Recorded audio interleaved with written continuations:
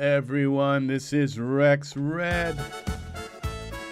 I am back with an EZ3DTV tutorial today. Welcome, Art. If you are waiting, it says thumb 1 and waiting. I hope you are ready for an awesome tutorial today. Today we're going to breach the subject of a Blender. We're going to be going into Blender. We're going to be working in Daz and in Blender. And we're going to be working, well, we have the polka song today, so it's always polka time here at the EZ3DTV tutorial channel. So it says on my phone that we are live. We must be. All right, awesome. Without too much introduction today, sometimes I just go on and on and on and on and, well, you know, and on and on and on. So we are going to Daz Studio. Which one? We got to go open the chop chat to make the live chat. Make sure we have live chat on. And over to our scene thing here, thingamahookie, and we'll move our mic over some. All right, we are in Blender. I took a Benadryl early today. I think my allergies are acting up again on me. So I might just end up getting zonky, okay? So, but it happens to the best of us. All right. We are here in Daz Studio, and what we're going to do is what I always do, put a Genesis 9 figure in the scene. Now, what is required to do all of this? Well, you have to have the Daz to Blender bridge installed, which is free. You have to put it in your cart, I believe, in the Daz store. Put it in your cart, then go through the purchase process, and even though it's free, you just click purchase and it will say, okay, it's all paid for. Then it will download it and install it in the install manager. And if you have something here where it says send to up in the edit, send to Daz to Blender, you're all set on the Daz to Blender side, okay? So what we're going to do here is we're going to open up this program here. It's called the Character Mixer. I've been liking this lately. It's been giving me some good results. So I have a bunch of figures selected in it. You can just use whatever figure, Genesis 9 figure. We're going to use the Genesis 9 figure. We're going to bring the Genesis 9 figure into Blender. Okay, so we'll do head only first. And I have found out, okay, that if you do the head and body together, it says randomize all. It doesn't really work, okay? Because like I've got seven selected, and if I do the head and body, I won't get the right kind of thing. It will like do only a couple of body things. It'll be like 7 of them, and if I run it up to like 15 and 16, it's like it still doesn't seem to work. The only thing that really works is doing the head separately, and I'm not too thrilled with that head. So we're going to go do another head only and randomize some of these together. Okay, that head works, I think. Something weird with the eye. But, all right, we'll do head only again and see what happens. All right, that's better. And then we do body only, okay? And that's not bad. It's a little too big. Let's see. And it fills up these all to 100%, these body things. 17, 10, 15, 13, 19, that all adds up, should add up to 100%. Okay, that body's okay. And we close out. Now, the first thing the problem that I did, why, like for hours and hours, I couldn't get the global, because I just exported them like this into Blender. You have to put skin on them, all right? So we're going to go to the skin thing, which is where pose, browse, skin. And we'll use, I guess, Thomas skin. It doesn't matter because we're going to be replacing the skin. I'm going to be showing you an incomplete process because there are a couple things I haven't learned how to do yet. So those things will come in later tutorials when I learn how to do certain other things, okay? So what we have here is our Genesis 9 figure with a skin on. We also have eyebrows, okay? Because the eyebrows and the eyes, which is kind of really important, they do import properly over across the Daz to Blender bridge. The eyebrows import properly in the eyes. We don't need hair. We're doing skin, okay? We're making skin, so we don't need these other items in Blender. And I'm going to tell you ahead of time, unfortunately, one of the things I haven't learned how to do is, there's 3 things I haven't learned how to do. One of them is to copy materials in Blender. I used to know how to do it. I don't know how to do it anymore. I've forgotten. That's how to copy, I guess, materials or shaders or the color tree, you know, kind of the nodes. I don't know how to do that yet. I've done it before, but I've forgotten. And then there is, I don't know how to export the skin once you've made it. I assume you just save it as an OBJ or as an FBX file and load it back into Blender, into Daz, and then you have the skin. Then you would save it as a, the reason why I haven't done that yet, learned how to do that yet, is because I haven't really learned how to copy materials, and you'll see how that turns into a problem. The question is does this make better skin than what you buy in the Daz store? And I haven't seen it yet, okay? The skin you buy in the Daz store for like the Daz original skins that you buy, maybe they're made with this program. I don't know. I don't know where they're made, okay? But I do know that I haven't seen anything even come close to it with this plugin. But that doesn't mean that it can't actually do make much more realistic skin than what we're buying in the Daz store. Now another thing about this plugin is it says it's just 1 click, and that is just you know, it's disingenuous, okay? I'm not going to say it's a lie, but Daz is just 1 click, okay? Did you see me put that skin on this figure? Look at this skin, all right?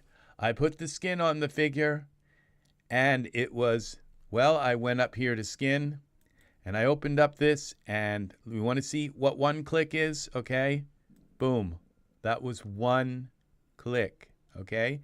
And what I just did was now it's going to change the skin. I think it's already done. I blinked.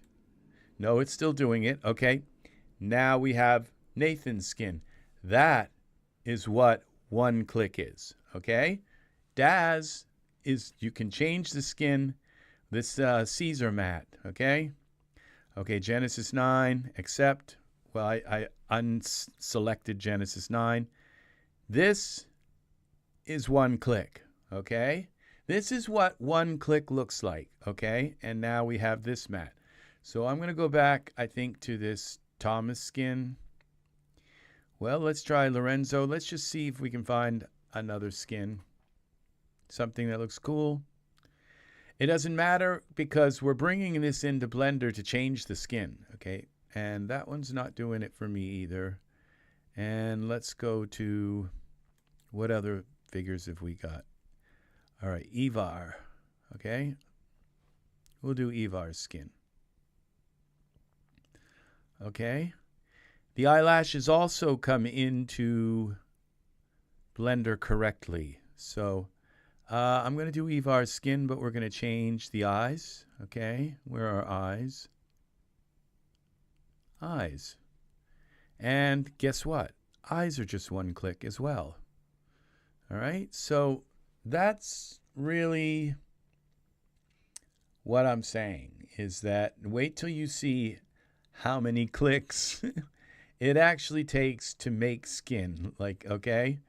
So now what we're going to do is we're going to just take a look at, let's put some pants on him so we are good with the community, okay? I hope the pants export properly into Blender.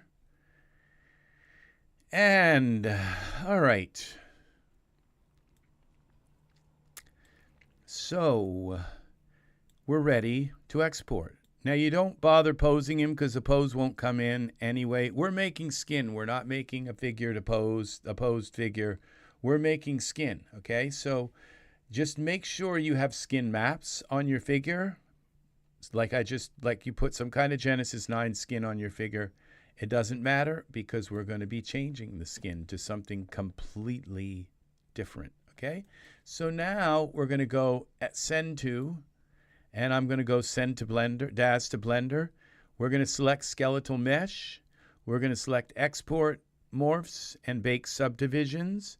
And in the advanced settings, I'm not going to go into this too much because there are many, many videos on YouTube about how to install the Daz there's the bridge that's in Daz Studio, and then there's like the Blender plugin or add-on, and you have to install that in add-on. And so what you have to do is you have to install it. You can install it through here, but what you do is you click your Blender version, but the current Blender version is up to 4.2 or something, 4.6, something like that.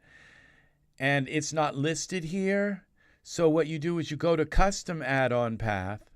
And what you do is you go to, I believe it's like C program files and Blender Foundation. You go into there and you'll see if you have I have like a bunch of versions of Blender installed on my computer. You go to the folder where there is the Blender 4.6 and you create a plugins folder, and then you create like an add-ins folder. I'm not sure exactly. You can ask the your Copilot, your Microsoft Copilot, how to install into. But what you have to do is you just have to create two folders, a plugin folder, and then I think an add-in folder inside of that. And then you select that to install the plugin. When it says custom, go to the custom path. And you find that through the program files and add-ins and all that. And you're through the Blender Foundation, and then your Blender like 4.6 or 4.2, and inside that folder where you added the plugins and the add-ons folder, you install it in there. And it has to be plugins, I think. Then inside you create an add-ons, ADDONS folder, and then you tell this to install that there. Then okay, so I already have it installed.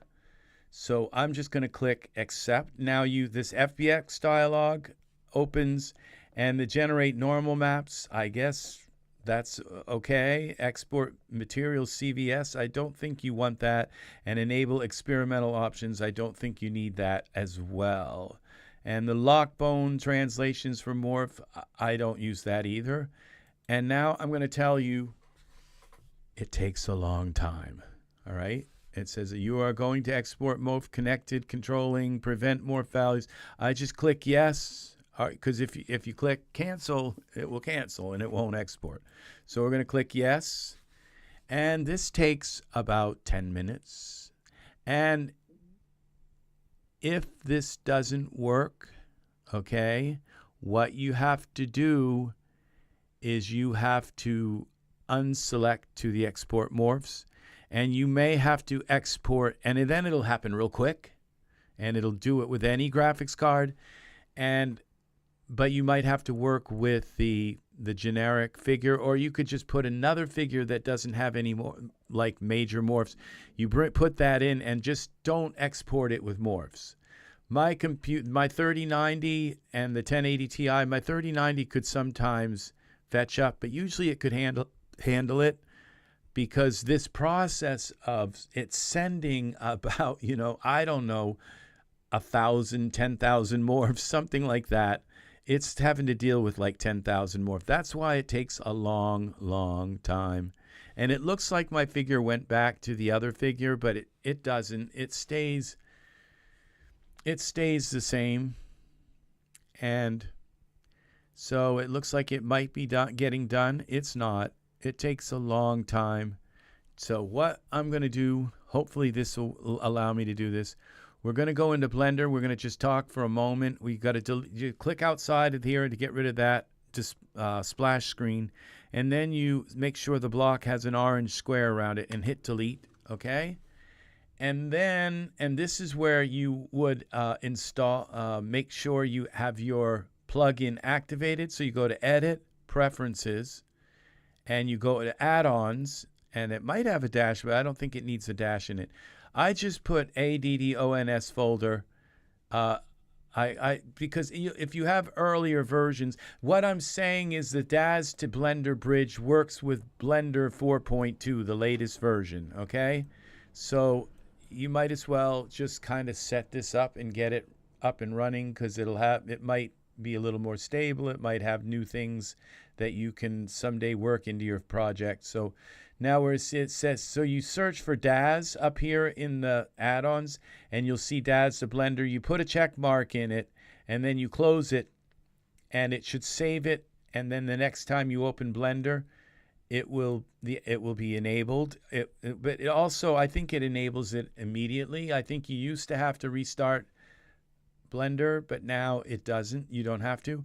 So then you'll see over here in the corner this little teeny like carrot that's pointed to the left, and you drag that over, or you click on it. Okay, you just click on it, I guess. All right, and you'll see these 4 little tabs come down. And this one, the one we're talking about, is the one that says Daz to Blender. That's the one you want to go to. But I'm going to close Blender. Don't save, okay? I'm going to close it. I just wanted to kind of go over that a little bit. There are hundreds of videos on YouTube about how to install the Daz to Blender bridge. And I gave you just some extra tips about how to install it in the latest version of Blender. So it's not probably out there. So you have to just manually create a scripts file, not scripts, but plugins. I think it's plugins. It might be scripts. I don't know. But you look in your older versions and you'll see it, that there's like a plugins folder, and inside of there is an add-ons folder. And sometimes you can just copy that folder and paste it right into the new version of Blender. But I would suggest just creating 2 folders. One would be, I think, plugins. I can take you there and show you what it looks like while we have a moment here. So we're going to go to the C drive. Okay, and then we're going to go to Program Files, and we're going to go to, what's it, Blender Foundation. Now these are all the versions of Blender I have installed on my computer.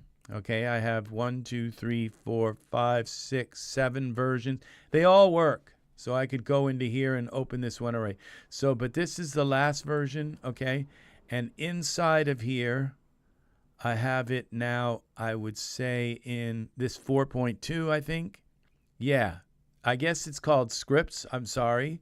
It's called scripts. So you create a folder called scripts, and then you create, I guess that's it. You just create a folder called scripts. And this add-ons core, I didn't create that. So let it create all these folders in here itself. And just tell it that you want to just tell Daz that you want to install it in this scripts folder. I believe that's it. And then it will, so, and what you do is you go to blender.org.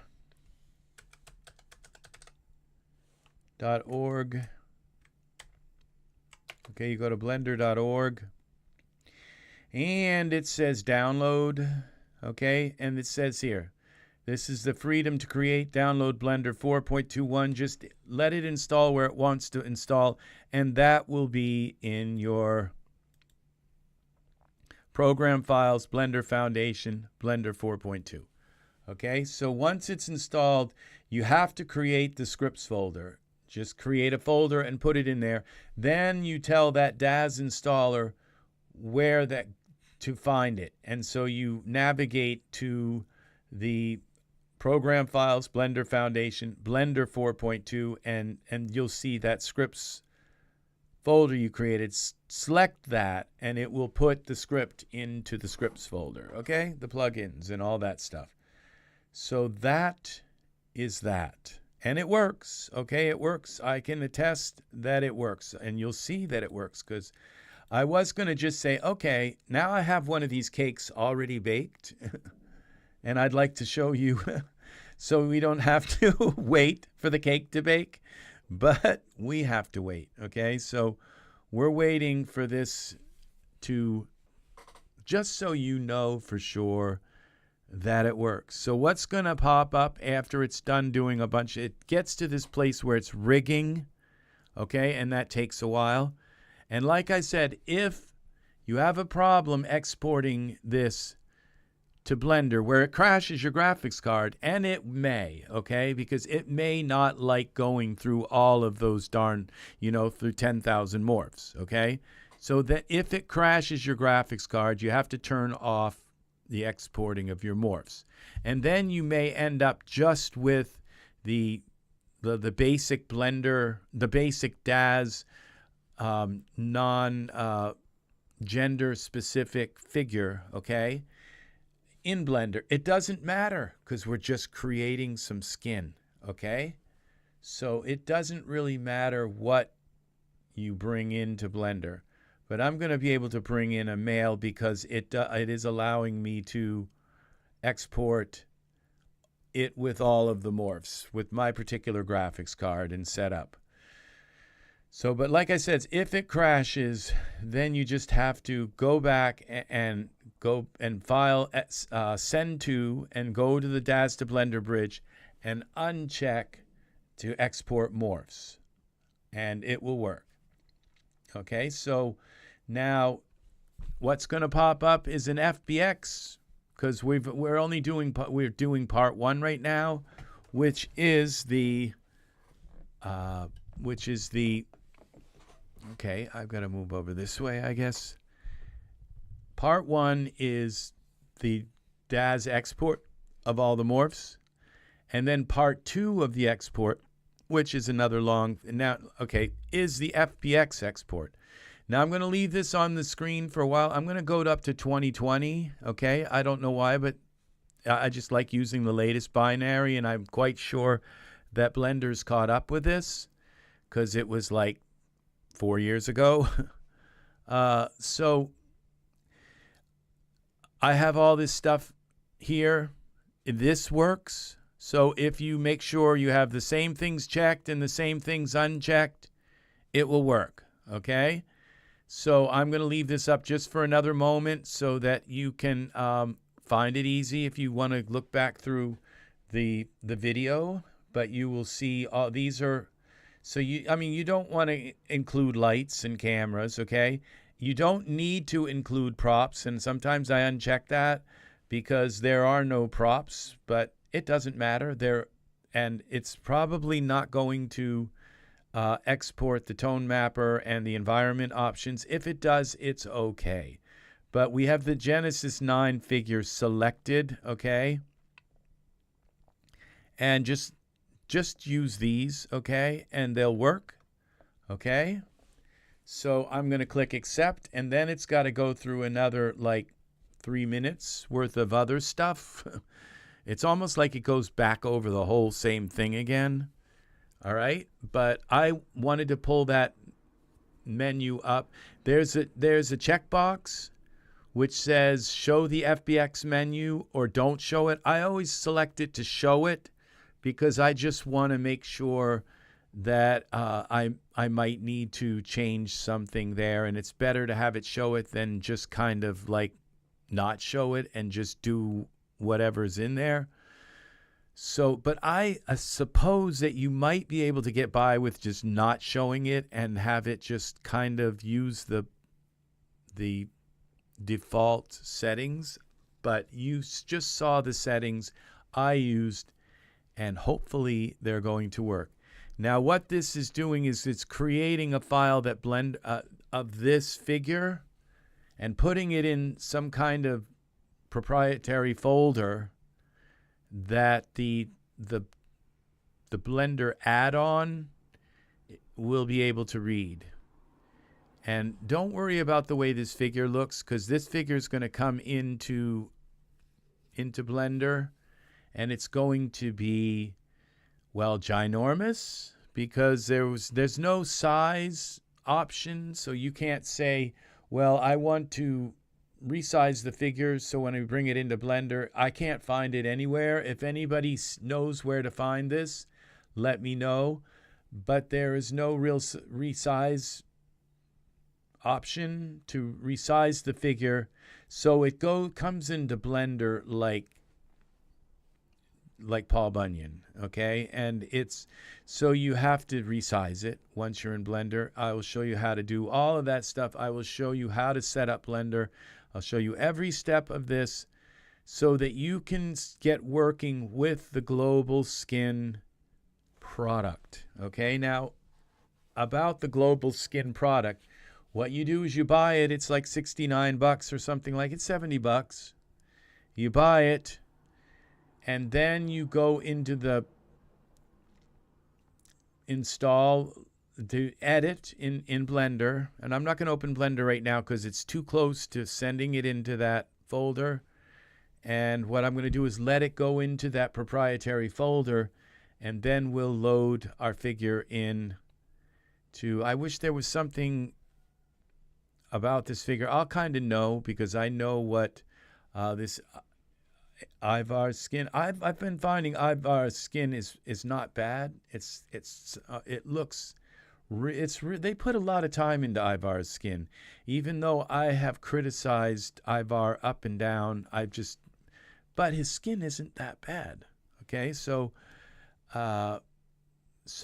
it's like actually very nice. I'm finding that I even like it maybe a little bit more than Nathan's skin, even though Nathan's skin, and I'm liking Vagner's skin, but Vagner has these weird like red legs, something really weird about his legs.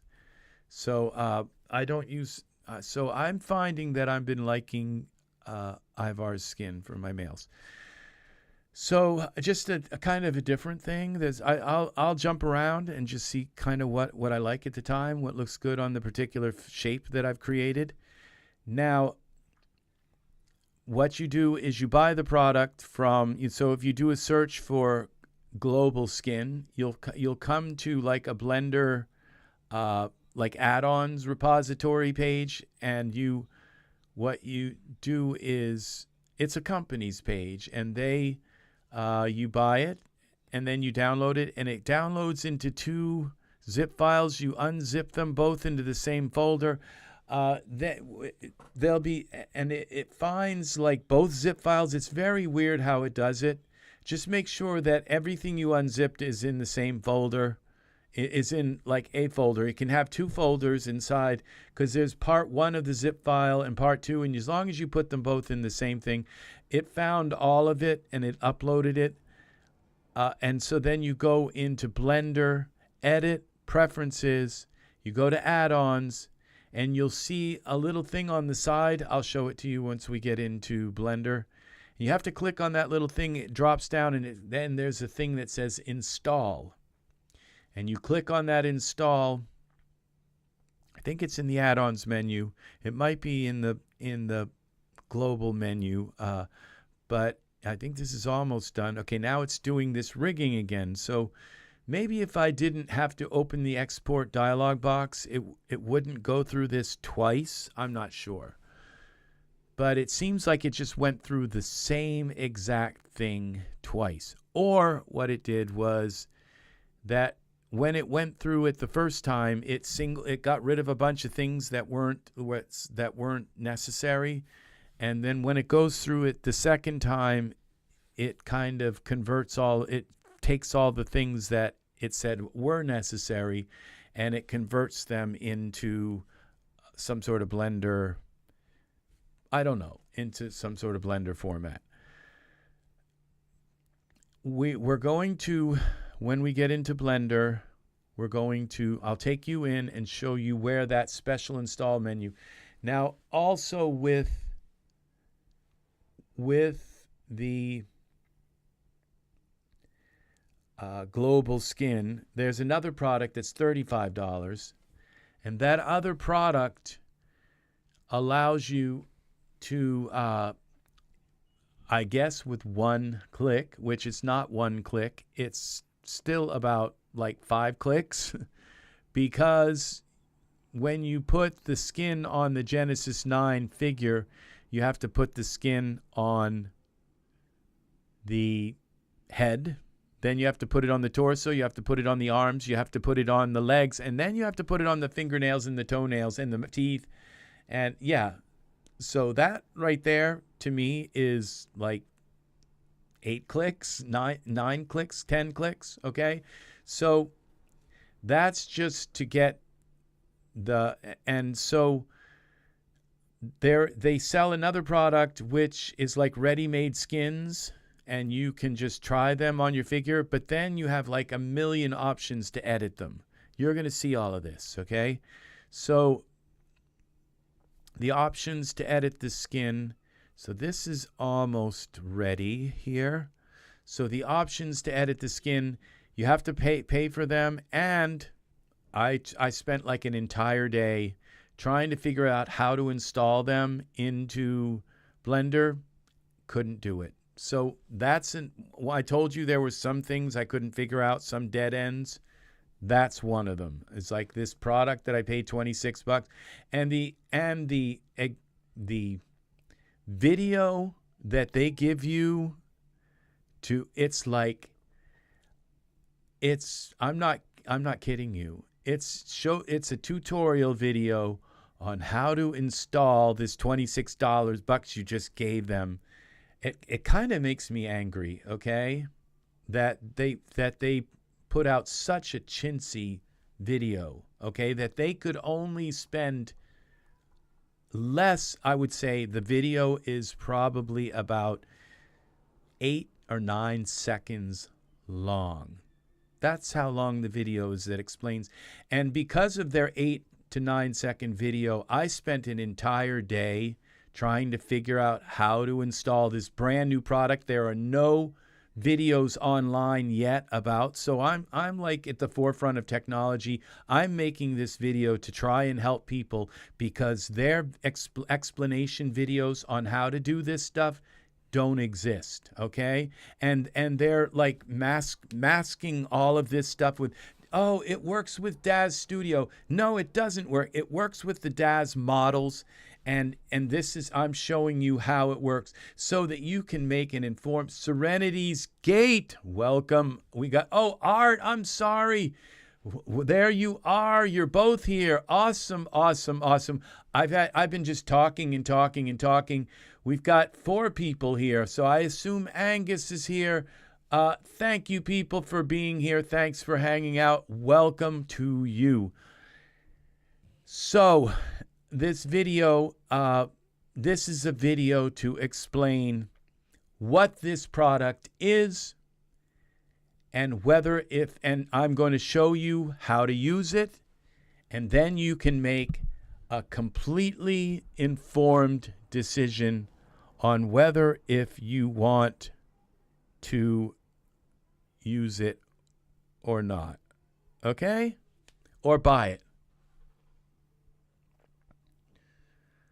So awesome. Thank you, Art. Thank you, Art, for listening. Yes, welcome Serenity's Gate and Art. And we've got Angus here. So as you can see, this export process, but the thing is all you need is one Daz figure in Blender. And once you have it, you can save it as a .blend file. And then you don't have to do this again. You just go in, create some new skin for your figure, use the same figure, load it. It loads instantly into Blender. You load it from a .blend file, give it a new name, and then you can just work. Okay, it says it's complete.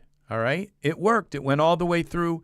If you follow everything I said and it doesn't go all the way through, you have to unselect morphs. It means that your graphics card ran out of memory when it was trying to export all those morphs. Okay, it's not a big deal, but what you'll have to do is work with, you might try it with a figure that you didn't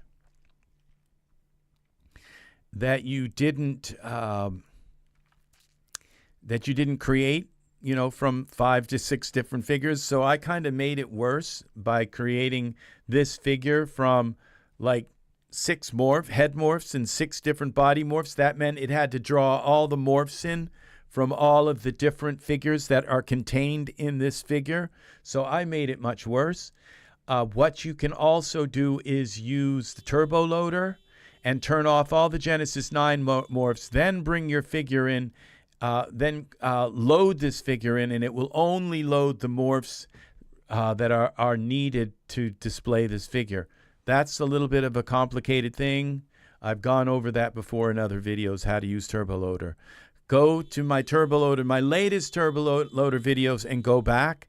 Don't go to my earliest ones, because you'll see a very frustrated person pulling out their hair and destroying their library. So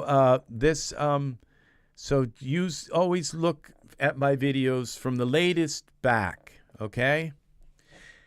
All right, so I think I can close this, but what I'm going to do is I've created this figure and I kind of like him. So I'm just going to go into my content library. We got shapes here, and I'm going to save him. Okay, shaping preset, and we're going to call him no,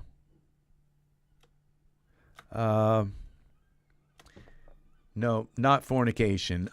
That's like the first thing. I was like, it's like, that's the first thing that came to my mind. Garth. All right, we'll call him Garth. Yeah, that's a more of a name. It's like, what's your name? Fornication. All right, never mind. So okay. All right. So I try not to buy anything that takes massive gray matter. Okay. So yeah. All right. So here right. Well, that's what this is. It took, and that's why I'm here, is to show you step by step how to do this. Okay. So this is Garth. Okay. And I'm just going to add Garth to my shapes library, which is right here. And shape 2, and we go, oh, we have to select Garth. Where's Garth? ABC, Garth. All right. So, all right, now we're going to go here, assign, and we go to, here's Garth right there, right in front of me. Okay, we're going to add him there, and I'm also going to categorize this. So we'll go to Garth, right, set him in my categories. Pink Panther guy, Florney, or Guy Gabois, too. Yeah, well, that's what I mean. It's like you got to be inventive with names, because you don't want people to call you, hey, you know? Okay, so it says it's already in shapes. I guess maybe it is. All right, so, but we're going to, which one is that? We got to make sure it's, I guess we're just going to do that. Okay, well, that was Garth. Okay, I think we'll try Garth again, make sure he's in there. Categorize. No, he's not. So, okay. Oh, it says he's in shapes. So we'll accept that.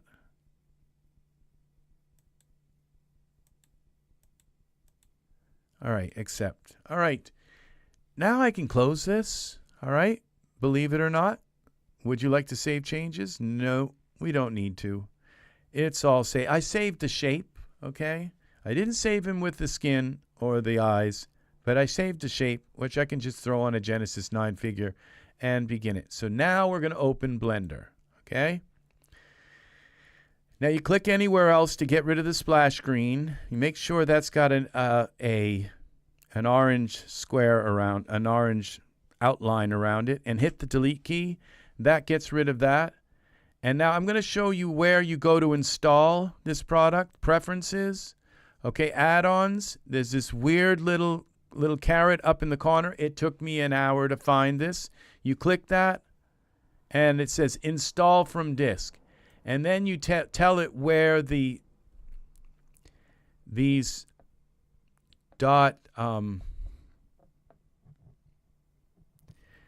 .zip files are. I think it downloads as a .rar. You have to unpack the .rar file, and inside of it are .zip files. Imagine that. And you put both of the .zip files, I think, together. Okay, and all you have to do is tell it where. Maybe you have to install both of them. I'm not sure. You can try to install them both, but what will happen in the end is you'll see something in here which says, oh, and it's not even turned on. Copy, no, not global transforms. Okay, global skin. So if you don't see it here, you type in global up here, and it will show up in the list, and you make sure there's a checkbox in there and close it. And then when you close it, it saves it. And then over here, you'll see something called global skin. Okay? Now we're going to go Daz to Blender, and we're going to import the figure. Okay. That imports the figure that I just created. And it imports pretty quickly, considering it used to take like a long time. But Blender came out with an update to itself and a new version of Blender, and that was one of the things about it. It's like, oh, now look how large this figure comes in. That's our spotlight pointing at this little teeny thing here, and look how large the figure comes out.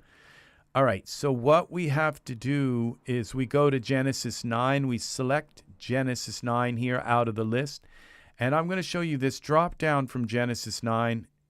It's kind of complicated, all right, but it's the same kind of idea as what's in Daz. But we have the pose, which is here. You have the Genesis 9, okay?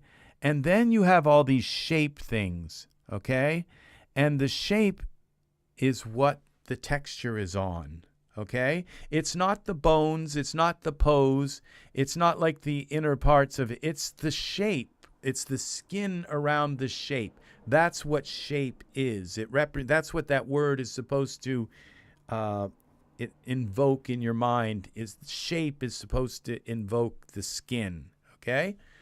So, but we're not going to click on the shape. We're going to click on Genesis 9, okay? That's under the Daz Fig 0, okay? And don't worry about all this other stuff, but this is the Genesis 9. We're going to select that. And then we're going to come down to this little box here which says Object. And this is where location, rotation, and scale. And now what I'm going to do is copy this, and we're going to scale it to 0.02. Okay, that's the scale I kind of like. Copy. And then this we're going to click in here. That made him very, very thin. Then we're going to Control V, paste that into Y. And that made him thin in the other direction. And this one's going to make him the right height. Control V. All right, so we put 0.2 into all of them. Oh yeah, that alone like took me 2 hours to figure out, okay? So now we have him, like you see, it's like a meter or whatever. He might be too short, but he's in the ballpark of what a figure should be in Blender, okay? To accommodate their style. I think he's just actually about right, okay? 0.1 is too small, 0.3 is too big. So 0.2, excuse me, is the right thing. Now, as you can see, we have a light here, okay? That's a light. This is a camera, okay? That is the camera. And so what I would like to do, I think before I mess with the camera, I'm going to duplicate the light. So I'm going to select the light, and I'm going to control, I think it's control, shift D. Okay, well now when I move my mouse, see, I just hold shift and hit D once and then take my finger off shift. And now my mouse has glued to it another light. Well, we don't want to just light him from one side. Okay, so we're going to bring this light over here. Now, what is this? 1, 2, 3, 4. Okay, so we'll bring it 1, 2, 3, 4. And it's right about there. And we're going to put that light there. Then we have it selected again. We're going to go Shift D again. And now I have another light. And I'm going to put this somewhere in front of him like that. I can move it again. All right. It's not in the right place, but if I can't look, I didn't want to do that. Z, Control Z. What did I do? Okay. I have to, it's better if you kind of do this from the side. Okay. So Shift D. All right. And now I have another light. Okay. And we're going to do it like from here. But it's not going to be in the right area. So we have this over here, this little box selected, all right? That has location and rotation and scale, all right? So what we can do, it's obviously in the wrong place. So if you fidget with these location numbers, you can move one of them. You just put your mouse over top and it goes to a back and forth kind of thing. And if you click in it, it will actually, you can type a number in. But if you just click over it, it will go. And this looks like exactly sort of where I want it. But I think I kind of want it to go, what, Z? Which way? Oops, that's rotation. We don't want to rotate. I think we want it like this one, Z. I want it down near his face. And the same with this. We're going to go Z.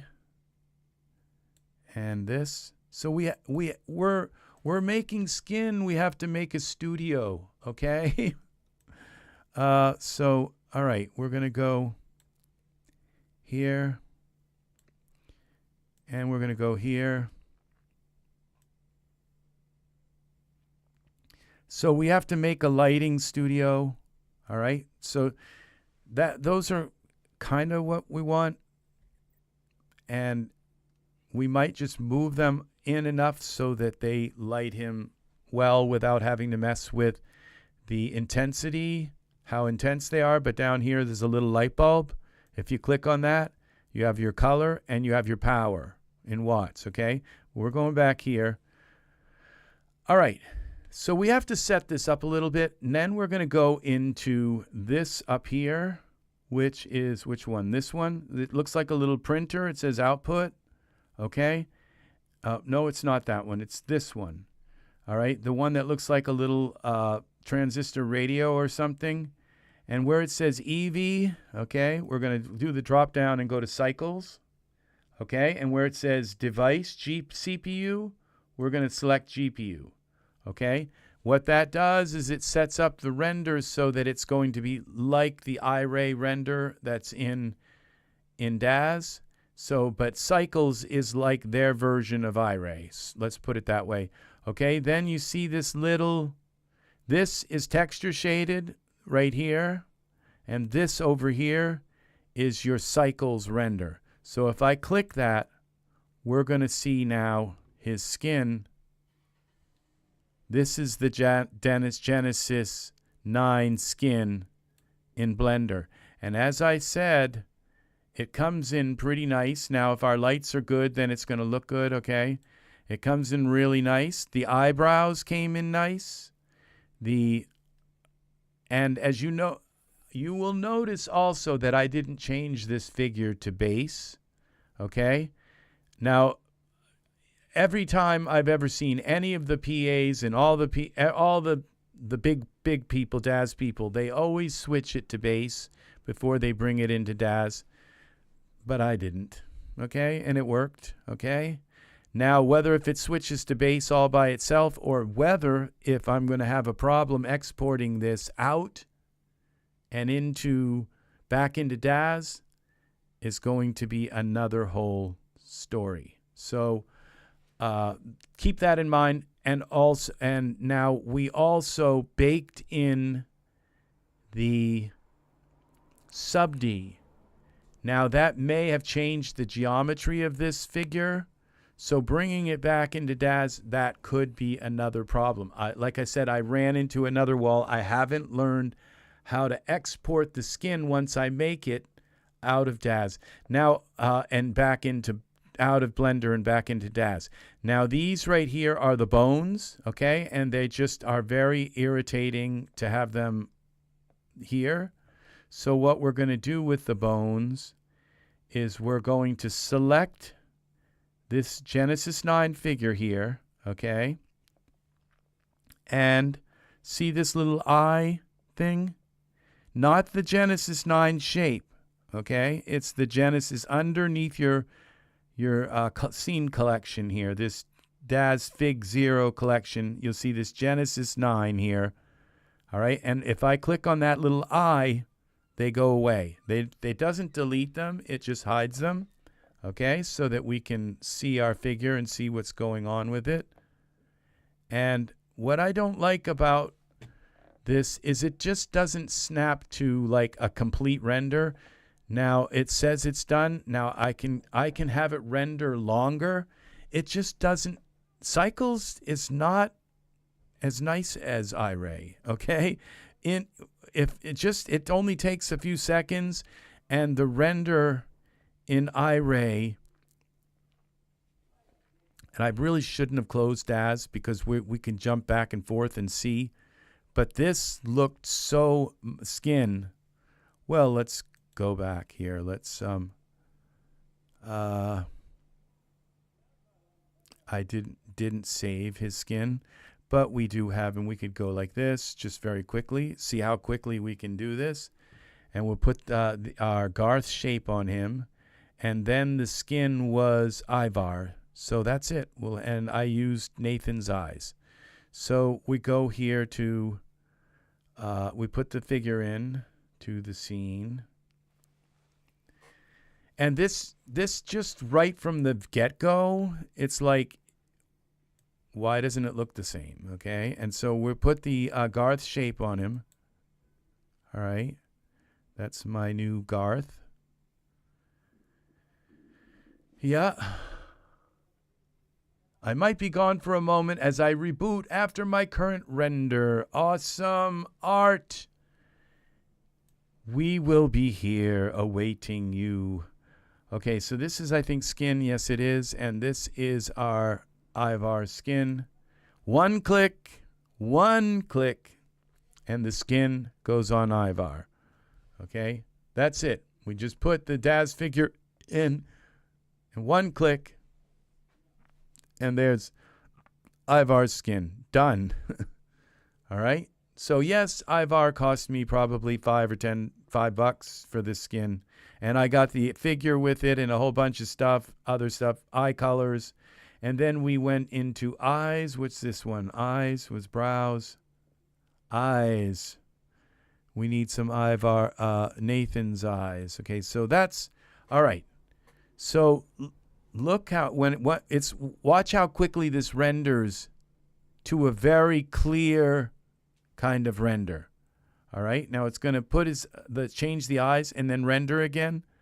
And it's like within seconds, I have a spotlight on my camera. Actually has a light built into it, so I don't have to, all I have to do is get kind of close enough and it lights his face. It lights whatever I'm looking at. So if I go from the side and get up close, it lights it very brightly. But it allows me to, see what I'm working on. It's like a flashlight, the flashlight. Here we go. Flashlight. Hello. So yes, it's like that. It enables me. And look how quickly it renders. And when we zoom in, look at that skin. Now in Blender, this is what we're working with. Okay. And this is about as nice as it kind of gets. It's probably a big lighting thing, it's so if I lit it better, It would look good, but it just doesn't, even once it's kind of rendered, it looks all speckly and it doesn't look good. It doesn't look good, all right? So now in the final render, if I were to come up here and click render image, okay, we got to go like this, and it renders it so small. I think it's rendering it in 2 pieces. Okay, we got 4,000. It has to go to, I'm not going to go to 4,000 here before it starts another thing. I could set it, the samples up lower. All right, I'm kind of getting sidetracked. All right, so what we're going to do now is we're going to put the new EV skin over top of this figure. Not EV skin, the global skin. And so we click here, and we have this is the head. All right, so what I have to do is now, instead of clicking this Genesis 9 here where we turned off the bones and all, we're going to go down, and if it's not maximized, click on this little caret here, all right, and you will see the tree will drop down, and you'll see one called Genesis 9 shape. Okay, and that's the shape is what you put the skin on. Okay, kind of makes sense. So we click shape, all right, and then we come down here to the bottom here where this little looks like a beach ball or something. It's material. Sidetrack? No, I've never. I'm actually cruising right along in this video. So yes, but thank you. It says you sidetracked. No, I'm not a believer. You are well focused.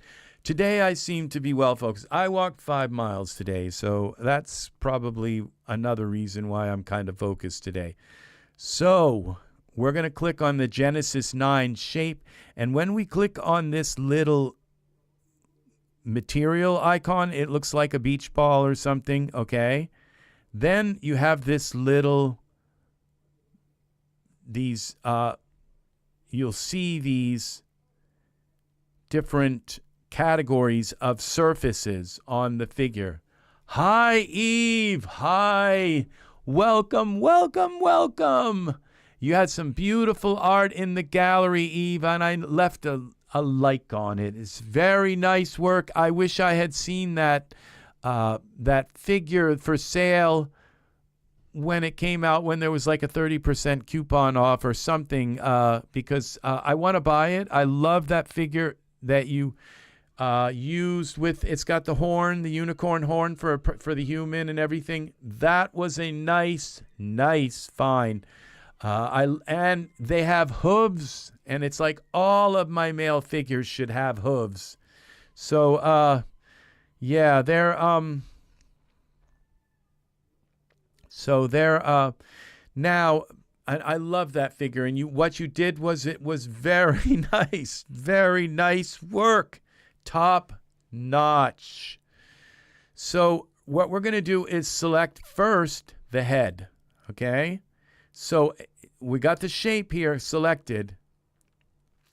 Yes, it has male and female. That was what drew me to it, first of all, okay? And then seeing all the stuff that came with it, it's like, I'm not going to pay full price because I'm poor and everything. I have to wait for sales. You know, I'm just too poor to pay full price for anything. So I just am. And so I must be poor if, you know, with all I've spent in the store already. Yes. And it all went on my credit cards. So, all right. So we've got the Genesis 9 shape selected. We are in Blender. Okay. So we have the shape selected. You're going to wait. We're right at the point where we're going to start using this global skin product. And yes, it's not one click. It's actually, you could click thousands and thousands of clicks just to make one skin texture. Thousands of clicks, okay? Now, it does come with some examples, and if you use those examples, you can put them on your figure, it's still not one click, because the Genesis figure, as you will see, is broken up into sectors. Okay, so this is, if you're not really sure where the UV maps go on a figure, you're going to see them in this video. You can always come back to this video to kind of refresh your memory about the Genesis 9 UV maps. So what I'm going to do is, so I've selected the head and I've selected shape here first, and then I selected this material beach ball icon thing down at the bottom. If you select the shape, then all of these will appear, and then if you select the material, you'll see this grouping here, and then you select head, and then you go, and in this, we don't want bump only, we want displacement and bump.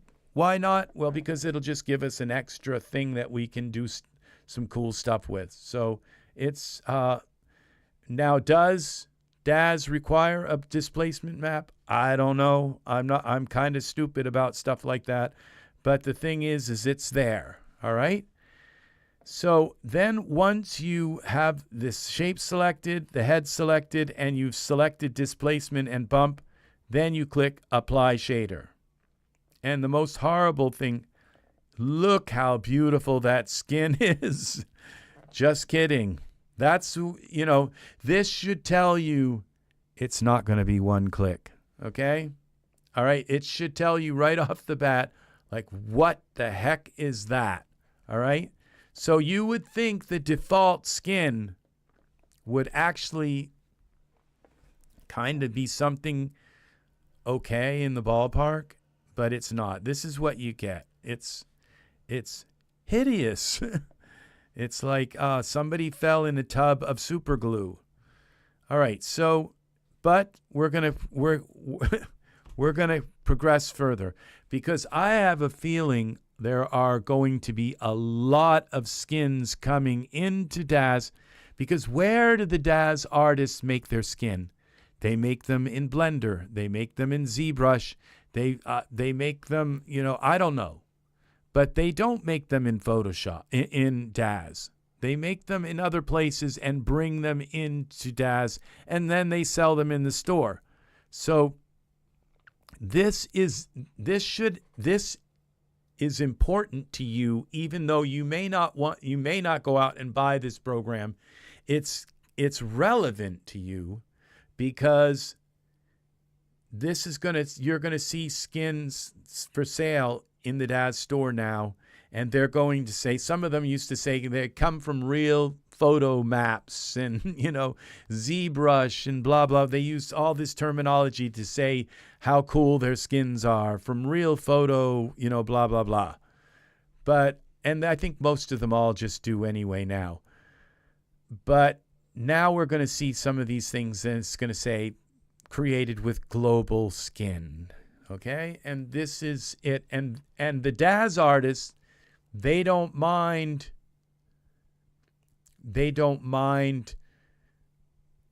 pushing 1 million buttons to make something, because they're going to make a lot of money selling it in the Daz store. So they'll go through and learn all of this stuff and learn to make really, really nice skin from it. Okay. And so that's why I'm doing this video. You may not rush out and buy global skin. I would recommend not. I have to do it because it's my job to do this, and because there's only like 4 videos on all of YouTube for global skin right now. So I want to be one of the first ones to make one, okay? A user video, because that's it. I like to be first. I do. I like, not first, like, I don't mind being second when it comes to being nice to people. I mean being first to kind of say, hey, here's how you do this. Okay. I like to be helpful to people. All right. And so that's the head. Okay. And remember, we keep the Genesis 9 shape, and now it's changed the shader that's on to global skin head Daz 3D Genesis 9. Okay. Now we're going to do what's next. So we click here. The next is the torso. All right. So we're going to go, and that's body. So we're going to select body. Then we come here to displacement and bump. Okay, just so you want to know, there is your head UV map. That's where the head UV map goes on your Genesis 9. It's a logical thing. It does the whole head, and it does a little bit of the chest, okay, or of the neck, and it does the whole neck and the chest, a little bit of the top of your chest and the top of the back. So that's the head UV, all right? Then we're going to change this to that, okay? And so we have now the body selected, and we've selected the body here. And now this does look like my figure, okay? So it did keep the shape, or else it would have, like the non-gender, gender-specific, chest. It doesn't. This is a male chest. That's a male face. It looks kind of female-ish, but it's not. This is the male face we generated. I'm quite sure. I'm not positive, but I don't think that's the middle face of the road face, kind of. All right, so what we're going to do is apply shader, okay? And now you get to see, this is the torso UV map. Goes like this, and it goes down in here somewhere. I'm not sure whether if it covers the genitals or what. I think I can turn off the pants just for a moment here, where would be these tear, mouth, eyes, eyelashes, eyebrows, essential shorts. Okay, those are the shorts. So if we turn them off for a moment, okay, that's where your torso ends. Okay, it ends at the legs. Just a quick one of the behind, okay? So that almost looks like a t-shirt, okay, but a little bit longer. It comes a long t-shirt. Okay, so that's the body one. And then we go back to our shape, Genesis 9 shape. Make sure we have that selected. Back to our texturing here. And so with the torso's done, now we do the arms. We select the arms here in our global skin thing. We go down to bumps and displacement. If you forget to put dumps in some, you can apply it again. And I haven't had any problem with doing that, but I don't know if it does it twice and creates like a mess. But just make sure you do it right, okay? Apply shader. All right, that did the arms. And then we have the legs. So we switch that to displacement and bumps. So it creates two maps instead of one. And then we select the legs, apply shader. Okay, now I know I kind of did those right. But now this other part, your guess is as good as mine because we have 3 left. Okay, we did the torso, head, arms, and legs. But we have the mouth cavity, we have the toenails, and the fingernails. Okay, and I don't want a Genesis 9 figure without fingernails and toenails, okay? So I'm going to take a guess that this mouth cavity, all right, would use the head, okay? And we want the bumps and the displacement, whatever, okay? And we're going to apply the shader to that, all right? I don't know if it needs that. I don't know if that's right or wrong, but it's using the global skin shader for them. Okay, now fingernails, okay? That would be the arms, right? And we want the displacement and bumps. Apply shader. I'm just kind of going out on a limb. It's logical because they've got to have some kind of map. And, okay, toenails. So we would use toes, right? And we go to displacement and bumps and apply shader, okay? That's the best advice I can give you about those. Now, whether if I'm right or doing something wrong by doing that, but it would make sense that it's a UV map that does cover the hands. So because that UV map does cover the fingernails also, so you would think that it would just line up. The map would line up with the fingernails. I don't know if that's right or wrong. Okay, so what's happened here now? So this is kind of where the fun starts. Now, I think there might be a headlamp with this. All right, so, and this is where you run into your first wall, okay? Because there are hundreds of parameters for the head. Hundreds. I'm not exaggerating. There are hundreds of parameters for the arms, hundreds of parameters to change, little sliders, okay? And hundreds for the legs, okay? And probably the fingernails and toenails and all that stuff. The fingernails, yeah. And I don't know, even the teeth, I'm not sure. Hundreds. And so if you change one of them for the head, you have to change them for all of them, or else you'll get a seam, okay? And I'm going to show you this first. Now we're going to start with the head, okay? And this was the first problem I had, okay, where this little caret was, so we have glow, all right?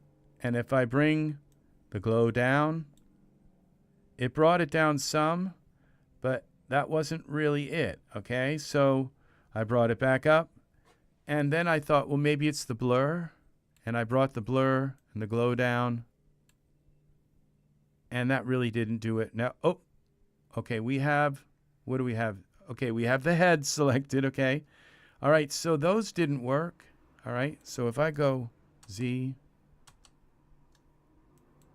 all right, that didn't kind of work. I don't know, I don't dare do Control Z, all right, because I'm afraid I might undo. All right, so we're just going to bring blur up a little bit like it kind of was. And that's going to throw off, okay? So these have to be all have the same amount of blur and glow and all that stuff. So if you change something for one thing, you have to go in, everything you change, you have to change for all the other things. Does that sound like one click to you? No, it's not, all right? So, so this right here is what stumped me, because I figured, oh, well, look at all this. This is it. This is the displacement and the surface, okay?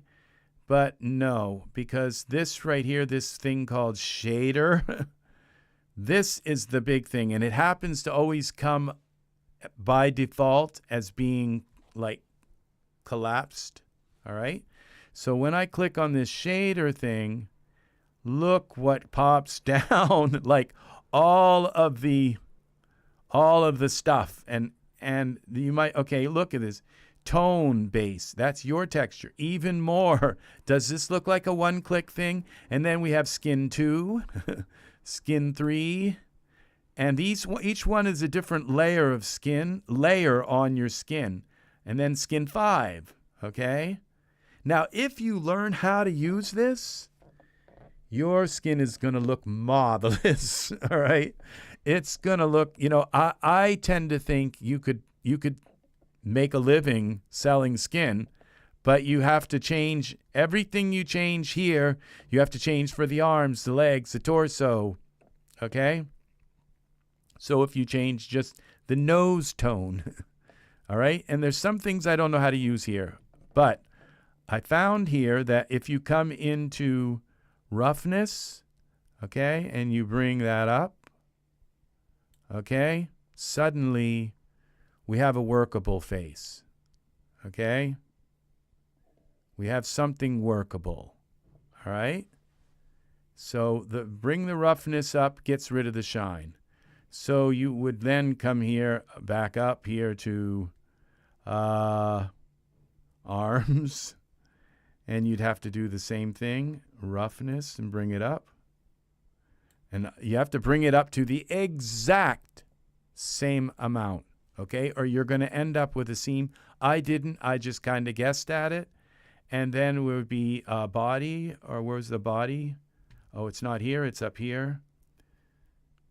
Arms, torso, I guess it is. We come down here, roughness, bring it up. And that, okay? And I'm stressing again, they have to be exact, because you don't want like a little fine, like, because we're talking about hundreds of parameters that you can apply. We've got skin tone 3, 4, 5. All you have to do is forget one, and you can end up with a line. Once you bring it into Daz, it can ruin your skin. And so there's got to be a way to, once you get the head done, to copy the basic stuff, because there's going to be stuff that you might want to put on the head, like you might want to put freckles or acne, but you may not want freckles and acne on the body, okay? So some things you can leave out, all right? And we might as well do the legs while we're at it, just to get the shine off the body. So where are the legs? Oh, they're up here. I'll never forget. I'll never learn this. Legs. So we go here to roughness, and we bring the roughness. So I didn't do this right. I didn't find an exact number and copy it over, okay? So, and this would be an important one, because then you'd have like a little line where the shine is, where it's just like one part's shiny, the other part's not as shiny. And so, and that might come at a very important place in your scene, okay? Now, I just hate the way this renders. It's so, this EV renderer is so slow, and it doesn't go all the way. So I'm going to show you something we could do here. We can go into this output, or one of these, okay, EV render, all right? And we go here, and it says viewport, okay? Maximum samples, 1024. What if we bring that up to 2000? Okay, and then every time you move this, it's going to try to bring the renderer up to 2000 instead. It still looks terrible, okay? Like when I go into Daz here and I move that, okay, look what happens. Within just almost like a blink of the eye, I have a render here. It looks like done. What is wrong with Blender? I'm still waiting. And now if I go up to noise threshold, what's this? Let's bring this up. Try. All right, let's bring it to 0 and see what happens with the noise. Okay, that's kind of terrible. So let's go to 5. Maybe it's just something I'm doing wrong, but it looks terrible. The noise is horrible here. And so, okay, rendering done. So we're going to go to 5,000. Okay, 5,000 samples. That means it should go to 5,000 iterations. Okay, when I every time I change, it's going to try to see, it says 7, 8, 9, 10 of 5,000, 11. So it's still trying to render up to 5,000. Look how slow it's going. All right. So I just thought I would mention that there's really kind of no way to see the detail here, because it's this renderer. And as you can see, I've got the cycles selected, and I have the GPU selected to use my graphics card. And it's still, now if we go open shading language, oh, that's nice. That worked. That's the solution right there. So we don't want the open shading language. Or maybe it's loading something. I don't know. But I don't think it will let me unselect it now. All right, and I should have saved this as the .blend file. All right. Okay, it's doing something. Okay, it might be loading another kind of language. So I'm just not really pleased with Blender's rendering engine right now. Okay, just to kind of let you know what kind of hurdles that you're up against. To hard 3D TV, difficult 3D. It's gotta rhyme with 3D, so it's like kill me 3D TV. So kill me with clicks 3D. So, all right, now it's doing something very strange. It's like loading an entirely different Iray engine shading model. We may not get out of here alive. So, which is okay. It remembers.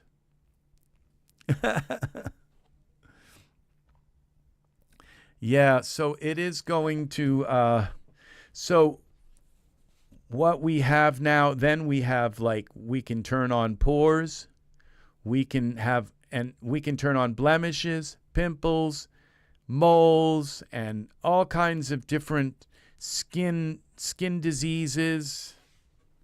Aphasia, I think that's how it's, I'm not sure how to say that. All right, I think we're back. Now we can turn it off. No, it's not letting me turn it off. It's not letting me save it. Okay, there might be something in the background running. No, it's just going to make us sit here and wait. It's like, click on this if you would like another 10 minutes of your life slaughtered. Just, I dare you to click on the open shading language. I dare you.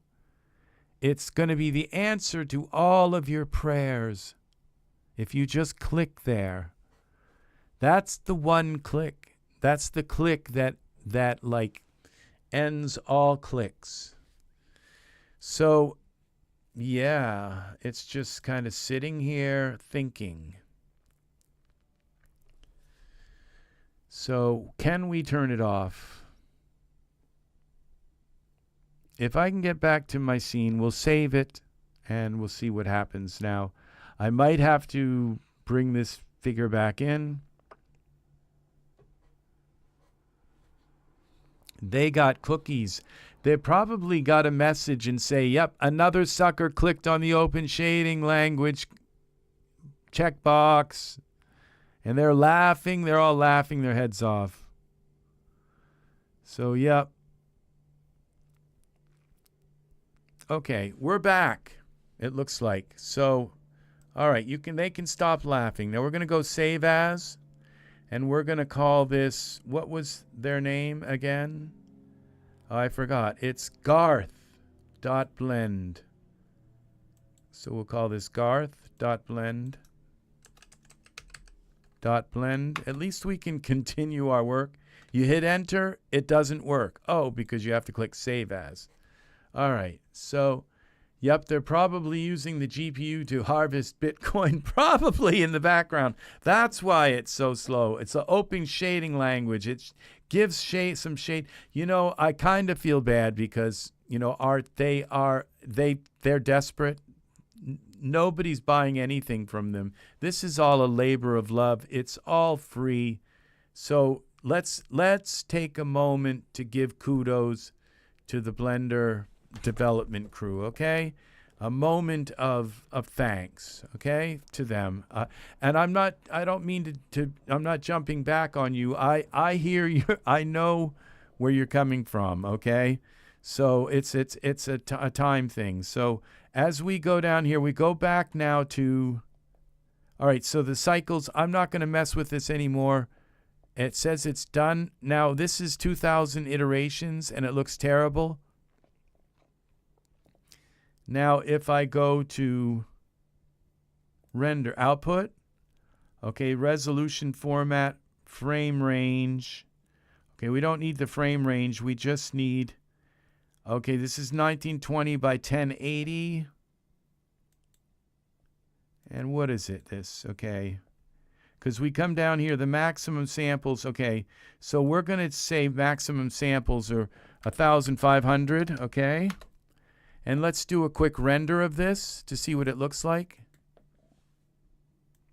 This is obviously 1920 by 1080. All right, so it's got to do, all right, 1,000, we're up to 144.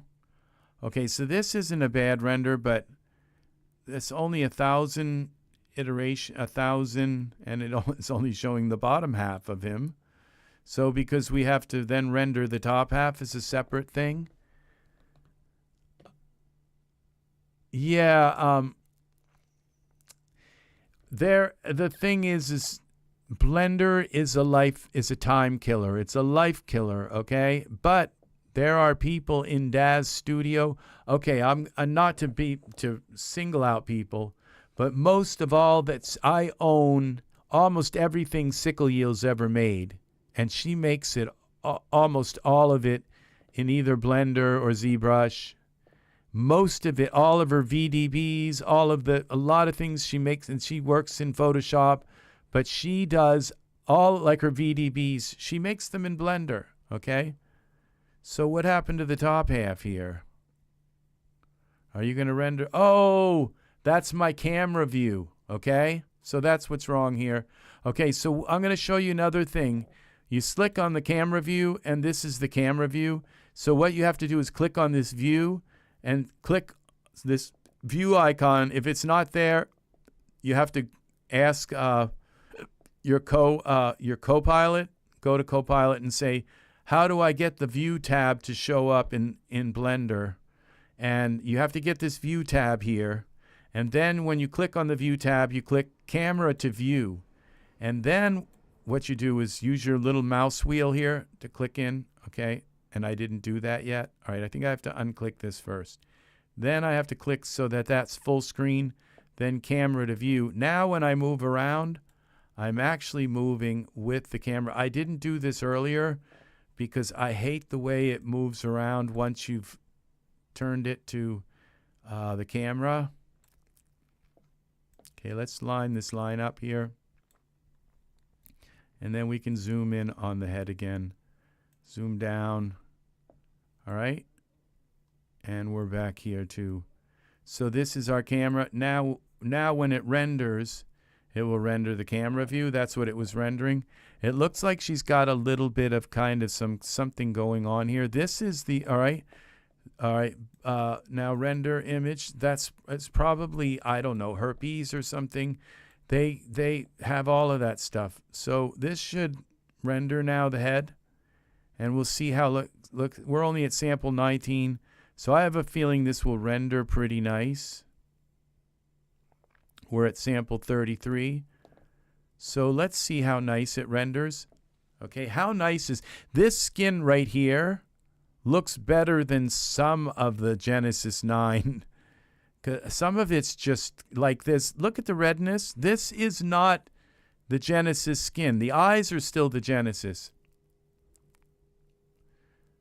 Has 30 Daz assets, not including Spruggles. Your current Daz 3D gallery entry currently has 30 Daz assets. Oh, so you just made something with 30 Daz assets in it. I have to see it. What is your name in the Daz gallery art? Please let us know. All right, I need some water. I brought myself in a little cup for some water.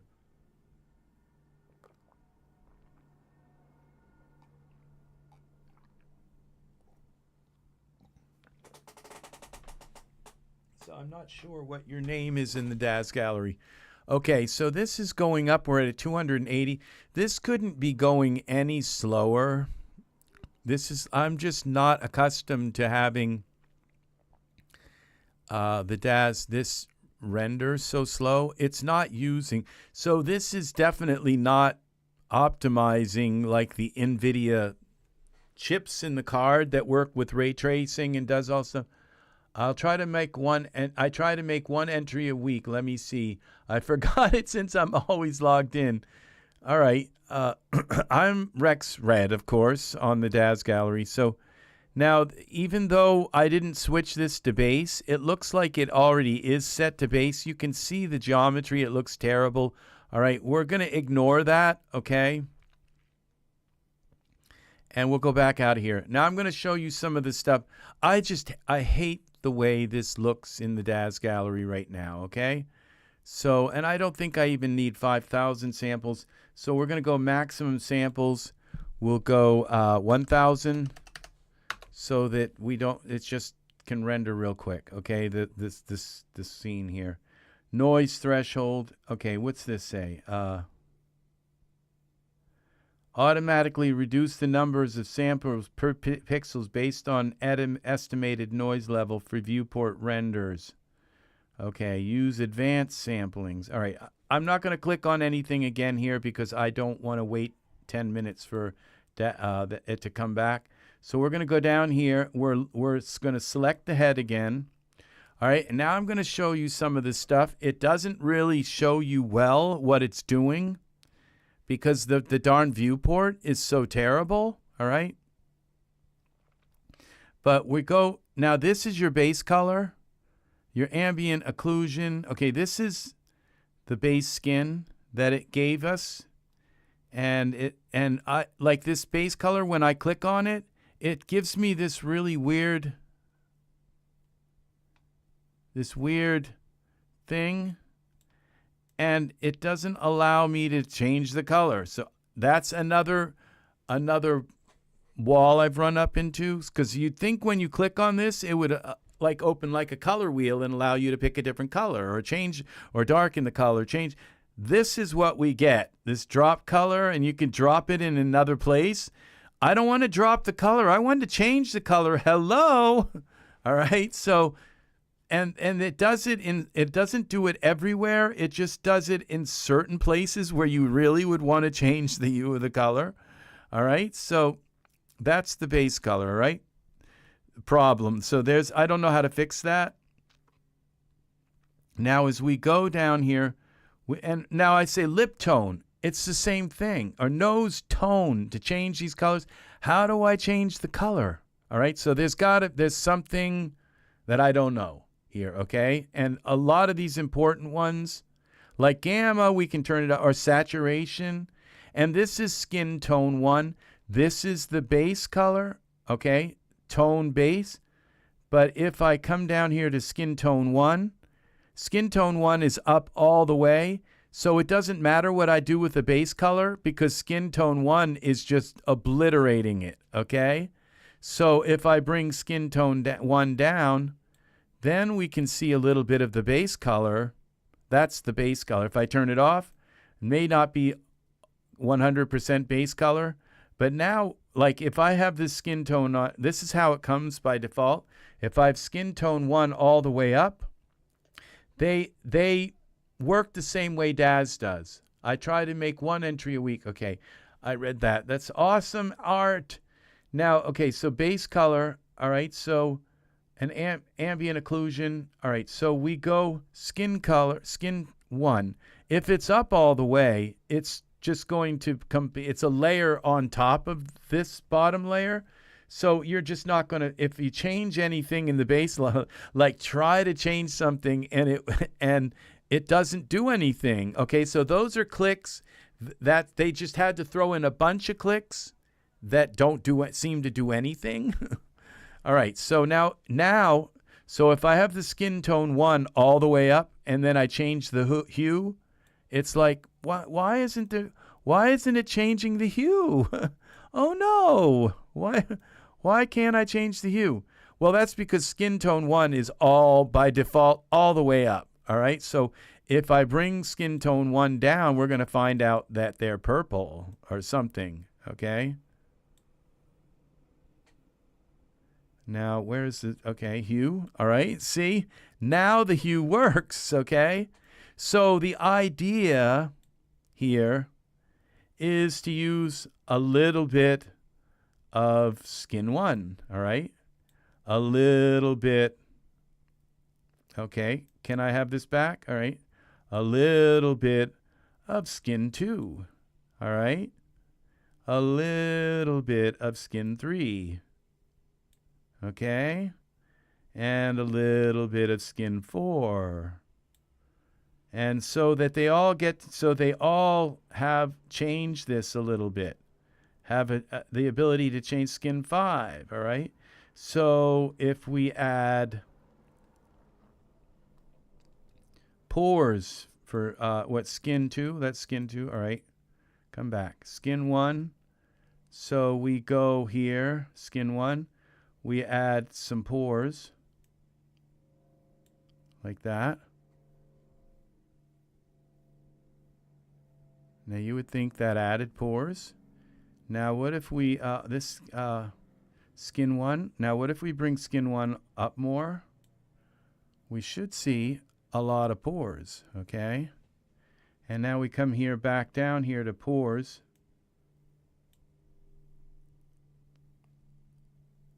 And you would think they would just go completely nuts here with the pores. How do you close this little window that's up? It's like, it took me like 2 days to figure out how to close it. Because if you click on the word view, you would think it would close it, but it doesn't. You have to go here and drag it closed, all right? Just so you know, all right? And if you want to open it again, it's back here with that little thing. To close it, you just drag it, okay? 2 days of my life to figure that out. So,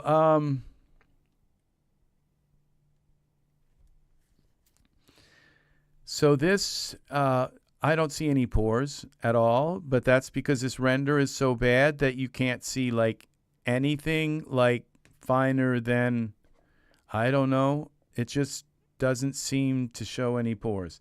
Now maybe it's because I have these other skins turned on, okay? I don't think it is. I think those transparencies are so low that they shouldn't stop you from seeing the pores, okay? But there might be something odd with it too going on, okay? We got freckles. Now we could add some freckles. All right. I see freckles there. So this works. Okay. We can add some freckles. And it's the freckle tone is gray. How do we change it? I don't know, because they didn't give us a color wheel. They gave us this weird thing that doesn't change anything. So I'm not sure how to change the color there, okay? Because if I click this, it just gives me this weird, and I can drop it into another color, and it'll turn it to that color. It's like whippy-doo. Yay. So I don't know. Now, the reason why they're saying this, that maybe the tone, okay? See, so this may be a way to, like, where you can open 2 windows, or you can open 5, have all your skins, okay? And there may be a way to change this. I don't know how to change this. And you'd think this little dot would change it, but no, that just means you want to animate this property. You want it to change while it's... But this looks pretty cool. These freckles look really good. You can change the color of them. And now you can add blemishes. Okay, let's turn the freckles off and see what the blemishes look like. I want to see a blemish. All right, so we turn that off. And now we've got, these are the blemishes. These are effects. They kind of look like freckles to me, but I might be wrong. Okay, no, the blemish is off. Blemish 2, that's blemish 2. This is blemish 1. All right, and these are rosacea, I think. So, yeah, so those are blemishes. So if you could just bring your figure in real quick, or, you know, and add a few of these things to it, and then bring them back out. Okay, veins. And I'm not a big vein person. I don't really like veins in my characters. I just kind of find them to be a little bit. And this is the vitiligo. Okay, we can add that. And you can change the pattern of it. Facial acne. And you can see, yeah, there's something going on here. If she just stopped picking, don't touch your face. All right, so facial acne. Acne tondo, hardness. Okay, so, and then we have eyeshadow. Eyeshadow weight, how much we want, okay? And this obviously has that shine thing again, so we'd have to come down here and look for the, what was it called? Where's the eyeshadow? Eyeshadow weight, eyeshadow default weight, mix eyeshadow color, and there again we have this wheel here. I don't know how to change. Oh, that one actually, okay. Maybe if you click in different places. Oh, okay. So it looks like if we click in the bottom part, we actually get a color wheel. Okay. So duh. But if you click in the top part, all right, well, that maybe, all right, that's weird.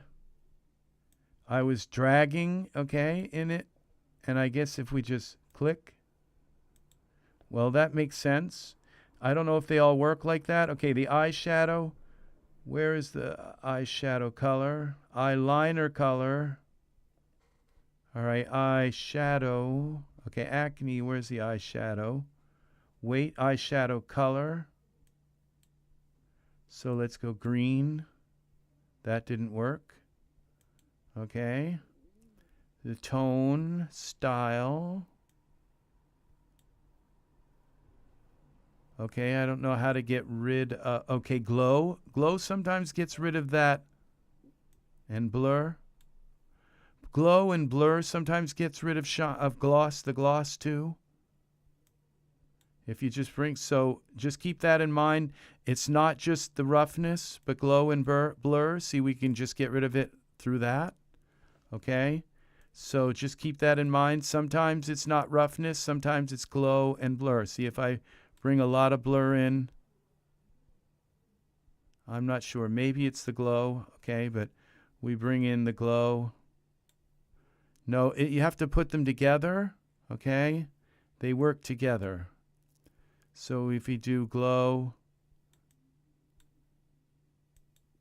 and blur, then you get that shiny effect, okay? Why? I don't know. It just kind of twists my head. So glow and blur together do that, okay? And where is that purple coming from? I'm not sure because I clicked green. The tone, okay. Oh, this might be tone. Okay, so you can go through, it takes you through a color wheel. Tone does.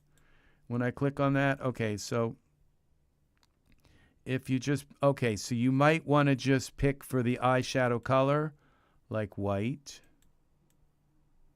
All right, and then you can go to through tone, and it'll take you through colors, okay? So, but I think he's all set with the eyeshadow colors. So we go weight, and that turns it off. All right, and now we go down through, but we go up through here, and we have freckles. We turn the freckles off. Okay, and when we go here to now the veins, I don't know that they look that realistic, but you have different patterns. Vein color, so we can change the vein color. If we click here, okay, we can change the vein color to like a bluish. Like I have gold veins. Okay. So, and there are things you can do. I would have said, and so you go by the amount, okay? So you can bring this down. All right, I'm going to close this so we can have a little bit, maybe more responsive thing going on here. It's taking up a bunch of my RAM. Okay, and so, all right, let's go veins. And so we drag this down and we just leave a little bit. Okay, it just adds that kind of little spooky realism to it. But let's go now back up to the different layers, okay, of skin. Because if you kind of come in here and you've got skin 1, all right, we'll bring this down some. And we have, now something is in here. Make sure we have our head selected. And now remember we have these roughness. We bring the roughness up.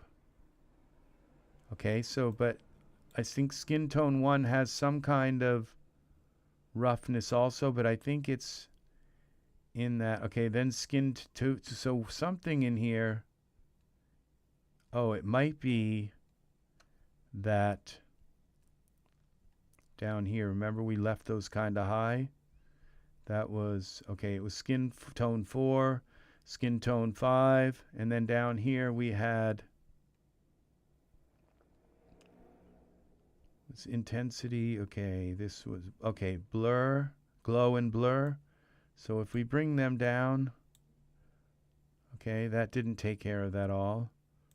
So we'll just leave a little bit. And there's got to be something else in here. So if we look for glow, let's see how many we have. It didn't work. Blur. All right. So it's not finding anything, I guess. That was helpful, huh? No, you have to scroll for scroll. All right, stains, okay. Let's see, pores tone. So how do I get rid of this? All right, so we have our skin 1. Okay, roughness. So we bring this up more, and that should have taken the roughness out. What is it about specular? All right. So we go skin 1, we bring that all the way up, and we lose that, whatever it is. I think it has something to do. All right, we go to here all these skins. Skin 2, skin 3 is off, skin 4 is off, skin 5 is off. Effects, freckles, blemish, we'll turn them off. Okay, acne tondo, hardness, intensity, acne tone. Okay, it's not that. Glow and blur. These are the ones. We have glow and blur. That didn't turn it off. Oh, we have another glow and roughness here. See, eyeliner color. Okay, here it is, glow and blur, roughness. Okay, roughness, we bring this all the way up. No, so that would be just on the eyeliner color. And we haven't turned on eyeliner yet. Okay, so big old eyeliner. Okay, style 1. Okay, we don't want that. Here we go. Style 1. Oh, come on. Okay, there's 1. Okay, these are they're incredibly, okay, eyeliner color. We can go blue or black. Okay, we have this glow that I can't seem to get rid of. Glow, okay, here's another one. It's part of the face. I can't just seem to get rid of it. Glitter. Okay, well that looks kind of cool. Glitter does moves a bunch of stuff at once.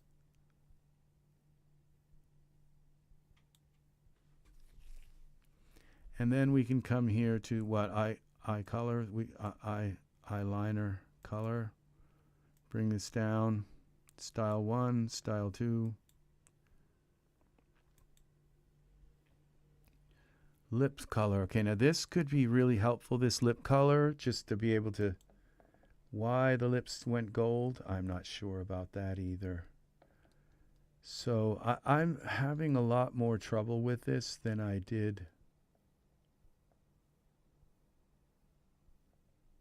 And what would be nice would be like a thing where you could right click and it would say, you know, set everything back to default. I don't see anything like that here. There's just such a lack of stuff here.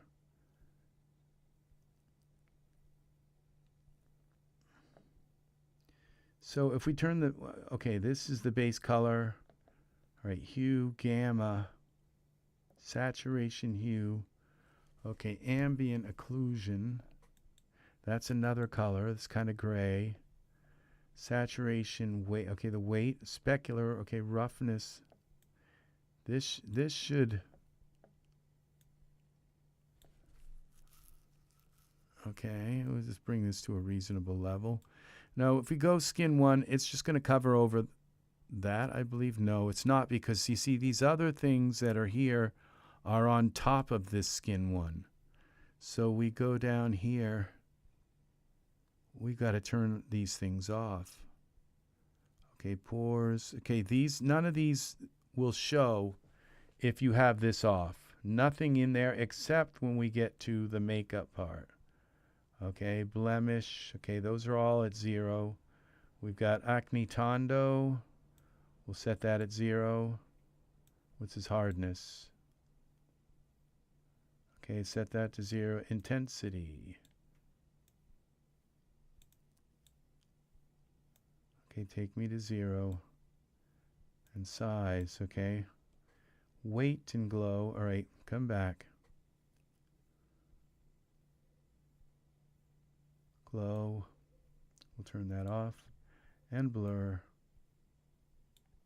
All right. I turned some of that shine off, but okay, weight, eyeshadow weight. Okay, this is going to turn off the eyeshadow. All right. And then eyeliner. Style 1, style 2, we turn that off. Okay, that's the eyeliners turned off. And roughness, okay, so blur, okay, blush, okay, so we turn the blush. Okay, blush, this would be the weight of the blush. Okay, so we turn the blush off. Okay, blush is gone. Lip color, okay, and why we have a gray color there, I'm not sure. All right, let's go to something else. Okay, oh, this, all right, saturation. We'd want that at a kind of reasonable. Lip color, weight, what's this? All right, that just turned off the lip color. And we have another glow here. Glow and blur. All right, this would be for the lip color. Glitter, we'll turn that off.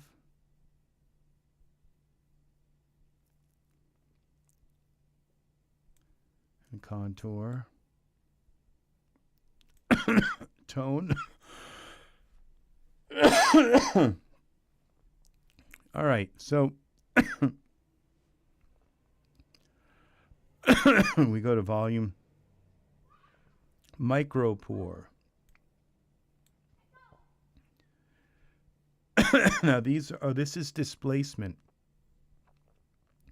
This is the other map that we had.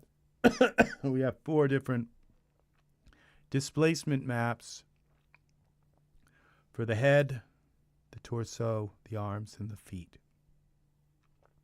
We can say the amount of weight of the micropores, but we don't have them turned on. So each one of these, so we'd want to turn on like and have the displacement up to some degree. There again, if we have the displacement 1 all the way up, these are layers. You may not see the anything below it, or so we would just want these displacement maps like up a little bit. Micropore. This should actually give like a displacement is actually bumps. Okay, it's not normal. I believe it's actually bumps. Displacement is actually a physical bump on the skin rather than something that kind of looks like like depth depending on the angle of from your camera kind of thing. I don't know how normal maps work, but they're not actually the global skin better than oh yes, global skin humanity is like the Humanify is the like the beginner's version of global skin.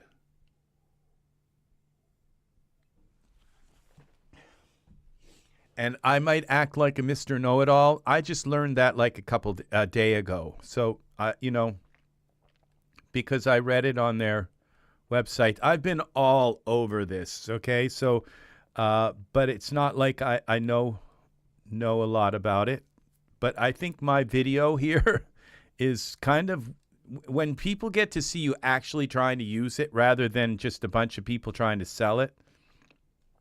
Now, we have a problem here with this gloss, and I haven't been able to figure out.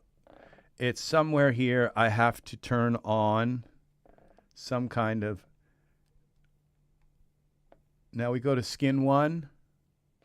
Yeah, so global skin is like the whole kitchen sink. And you know what?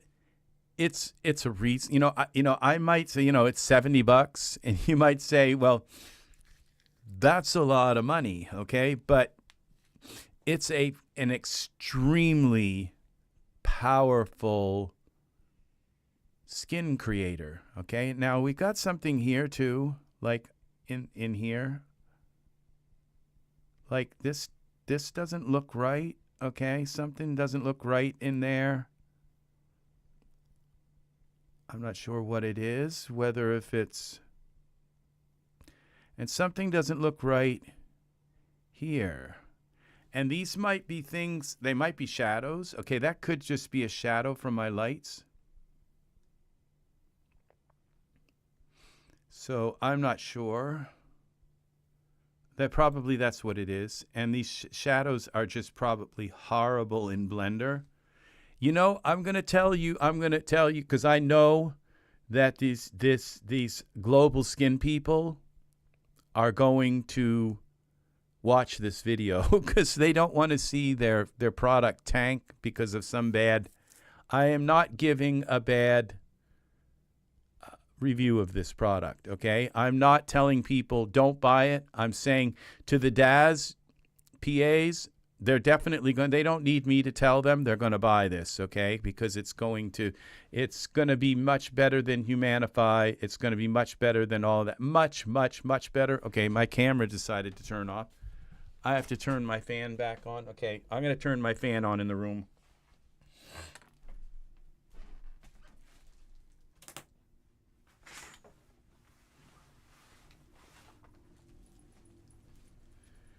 This is what you get when you buy a $4,000 Sony camera. You get this piece of junk that overheats when you use it in 4K for more than too long. And I have the battery compartment up, and I have the back completely open. I have every single thing completely open. And the only thing I don't have is like a big ceiling fan, like blowing into it, to cool it off. So, yeah, Sony, fix your chips, okay? I don't know what you got to do. And, it's the thing is that they may try to put a fan inside the camera. That would be horrible as well. So I think they have to go with like a higher, some 1 nanometer chips that don't have as much of a power draw. I'm not sure. So, but it's terrible. So I have to turn the fan on in the room. I hope it's not too loud. All right, this could go a little bit louder. My microphone. All right. So how to get rid of this shine from the light is now roughness, specular roughness. If I bring this up, does that work? No, it's not working. We'll bring the specular up. Now, the only thing that happens is if I turn this skin 2 on, okay? So there's something in here, saturation, size. I'm not sure what it is, but when I turn skin, okay, turn the roughness down. This is weird, okay? This seems to be global over top of this skin tone, all right? Because when I bring this down and kind of turn everything off, it's like then these seem to have no effect anymore.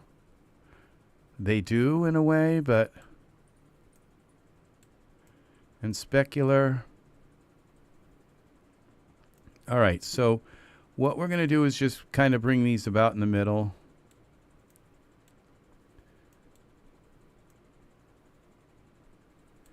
Okay, and then what we'll do is bring, okay, roughness, if we bring this up.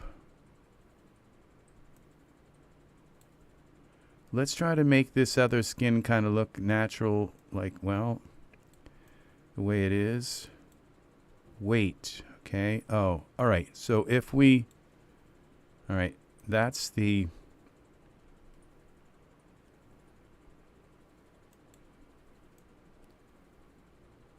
I don't think I'm ever going to get used to these controls here. And the way Blender works.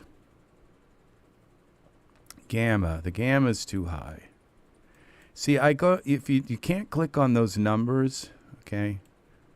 Or now when we bring it down, it's like whited right out. Contrast. Okay. See, now we have those numbers. I don't know of any other way they could do this, but I just hate the way this works. I like the way Daz has little plus and minus things on each end where you can just click and I don't know if I put my mouse over top of it, you would think you could use the mouse wheel and it would just go up or down. That doesn't work either. So the gamma, and I bring this down and it's like horrible. Okay, so saturation, hue is okay. I guess it's in the brown. So this is your texture, it says. Okay, so but the thing is we're going to obliterate this texture by bringing our own skin in. Okay, so if I bring this up, then we have a fairly nice skin. Let's just go with skin 1, and then we'll go with, okay, this is the lip color of skin 1. Let's go with making the lips just a little bit redder. All right. We can go like in here, like. Doesn't seem to be working. Okay, the color's changing. It is working. It's just very subtle.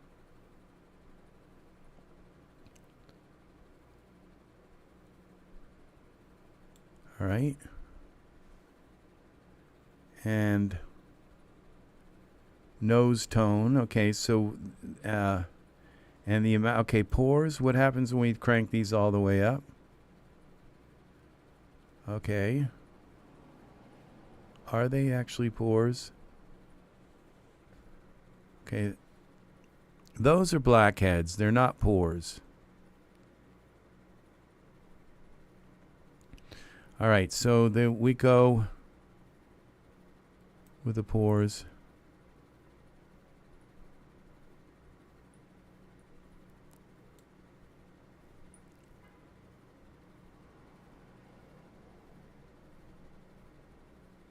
And okay, color weight of the pores.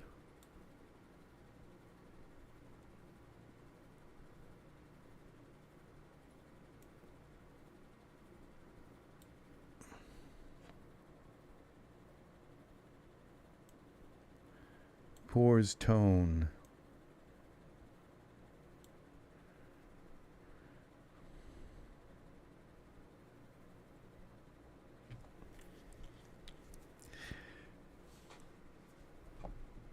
To me, these pores, they look like a 2D thing. They don't look...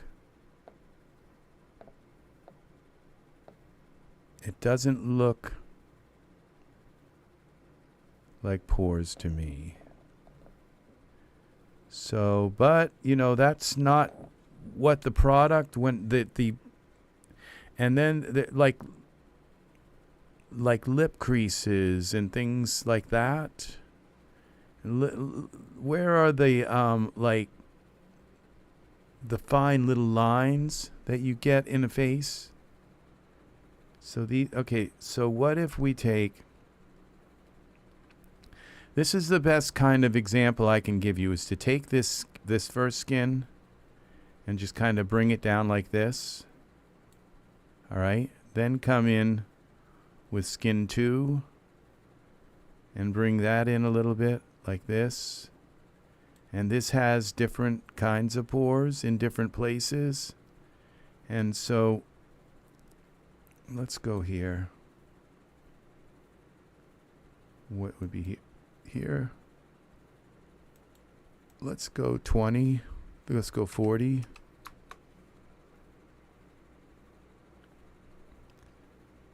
And so then we go back to our, right? And we go here. Now skin tone 1, okay? So we'll bring that up a little more. All right. And then we come here, because I believe what it does is each skin tone puts the pores in different places, adds more to things. Stains, okay, stain 1. All right, and we got now pores here.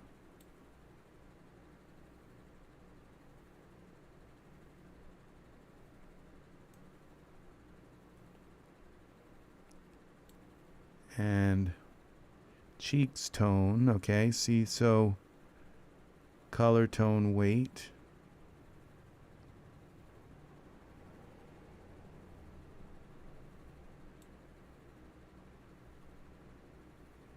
And then we go to skin 3, we add some of that. This is how you do it. You take each one and add them into it. They wouldn't give you all these skin tones. What they would do is just give you one if you were only supposed to use one. And that's the thing, is you're supposed to mix them together.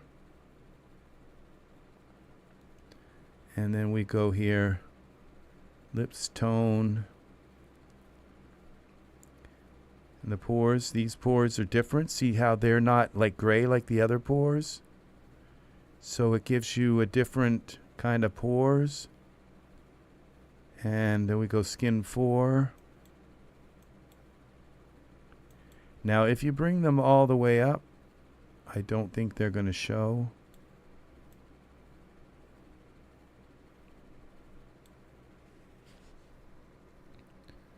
Any particular one.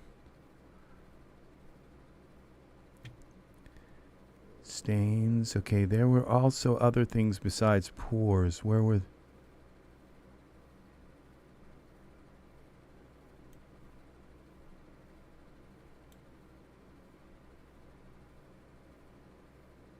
Lip tone.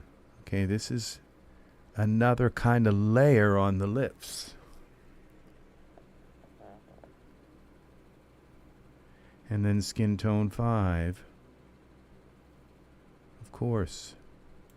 Now this is another layer. Okay, this is kind of like the darkest one. I think they get darker, but I'm not sure as you go through them. And so then, or it may add like the shadows and things. And then we got the pores, and the pore tones here are like purple. But now there were, okay, then we can add a little bit of freckles, blemishes, blemish 2. We got a lot of them. And then blemish 3. And I'm not going to go with the veins. Don't need acne.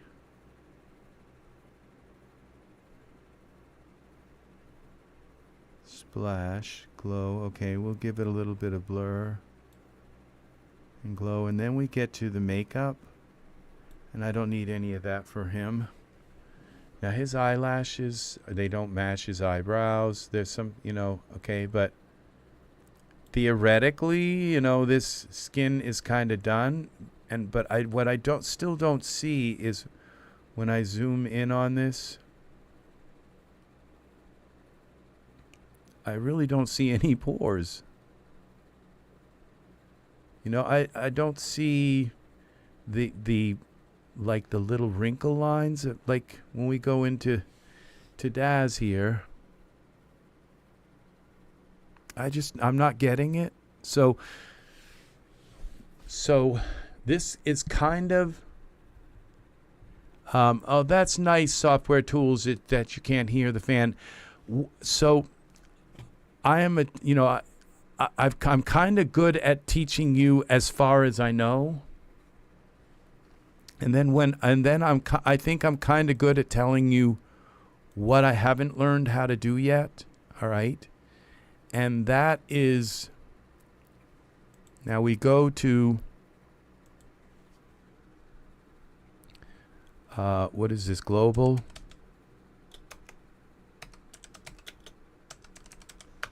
All right. And we go to their page. And you see, I'm not seeing any of this stuff. See these little kind of fine wrinkles and all this stuff? I'm not seeing any of that. See the texture here? Now, when you go to the products, okay, it's $69 to buy this global skin. And then when you go to add-ons, all right,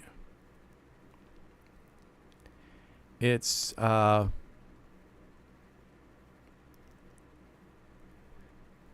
this skin shader, global skin ultimate skin shader. Okay, that's the 69.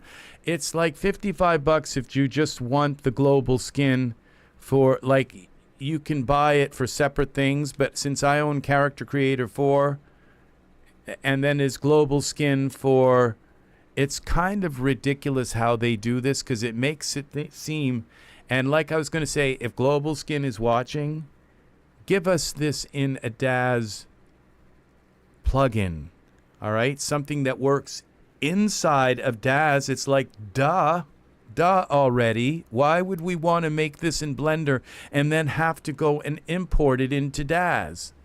It's like, make this for Daz Studio, people. It's like, why Blender? Why, you know? Blender doesn't have any models. Blender doesn't have... It's got this terrible render engine. It's just like, what the heck? All right? Why make it for Blender? All right? But the thing is that you can bring a Daz figure into Blender. That's what I did at the beginning of this movie. This video. You can bring a character creator video figure into. So then there's this other product they sell, which you'd think it would be right here in the add-ons thing. But what it does is, okay, all products, let's try this again. And now we're like lost in this. Okay, you want to buy a couch and like, okay. So Blender, okay, this is the Blender market.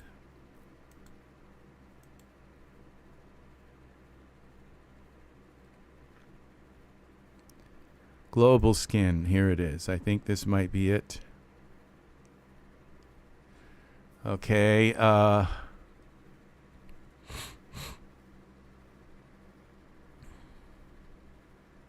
no, this is maybe just another website selling it for them. Okay, Blender Market, Ultimate Skin.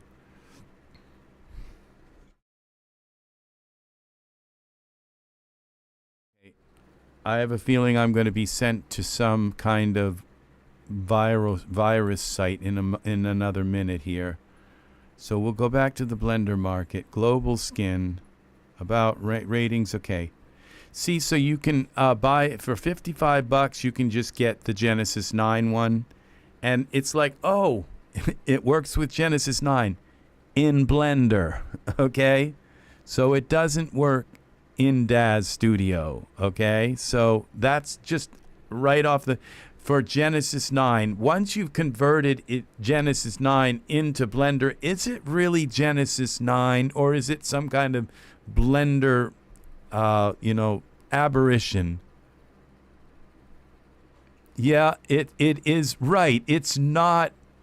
It's for the Genesis 9 figure imported into Daz, which you might as well just call it. It's like, it's for what? OBJ. or FBX files, okay? So, but the thing is it does use the Blender, the Genesis 9 UVs, which are particular to the Genesis 9 figure. No other figure has UVs exactly like those, okay, that I know of. All right, so this then, okay, it's okay, $69 purchase, okay. All right, it added it to the cart. I don't want to do this. I've already been there. All right, by Blendify in add-ins.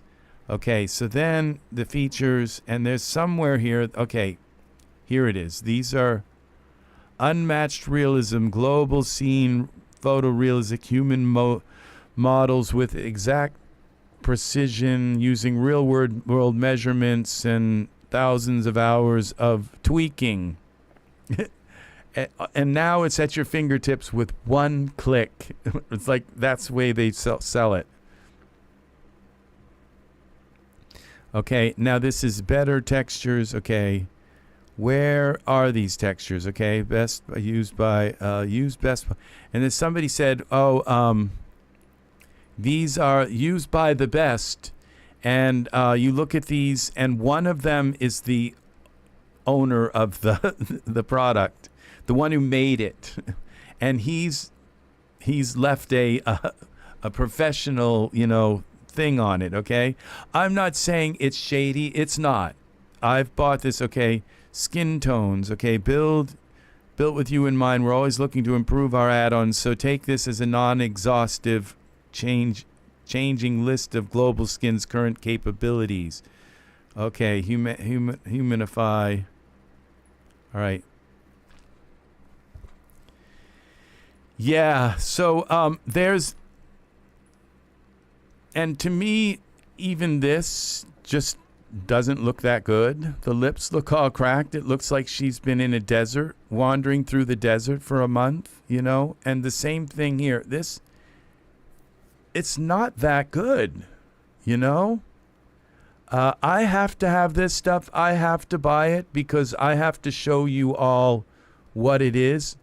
But here we are in Daz Studio, and we're going to put, let's put Gareth on this Genesis 9 figure. Gareth's shape, okay? I don't know what he looks like, but all these are shapes that I've made from figures.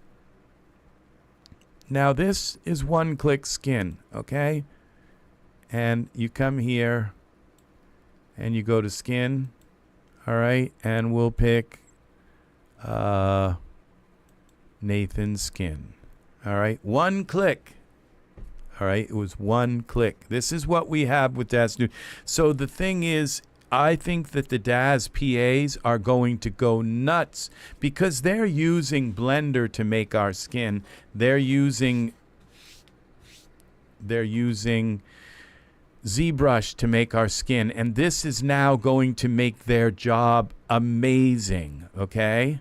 And so was this skin was probably put together in Blender. So what that means is they're going to have better tools.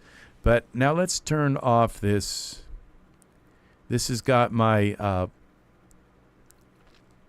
spotlight. We'll put a spotlight in the scene, okay? Now when we zoom in, we don't have this spotlight doing this.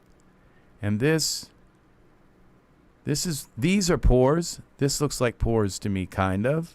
All right? So this is what, and this skin looks so real, like about this level. All right, we're this close to this figure, and look at the skin, and then we get here,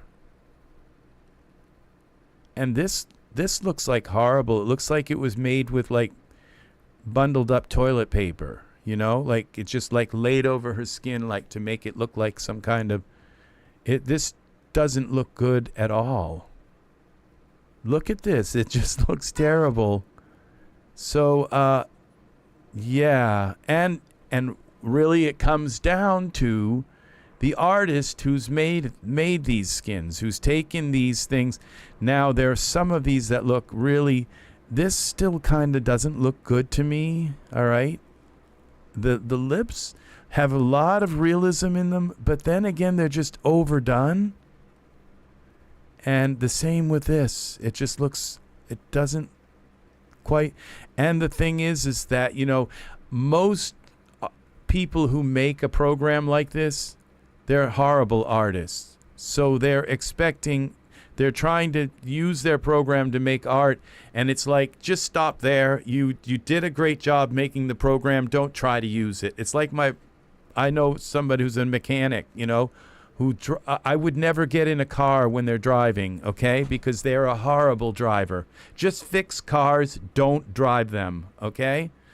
And that's the thing is that, you know, so this guy has amazing skin, all right? So the thing is that it may just be that the person who made this, that made this, they may just not be really good at using the tools that they've created that are amazing to make skin with it. So leave that to the artists. And so I'd be very interested, I would say, this product, to see what the Daz artists do with this.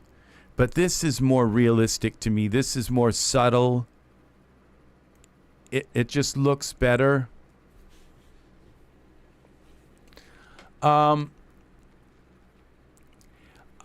don't know. I don't know Serenity's Gate. I would assume that Colm Jackson did, because he's just a very big expert on skin and texturing, and he's just absolutely knows his stuff. And I don't even come close to it. I just know how to use Daz to like I would say this skin right now looks a little bit yellow, or it's got too much green.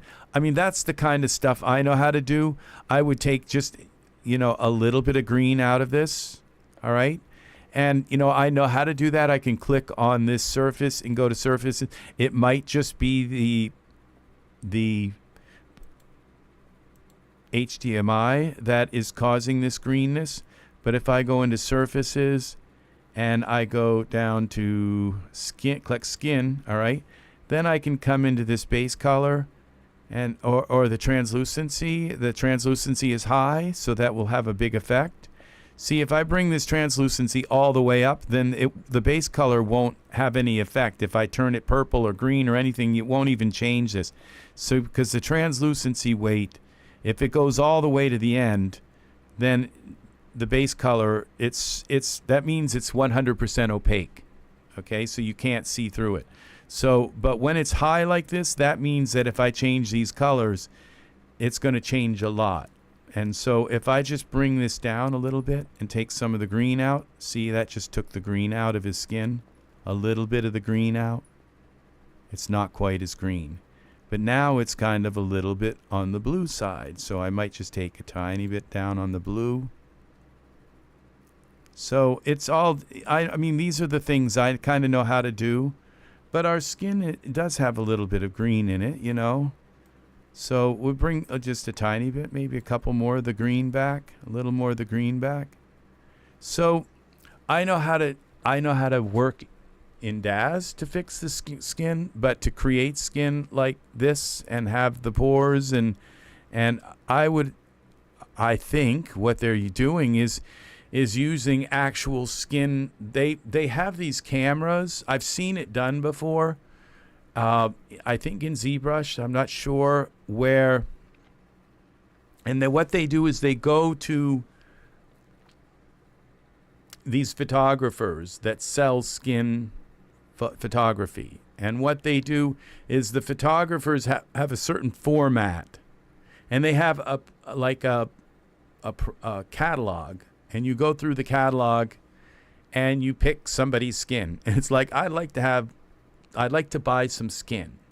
And you have to be really, really careful, okay? Because you end up spending like $1,000, a few thousand. I don't know how much to buy somebody's skin. And what they do is they have these special cameras that photograph right into the ear, behind the ear, every aspect of it, of their body.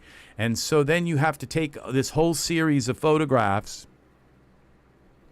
and you you piece it together on your model, and you just kind of like you have the photograph over on one side and you have your model on the other side, and you just like then you put the skin, try to like put all these pictures of every part of the human body together across your figure with those real photographs of somebody's skin.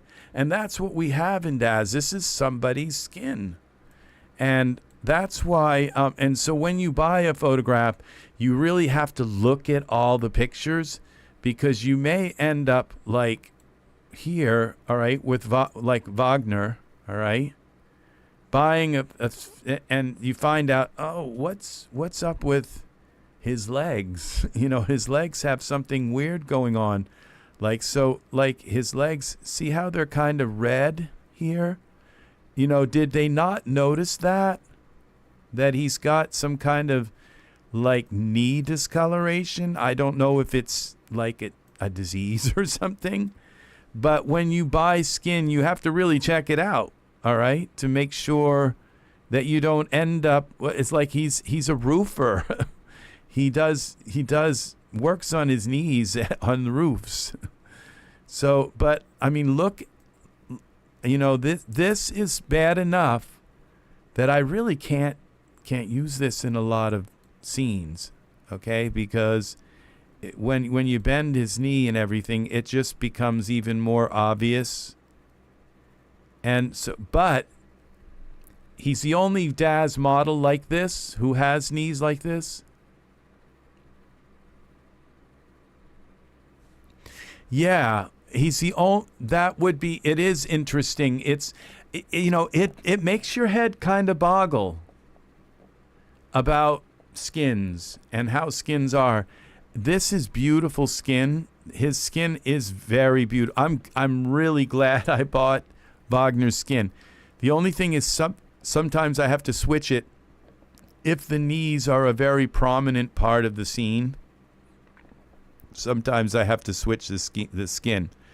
So, I mean, look at that detail here. So they've used definitely. I don't know if these pores are just now, because there's another program that we haven't mentioned, and that is Substance Designer. And Substance Designers will just give you like these pores kind of textures that you can just lay over your figure. You know, is that what this is? Is this a bump map? And it is a bump map, okay? Because if we go down into here, we can decide how much of these pores we want. Where's our detail weight? Normal map. Where's the normal map? Detail normal map. Where's it? Here it is, the normal map. So if I bring these down, those pores will kind of, well, they didn't. So, okay, the bump map is that do we have a bump map? All right, we bring them up. Okay, so it didn't go away with the normal map, so it's got to be a bump map. It says bumps are enabled, but I don't see a bump map here. Detail, okay, those are offsets. Normal map, base bump, choose. So, and it says choose map, and there's no map. So, roughness. Okay, we bring. Okay, so that took some of the shine out, so it doesn't look quite as shiny. You bring that down a little bit, and it kind of looks a little better, like real skin, kind of. You have to come in and really mess with your figure, but suddenly that looks like even more real. When you take just a little bit of this shine down, that gives it more. This takes some more of the shine out, I think. Yeah, so we bring it in like that. See, so it still, you know, doesn't. It kind of looks like elephant skin to me. You know, I think it's a little bit too large for for wrinkles in skin. I think it needs to be a little smaller, and so, but a little finer. I don't know. I don't really know what it is. So, but when you get back about this distance, this looks so real. It's beautiful. It's strikingly beautiful. So to see this kind of skin here. So, and I just changed that on his face too. So now his face isn't going to be quite as shiny. All right. And see, that may not work with his face. His face may need to be a little bit shinier. So we bring this down, and now we've got a little bit more shine in there. So, and there's different kinds of shine. So these are, I'm just kind of, the roughness is here. We bring that down, and we've got now another kind of shininess. So we could bring this one up and kind of make that less shiny. And then bring this, we bring that up all the way, and that shine is gone. But we just bring it down a little bit. And then we bring this one down quite a bit, like that. So it's this is, I think this is the best skin. And right now, it's like I come in here, and this isn't there. And it's showing that it has, that there's a bit, you know, it says that you can add pores to it, but when I saw that, now the displacement map, maybe I just don't have it on enough, okay? And the thing is that, like, I was back here to this product, this is showing these examples that you can buy from the product. See, all items by this okay, here it is. All right, so this is $24, and when you buy this, and I bought it because of this guy here, like, look at him. There was just something really nice about the skin. Save your time and work with the highest thousands of hours. This takes thousands of hours, and you know, I guess, you know, I don't know, but it takes, to make skin, even with this program, it takes a long time to do it. So I bought this other product, and the video, this, you wouldn't believe the video that comes with this. I think it might be on my desktop. This is the video they give you to, all right, Echo HDMI 2. This is the video they give you to explain to you how to, where is it? Use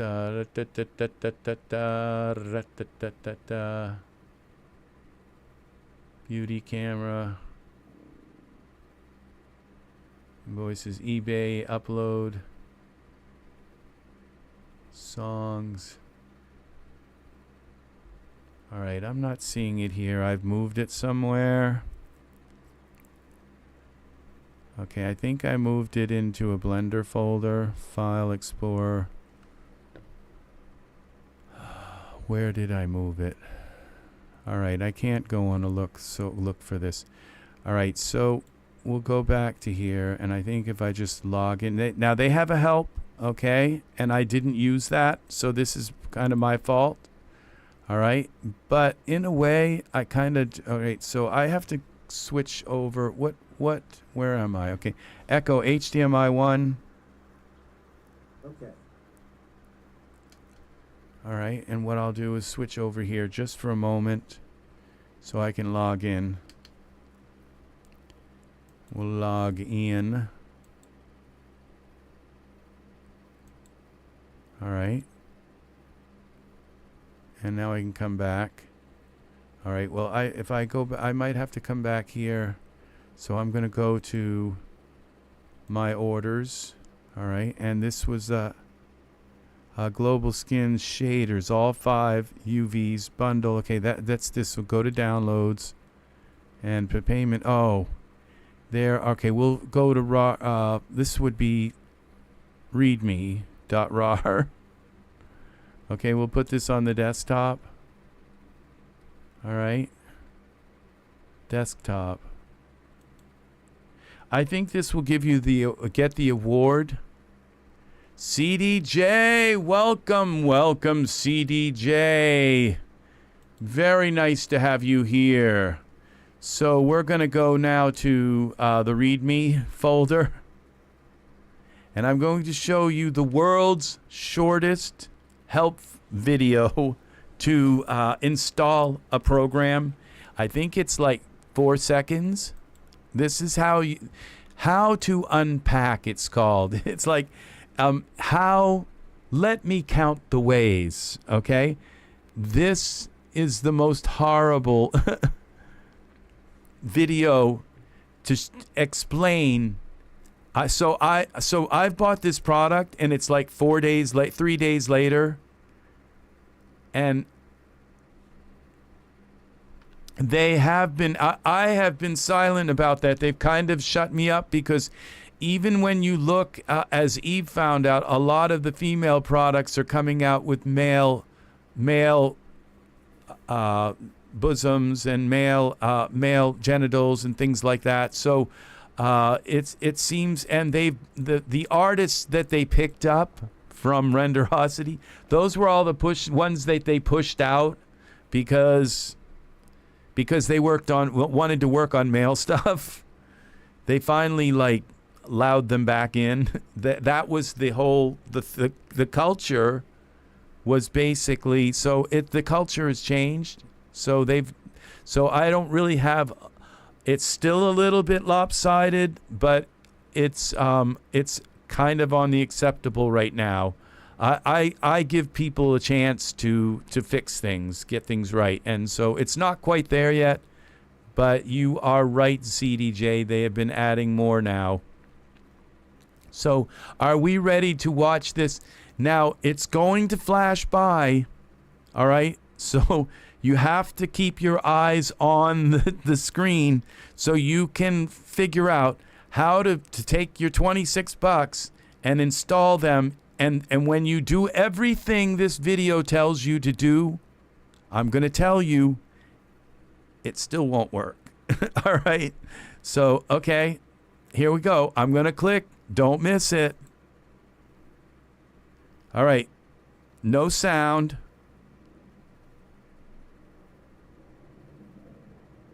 And that's it. That's the video that explains to you. And then if you do everything they say, and it doesn't say it's like these, it doesn't say, well, you have to put these files, unpack them, put them in a certain folder somewhere in your Blender.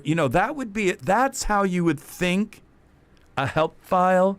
This right here makes me angry. Okay, it actually makes me angry that somebody would put so little into telling you how to install a product. I'm sitting here with $26 worth of that I can't get to work come hell or high water, okay? And I cannot get them to load. And this is all supposed to be just one click, they say. One click, and you presto, you got skin. One click. Okay? This is, and then if you, I thought, oh, well, that's not very helpful. Oh, thank God they included a README file. So are you ready for the README file? Okay, here we go. Important. The files are packed, so it's likely that the scene will run a bit slowly if you open it. You need to unpack it by going to File, External Data, Unpacked Resources. In other words, see the video that doesn't... This is just... is laughable. It's like... So... until and that's why I'm making this video, because I will spend, okay, hello, I guess what's the name of this company? Whoever it is, Hyper-Realistic Blendify. I have spent today, let's see, how many hours? 2.5 hours showcasing your product and how to unpack it, how to use it. These are the RAR files, and these you have to you would think, okay, they would put all of these RAR files that you could download them separate. Each one's a separate scene. But wouldn't it be nice if they put them all into one download? And so I had to right-click on them and download 23 files and put them in, unrar each one, unrar, put them into a folder. And then once I got them into the folder, this is what I got. This is what I got to install them. And I'm going to tell you right now, and that's it. Stop it. Okay? That's the video. And when you do, what I did was I slowed it right down. I slowed it down, and I like took a screenshot of each thing, and I did it. I'm really good at trying to install stuff. Just take it from somebody who has 11,000 Daz assets. I know how to install stuff. I know how to do this. I'm actually almost up to 13,000 Daz products that I bought. I know how to install. Plus, I have thousands of VST instruments in my music software that I use, okay? And each one of them has some odd way to install, and some, whether if it's using these iLock. I have an iLock key on my computer. I have just every kind of anti-theft, kind of stuff so that these companies, so the hackers don't steal their stuff. And you have to jump over all these hoops and send in, and codes and like the old cakewalk code where you have to, like this code that was like 80 characters long that you have to copy and send it to them, and they send you then the other code that you put in. That I just have done so much in my entire life. I have never seen something so like terribly put together than this. Okay, watch it again in case you missed it. Okay, just completely click this, click that. And it does it. Where does it say take where? Now here, you download all these files. It doesn't say anywhere like put them into your Blender directory, put them into your scripts directory, put them into the add-ons folder. So I am like 3 days later, and I still can't. So I can't show you how to put these, because these are supposed to be one-click skin.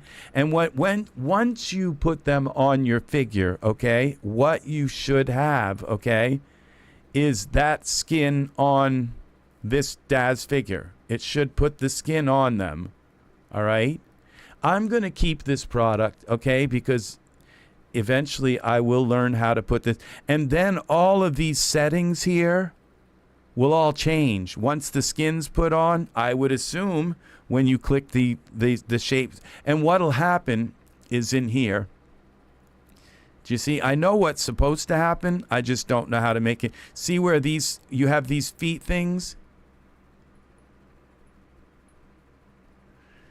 Yeah, it's how to unpack part 2 coming soon. Yeah. It's to a theater near you. And it's the leading character is like Freddy Krueger or something, because it's a horrible thing. And then they say it. So see, these are the ones that come with the $69 product. Okay, there's the $69 product, and then there is the $32 product. Okay, $24 product. Okay, and so eventually, once you get the $24 product,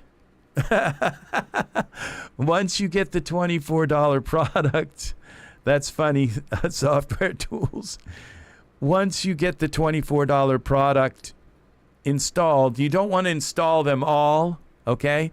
Because you only want to install into this scene the one you want to kind of play around with. And then what you'll see is another head, another torso, another hand, and another feet of another skin, okay? Because what this gives you is just the basic product that you can come in and make your own with. After you have it's not a one click, okay? It's at least 8 clicks to 10 clicks, all right? Just to get the skin on your figure, Daz figure. Because you have to click the head, you have to click the torso, you have to click the hands, and you have to click the feet. And then you got to decide whether if you're going to put bumps only or displacement and bumps. And then you have to click apply. So it's about like close to 30 clicks just to get it on get their basic product skin on. And then it comes in like all glossy, looks like they've been dipped in super glue. And you have to turn off the gloss. You have to get all this. You have to set it to some kind of basic setting. I'm not really upset about that. Okay, it's because I just knew it was going to be. It's Blender. It was going to be complicated. All right, I just knew it was going to be complicated. So I didn't. And then the most important thing that you need to know when you put the skin on your figure, you do the head skin, this shader one is like collapsed. All right, so you come through and you say, well, you see all these videos online, where are the pores, where are all these things? And it's like, oh, it's this little carrot, and you unclap. You'd think that would be by default open. So when you come through, you can say, oh, here's my skin. Here's this. Oh, look, there's roughness. I can bring the roughness down. And there are all these other. It's by default collapsed. So you have, these other ones, the base, and they're here. Okay, the displacement was, I think, open, but the actual product important thing is like collapsed. So you have to so an hour later, there's no help file. An hour later, I found the collapsed thing. So now, so what happens is with these scenes, okay, is you download each scene, and you don't want to you can't load them all in so that they're all in the product, because they're an entire skin set that would have to go into kind of sort of a resident memory. I'm not sure exactly. So what would be nice is if you could just go in here and click on this, and what you do is you scroll across and you'll see other heads, torsos, and hands and feet but you only want to load the one you want to kind of play around with, okay? How to do that? I don't know, because I went through the instructions and it didn't work. All right, it's just that simple. It didn't work. It's like they didn't even include a quarter of the instructions on how to do it. All right, and just nothing. And that really, I find that to be incredibly bad. Okay, so that's just the way it is, and it's so. But eventually, I'll figure it out. Days later, I'm going to keep the product. I'm going to keep the extra skins.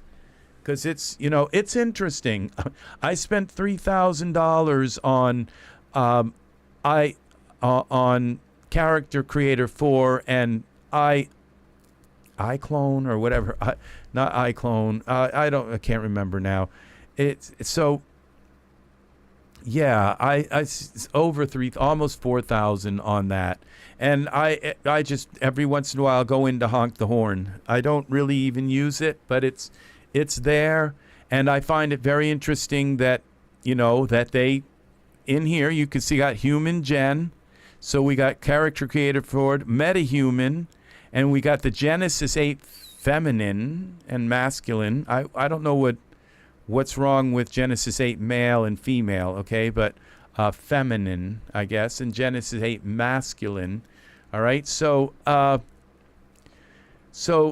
now, and if I click on this, we have the same thing. We have the head, the torso, and the feet, and the hands and feet for the Genesis 8 female and the Genesis 8 male, which means we could theoretically, what would happen, I believe, is that if I was able to load, say I wanted to load this scene 5 with, let's open this up. This guy is scene 5. Where are you, guy? Him. I wanted to load him up and load his skins in. So once you load them in, then all of these, they'll all be different. They'll all have different settings. And you can then study the settings and learn. That's if you can figure out how to get them to load into, and I want to use a swear, but into Blender, okay? If you can figure out a way to get them to load in. So that's because this, it's just, so days later. So this video, it would have been complete if they had actually put out some basic, like unpack the RAR files, put each RAR file into a folder, then take the folder that you'd like to load into it, put it into this directory in Blender. I do that all the time. I write out examples because that's how I come in and I kind of know what I'm doing, because I go into Microsoft Word and I write word for word, and I even take screenshots of things that I see and like on YouTube, and like when there's a whole bunch of parameters, I'll take a screenshot of that and put it right into my Word file so that when I need to come back and I need to reference it, I know exactly how to do that process. It's like, it's just a common courtesy to show people how to install your, again, I want to swear, your product, your lovely, lovely product. Okay? It's just a common courtesy to show people exactly. And, they do that with diffeomorphic. Diffeomorphic has this big, long, it's so involved. It takes hours to go through it and do every single thing you have to do to get diffeomorphic installed. But if you do everything they say, it will work. It will work. And if it doesn't work, you can kind of figure out how to work around it. Because even with diffeomorphic, I followed every single bit of the information, and it still didn't work quite the way they said. But I figured out how to fix it. So it wasn't that hard to do it, to figure out the final step. That way, it kind of just didn't work. So that's the thing, is once you get this installed with your Genesis 9, you click here and you'll see another set, okay? And it won't be the default set. So theoretically, I should be able to use these. I have them on the whole body. I have I haven't changed but you have the arms, the head, and the arms, the torso, and the legs, and the head, okay? And so these are not the original skins that I brought in, across the Daz bridge. This is a Genesis 9 figure, and this is a male face. It's not the female face. This is actually, I don't believe it's the female face. Sometimes the morphs don't quite work right, and you end up with, but this, I don't believe this is the case because the body came through. And if you look at the body here, this is not that other figure. This is a flat-chested kind of, but maybe the head didn't come through right. But it does look like it kind of did. Yeah, see, this doesn't look like the other Daz head. Okay, so we delete this out. So it did bring over my morphs into the program. So, all right, then there's another, there are two issues, okay, in this, okay, that I can't figure out. One of them I figured out tonight. So, okay, and that was in here. Okay, it's not going to let me do any. Okay, the other one was like when I would click on this base color, it was like I was trying to drag across it to change the color or something, and in this drag drop color. So if you grab that and drag in there, you can drop that color down here or down here. It allows you to just drag one color, which means that theoretically I should be able to open all four skins, okay, into like so that I have the head skin and the torso skin, the feet skin, and then so I can change one skin, and then like this ambient occlusion color, because you have to put them all the colors.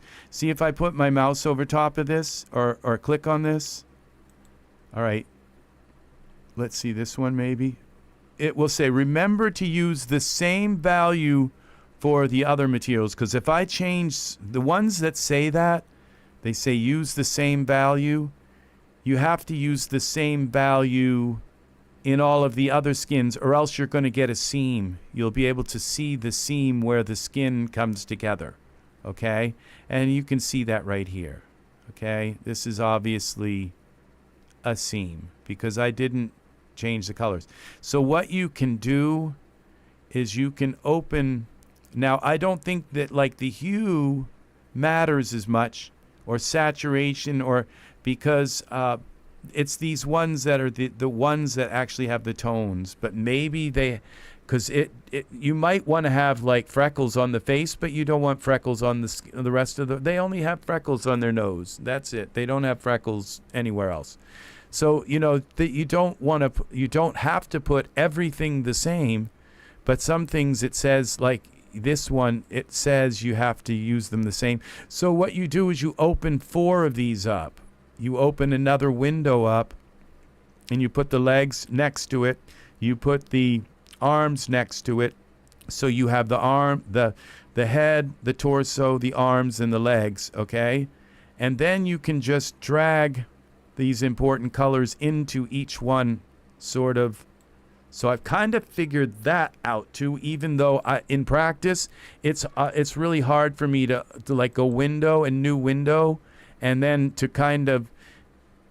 So once you get the head done, and then you want to open up the other and lay them out into a window and start copying all of your stuff, and it probably wouldn't take that long if you get them all into a certain window, and then there's the issue of fingernails and toenails, which I haven't figured out yet.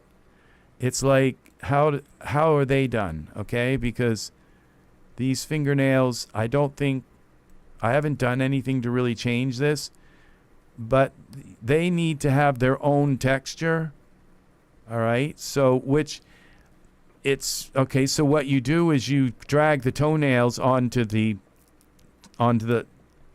drag the toenails texture onto the skin, I guess, and then you change that because it has the texture map, the UV layout for the toenails. So you drag the skin, the leg texture onto the toenail thing, because you have separate ones. You have arms, legs, heads, arms. Why are there? Okay, I've done this arms twice because one of them is for toenails and the other. So that's why there's 2 heads. And this is going to be very complicated to figure out because they're a separate thing. And now I don't know which one is what, because it just put the arms on for the toenails and all. So, and that's really weird. And look, these toenails look terrible. So what's going on here? So the fingernails look terrible. So then, okay, so that kind of explains how you would, because when I thought, you mean I have to, this is Blender, remember, and okay, remember we got to open this top one down. This one, it's like suddenly it's like quadrupled the amount. Okay, we got skin tone 2, skin tone. You use all of these in your figure. You skin all these tones. You use little bits and pieces of them, and so you have all of these parameters, and you have to copy them all. Let's start at the top here. This is how many, all right, that are here, and you have to copy this from the head to the torso, and you got volume and you got settings and all of these other things, line art, I don't know. All of these have to be copied onto the torso and then onto the arms and then onto. So this is the kind of thing that, you know, a Daz artist loves. The more of these tones and parameters that they have, all it just like, oh boy, it's like this massive excitement they're going to get from being, and they know how to work their way around Blender and everything. They probably know how to load those things in without even, you know, I don't. And I just no idea how to put those other products in. And you have to load them on a per project basis. You don't want them all like sitting in memory, like all 22 of those extra skin. They're called, what are they? Scenes. Okay. So you have to load the scene. You have to load another scene like in the background. And then you can borrow stuff from that scene. It's something that most Blender people just know how to do. I don't. And you'd think they would explain it to you how to install this product into your scene. Okay, they didn't. Okay, it was the most horrible thing I've ever seen. It's insulting, actually, to have something. They couldn't even talk during the video. Okay, so that's the thing is so. But it's not way overpriced, you know, $70 for this for all of this work to be able to make hopefully the best kind of skin that's available on the planet. I don't know. Really, I'm kind of I'm kind of reserved about that right now, but that's what they're claiming. So then. Okay, then, so I've kind of explained, because that part about getting the skin, it's like, okay, I can come through and I can make the head skin, but how do I get all of these parameters now from the head onto the torso and the arms and all of that? And I just explained kind of how you do that, all right? That you would open different windows and just drag them. And then if you see, oh, the hue is at here, well, then you just come in here and you copy this, copy that, and you paste the hue into the other thing. And you can take this out of, if you take this out of, because every time you come in here, it's got to repaint this. So you could just come into like texture shaded mode. And then you can kind of select these things and come through. But you'd open up the other things and have them all side by side and just drag and paste in them. That to me, I mean, if you're going to take and make skin and sell it in the Daz store for, you know, and make, you know, thousands of bucks off of it, that's not that much work to just have to go and copy all of these parameters into your other skin and then tweak them a little bit. And like say, okay, I'd like to have less freckles on the body than on the face, and certain things you can do that aren't going to cause problems, okay? So then it comes down to the last thing. How the hell do you get the skin from this product now back into Daz? So how do I sell the skin? How do I put the skin on my figure? All right, well, there's two ways. All right. And both ways are kind of difficult, but one of them is by exporting this figure as an FBX file, and hope to heck Daz just doesn't crash when you try to load it in, because Daz usually crashes when you try to load any kind of FBX into Daz. All right, it just crashes.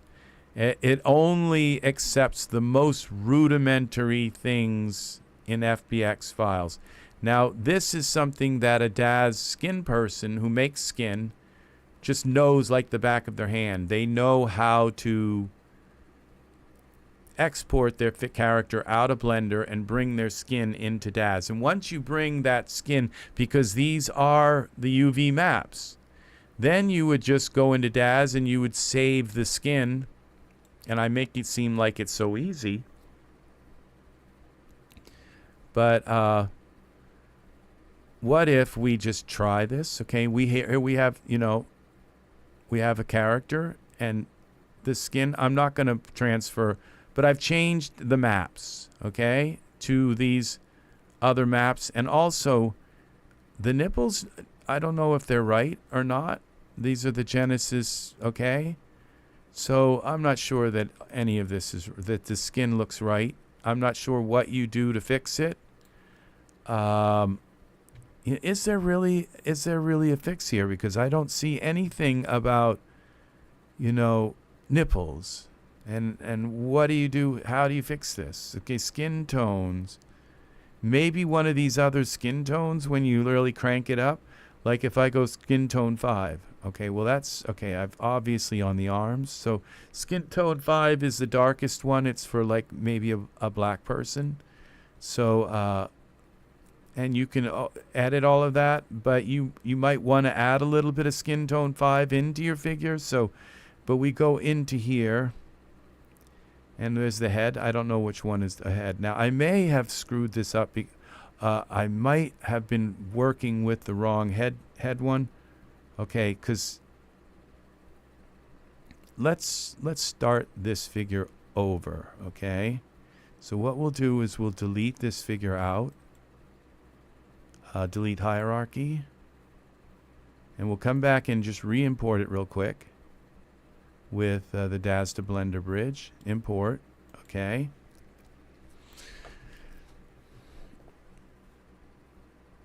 And what I'm going to do is just delete the fingernails and delete those other aspects. Okay, I clicked OK, so we're waiting for it to load in.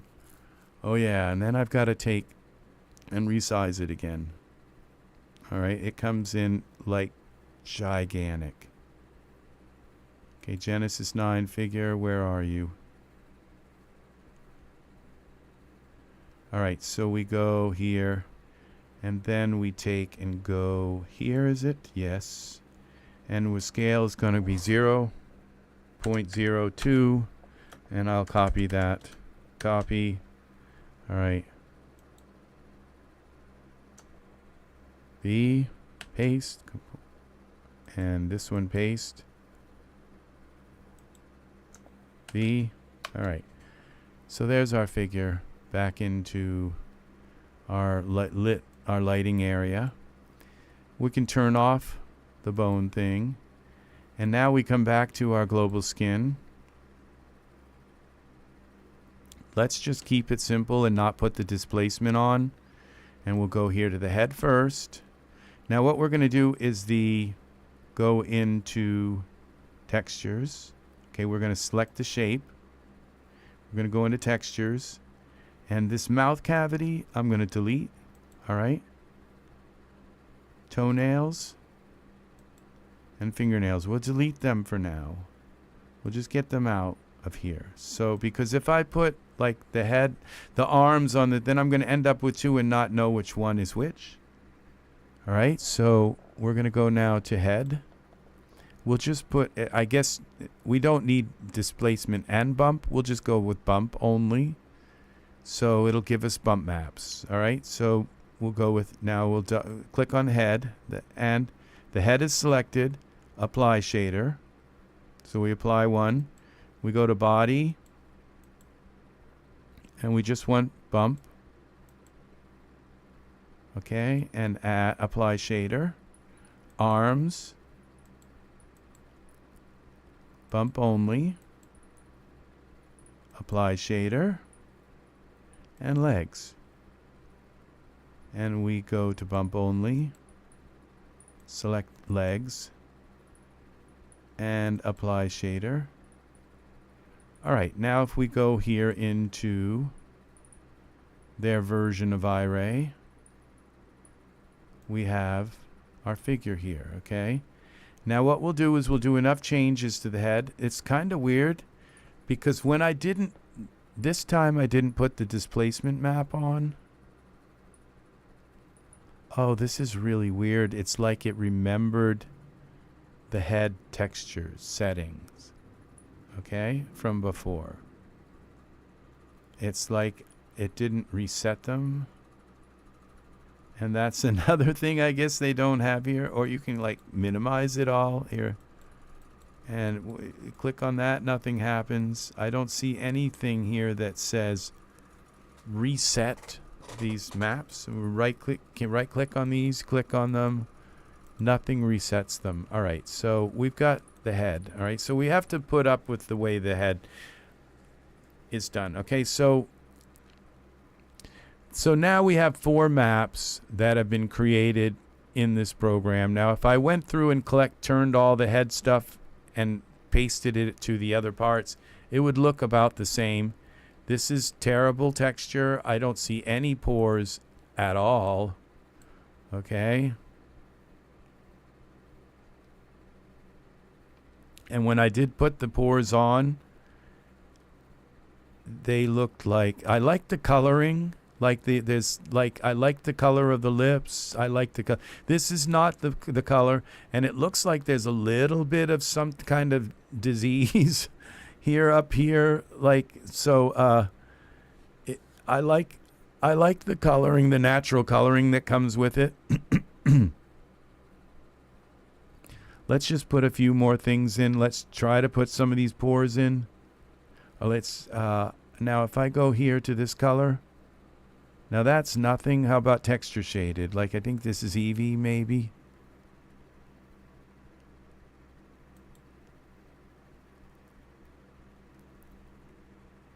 Is it going to come out like red? I'm just so used to Iray. Iray works so well, people. It really works well. Please leave likes on my videos if you can remember to. Okay, so this is not like, it's not giving us any, it's just kind of white, a white render. So this is horrible. Doesn't give us any kind of like actual sort of, like this looks like clay, you know, kind of. It doesn't actually give us any like texture shaded. I guess EV is, and you'd have to switch it back to EV. Which is kind of, you'd think they'd give you one up here for EV. All right, but if I go to here, no here, and I switch this to EV, and then we switch this to here. Oh, that's pretty. So this doesn't really look, it's pink. So something's weird with that, but it does kind of give you, at least it looks like it's trying to do that with the rest of the body. It gives you this EV does give you a texture shaded mode to kind of see I can see veins here, certain things. So something's kind of up with this. So we go back to the shape. We go back to materials. The head, we have the head selected. What's pink here?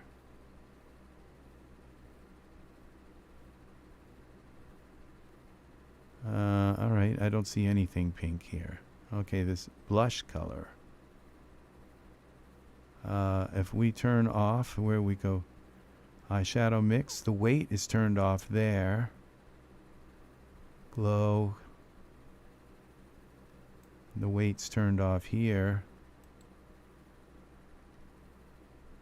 Okay, see that is changing. It's like if I go, okay, to yellow. No, that didn't work. So I'm not sure what's causing the blush color. Nose tone, weight tone, weight. All right, what if we start turning off these skins? So there's one, color tone, weight. We turn off skin 2. We turn off skin 1. It might be the hue. No, it's not. We still have another some other skins turned on. Skin tone 4. All right. 5. Okay, that's skin 5. Freckles, blemishes, veins, acne tone, face MU color.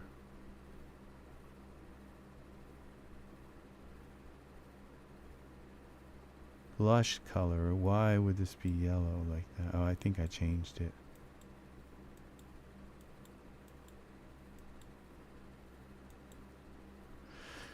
All right. Now there might be a way to, okay, it might be in here where we reset these. There might be a reset. I don't think. I'm not holding my breath. You see, I don't see anything here that says reset the texture. This is just so lacking in basic kind of things. And I would assume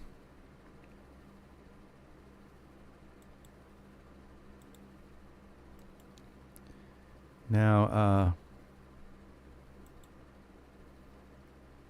so the surface is makeup and the shader is the global skin. Okay, so there are two different textures here. So it would seem as though that's what you export out with the FBX.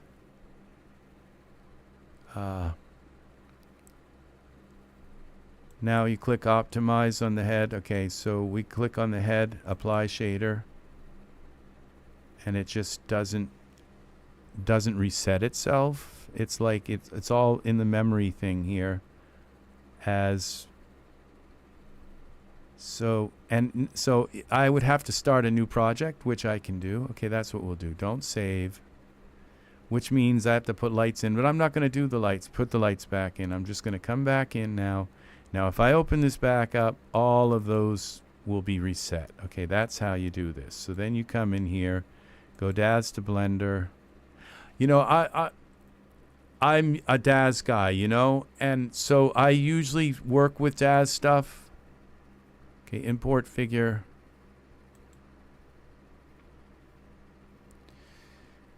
But, you know, this particular video is set aside for, you know, kind of how you can possibly make your own skins and bring them into Daz. And somebody might watch this and learn, okay, how to do that. So we're going to get rid of this little cube. Then we're going to select the Genesis 9 figure. We're going to go 0.02, 0.02, shift, copy, enter. Okay, 0.02, V. Let's get our figure to the right size, because took me another 2 hours to find out. I can't figure out how to get the Genesis 9 figure to import in the right size. Okay, so nobody seems to know how to do that. All right, so now we turn off the bones so we can look at this. All right, now if we go to, all right, now this is the EV texture. All right, so this shows us my Daz texture, okay? And even from Daz, see, this looks pretty, it looks better than all of the other skin kind of things, because it just, at least it has, and this isn't even their Iray, okay? So this is this skin in their like texture shaded mode, which is I think, better looking than the Daz texture shaded mode. At least that shows the bumps and shows things like that. I'm not positive exactly how much the Daz texture shaded mode shows, but this is pretty nice. Okay, so we go down here. We select now the shape. Okay. And this gives us these for, where are you? Shape. Oh, we go down here. All right, and so now we have, okay, this is the eye shape. We want the 9 shape. Okay, and so we're going to get rid of the mouth cavity textures. We're going to get rid of the toenails and the fingernails. Okay, now when we put these on to here, we'll go back to the global skin. This is the head. Okay, bump only was head. Apply. Now it's going to apply this global skin. So this texture will be gone. And it's really weird. It's pink. Okay, so now I don't know why it's pink. So maybe because it's the one selected, but now I've got body selected. Okay, so body, apply. Not sure that this is all ready for prime time stuff. Okay, so now we have this one. All right. And then at least for some reason, you know, the nipples look right for a male. I get, and they sort of in the right place. How does it know that? This is Genesis 9. How does it know? All right, so that's another kind of question that the hands. Okay, and so we apply shader.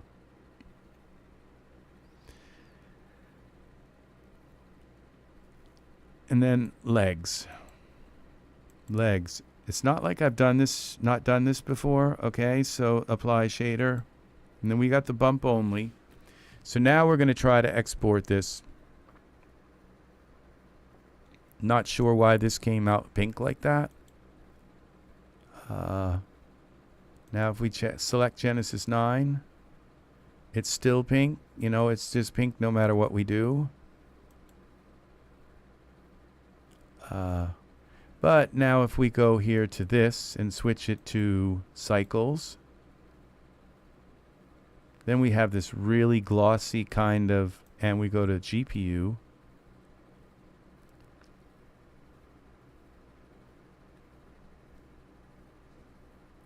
This glossy thing. All right. I'm not going to change anything. We're just going to export this now. File, export, and we're going to export it as an FBX. And we'll go to the desktop and we'll create on the desktop. Okay, Blender FBX, new folder, Blender FBX.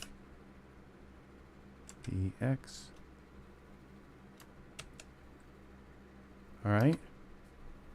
And then we go back here. We go to the desktop and we should see something, and hopefully Blender FBX. All right. What do we want to do? Scale 1. I believe that's correct. And all of this, yes, it's perfect. I don't know. Visible objects. Let's see. I don't see anything about use skin or skin maps or anything like that. But this figure has the Daz UV maps. Okay, it's just been replaced. Those maps have been replaced with this texture. Okay, so let's export FBX. Let's do it. Oh, I didn't give it a name. So it's probably like like .fbx. I don't know. Okay, it's thinking. Let's see what's going into here. Untitled, of course. Let's change the title. I think it might still be saving. Let's see.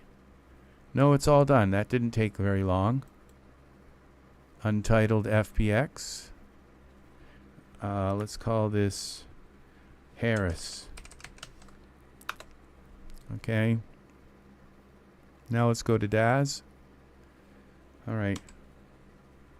File, import, desktop.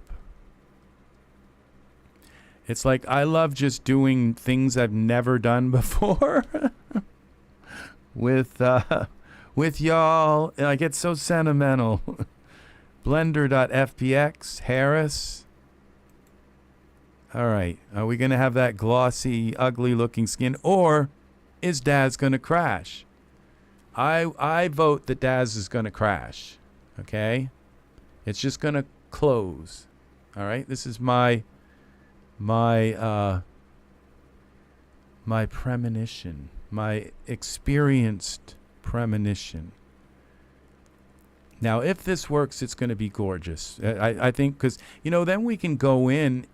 It's probably going to have some kind, imported it as a either PBR or Iray skin. We can go in and just adjust it, see what it looks like. See how many layers there are. Are there bump maps? Are there going to be, is there a diffuse map? Is there going to be like a translucency map? Is there going to be a base map? I'm very, very excited to see this.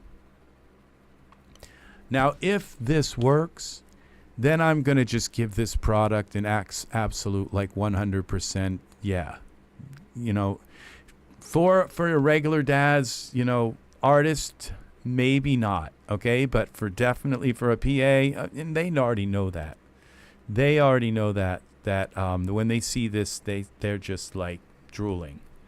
So, but for a regular Daz artist, maybe you might just love working with his program so much that you could learn skin and become the world's, because this is brand new, you could become the world's leading expert on this this global skin product and make the best skin ever seen in the world. Now I'm holding my breath because this is just sitting here, and that's what Daz does. It just doesn't import FBX files. So what if we, okay, all right, I got it. I can deal with it. Use limit rotations. Yes, of course. Everything. And the kitchen sink. What's this? Properties. Okay. Yeah. This is 20 FBX 2014. The version 2014. Blender. It says stable, so it must be good. And the scene. What's in the scene? Okay. It's probably going to load some kind of scene stuff. Non-uniform scale. These look like, all right, this doesn't look, I didn't do much to it. All right, we're going to click accept. So it's importing like morphs. I don't care. We don't care about the figure. We just care about their skin. Okay? The figure we're going to throw away. We're just going to save the skin, and then we can use that skin on anything. That's the whole point. So that's the whole thing, is we're going to throw the figure away. We're just going to put this skin on another Genesis 9 figure. So, but we'll use it, if we can get it into the scene, we'll use it to save the skin into some kind of skin folder that will be our skin folder for. So as you can see, the FBX settings, I just kind of left them default. So the dumb man's FBX import style, I have no idea what half of that stuff is. So, and if it works, it's going to be cool. Now it could just like come in and they're just white. So no skin. FBX is usually good. It's like all the skins are kind of built right into the file. You don't have to have separate files. They don't have to all be in the folder and stuff. FBX is usually the best way to transfer skin. Okay, now it looks like we've got something here. It's kind of scary. Like I said, it could come in all white.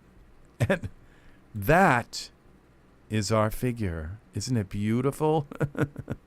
So, it didn't work. The figure came in horribly. Okay, Genesis 9. All right, what if we try to save the skin? Mouth shape. Okay, this is Genesis 9. What if we get rid of all these extra stuff? Okay, and just keep Genesis 9. And what's here? Let's go here. There's nothing like left. Okay, Z. All right, let's try this again. All right. Oh. Whoa. There's a figure in the middle of all this. All right. And so what we do is get rid of those might be the shorts. Okay, where's the shorts? Okay, we'll get rid of these things. Okay, Genesis essential shorts shape. Okay, we'll get rid of the shorts. Get rid of the eyebrow card, the mouth, eyes. All right, we have Genesis 9, but then we have this Genesis 9 shape. And that, if we hide that, that's part of the problem here. And we've got the tears, the eyelash. Okay, but when we're in Iray, and guess what I don't see? I don't see no skin. And when I see that, put this in, this is the shape that came in. It's just horrible. It's... So, yeah, it's modern jelly fluff. It's a modern. What I need to do is like 3D print it, and put it on my mantelpiece. It's like the pterodactyl. Yeah, this is this all. If you ever try to describe universal, just this. This is it. This is the global skin. When you think global skin, think this. So, yeah. So, it's operator, fault. If just don't put me behind the wheel of any kind of mechanical anything that I don't really know how to run. Okay. So, but this is operator malfunction, error, operator error. So, but you know what? I can see their fingers. That's either the fingers or the feet. Okay, so what caused this could be a lot of things. Now, the first thing that I'm thinking of is what if we take and start out again. All right, we're going to start out with, okay, the Genesis 9 figure came back in. It was the shape that it created over it. Okay, so this, okay, Z, because this is, all right, when we take this Genesis 9 shape, okay, and we have then this is some kind of duplicate, okay? So we go to the Genesis 9 shape, and the Genesis 9 figure came back in. But you know what? None of the morphs came in, all right? So why don't we try, okay, we're going to try this out with as little as possible of differences. This should be kind of quick. We're going to start out with a new file, with a new Daz, because we've imported stuff. It could have changed things. Yes, it is an aberration, jelly fluff, an aberration of epic proportions. So, so we're going to close this and we'll open Daz back up. All right, we're going to close Blender. Don't save. What we're going to do is we're going to just bring in the I did all kinds of weird stuff. And maybe what you have to do is just bring in as basic a Blender figure with absolutely no morphs, no anything, as simple, set it to base, Okay. I didn't set it to base. I left it HD. I did all kinds of bad stuff. So what we're going to do, and I imported millions of morphs in with it. So what we're going to do is just put the Genesis. We could even put the dev load in. All right. So let's do the dev load. Because this skin creator thing doesn't have anything to do with eyes. All right. So what we're going to do is go into parameters and set it to base. Okay. Base. Where is it? Parameters. Base. All right. And then what we're going to do is go file. Oh, we have to put skin on. Because I think that's part of the problem is that, well, let's just try this without skin and see what happens. Okay. I know a little bit more about it now. Send to, and we're going to send it to Daz to Blender. All right. Now we're going to export morphs. No. All right. Bake subdivision. I don't think we even need to do that.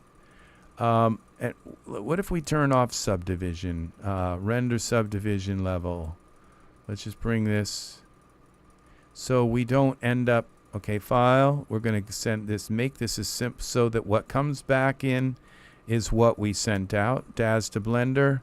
All right, skeletal mesh, accept. This should take only a second to. There it is, okay? And select it only. That's what we want. We don't want props. Include the figure. No, we don't include subdivision. I guess the face division, I don't think we need any of these. All right. Skinning. Okay. Degraded skinning. Merge followers. I'm not sure what those do. I probably should by unclicking a few, but accept. All right. That's done. That just only takes a second. Now we come in here, get rid of this, delete that, go to here. Go to Daz to Blender, import the figure, Genesis figure. Now, this time, the figure came in the right size. That is very weird also. It looks right. Everything about it kind of looks right. All right, so now we go here to our Genesis 9 figure. Here, we go to Genesis 9 shape. See, that's correct. And then we go to the global skin. We go to our texture. We're going to I'm not going to delete the fingernails. I'm just not going to put anything on them. We're going to go, all right, guess what I don't see? Okay, head. All right, head. Apply. Body. Apply. Arms. Apply. Legs. Apply. All right. Now we go into here, into our render settings, change this to cycles, go to GPU. Do we have, okay, we have skin. It puts skin on here. All right. This is all we want, because if we can come in here and like change the skin and do stuff with it. But let's export this now. We're going to go File, Export. And we're going to export. We could try an OBJ file because that would definitely work, okay? But let's go with FBX for now. And we're going to go to the desktop.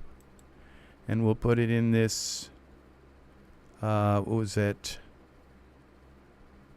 Desktop, okay? And this was Blender FBX. And we'll call this one Bare Bones.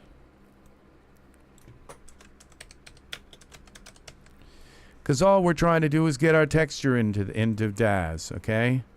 This is all correct, okay, I guess. Bare bones, that's done. We go back into Daz, we delete this. File, import. All right. I guess. Okay, Genesis 9. All right, let's...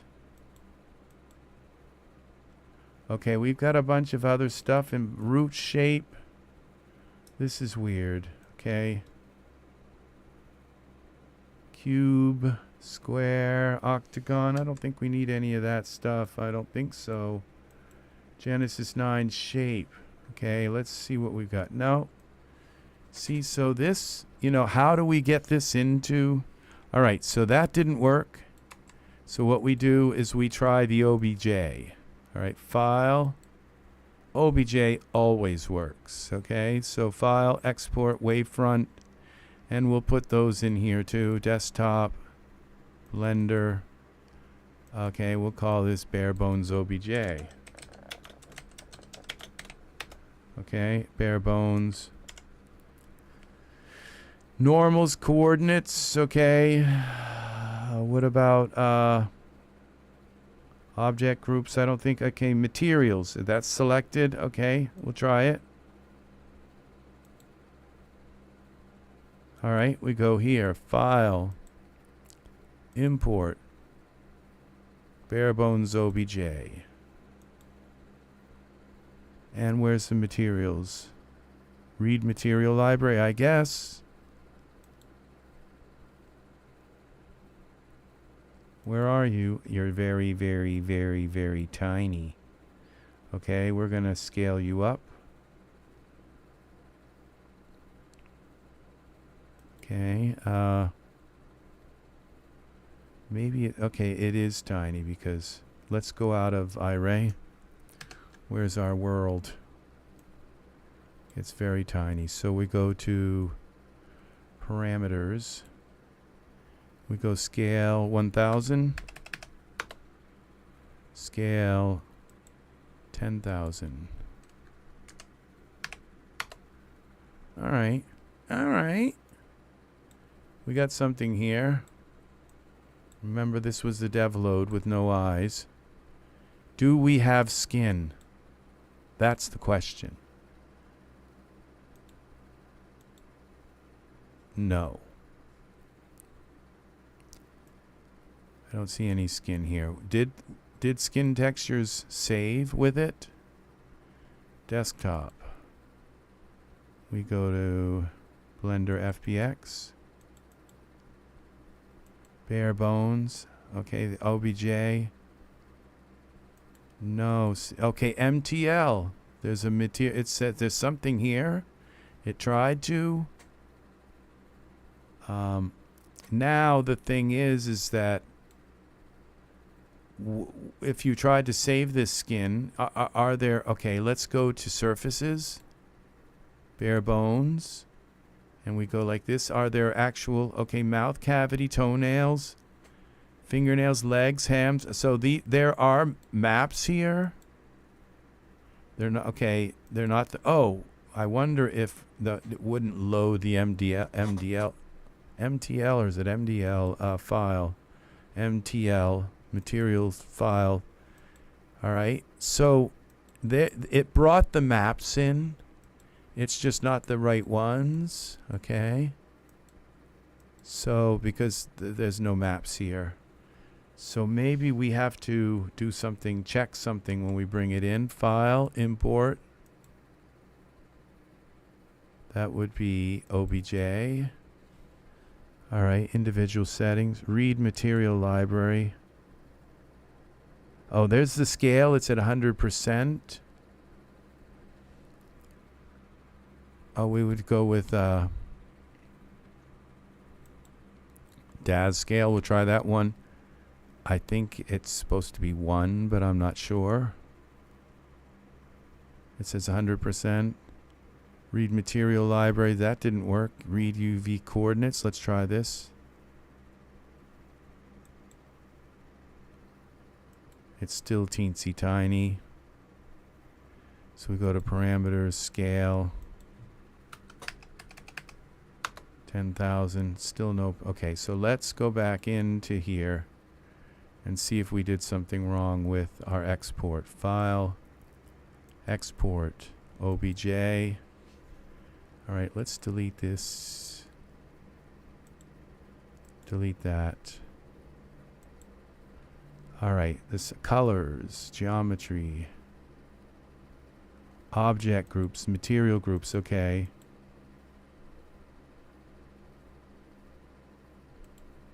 We're just going to go with material groups, materials, PBR extensions. All right. And we'll go with just bare bones again.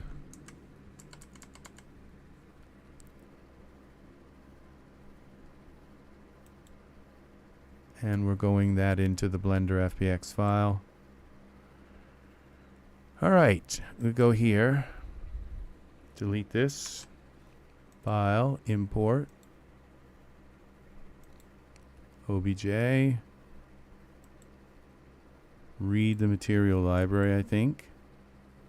And we got this scale thing. That I would think you have to set that when I export it. So I forgot to look at the scale.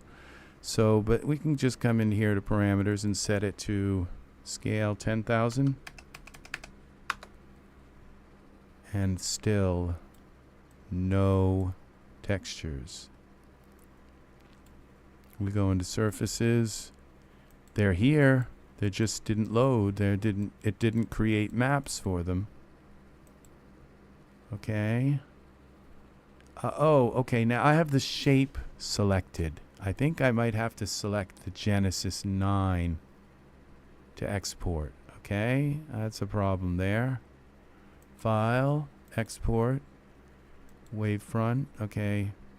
Let's delete these again.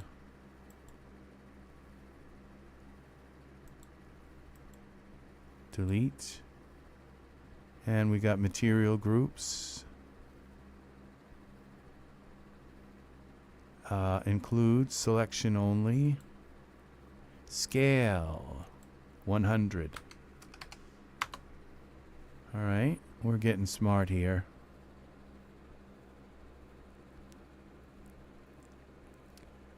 And object vertex smooth groups, materials PBR, path. All right. And we're saving that in our Blender FBX file. All right, delete this. File. Import. Bare bones OBJ. Okay, 100% I guess. Importing file, read materials. It's still too tiny. All right, that didn't work. Okay, so we go to parameters. Scale 1. Now that didn't. Where? Okay, maybe it's like gigantic.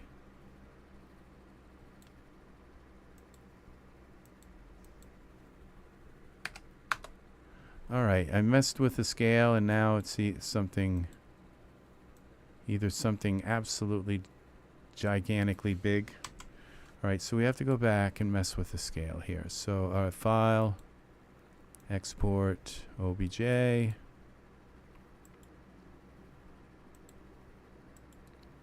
Delete. All right, and we're just going to go, what was it? Where operator, okay. We go operator presets, restored operator defaults. Okay, we're going to scale it at 1. Normals, material groups. Okay, I don't think I have to do the grouping. I just think I need to, and we'll go with the PBR extensions.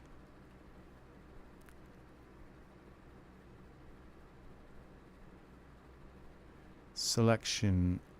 All right, we'll just leave it like, all right, we'll do selection only. Export. And file, import. And it was a bare bones, right?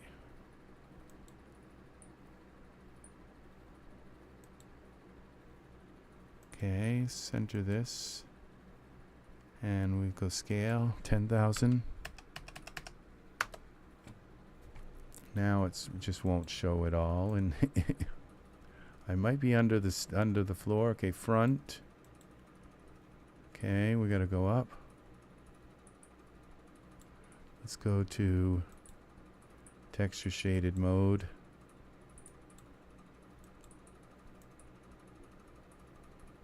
It's saying it's here. It's just very, very, very tiny or something. Okay, that didn't work. Now I've thrown something off. Okay, let's go back to the FBX export. FBX. There's like only two things that will work. Okay, we go delete this. Delete that. And apply, okay, local scale 100. I think it's supposed to be 100. Selected object. Okay, we'll go with that. Path mode. And use space transform. Usually apply transform. Alright, that's all good. Camera. Okay, we'll call this Harris.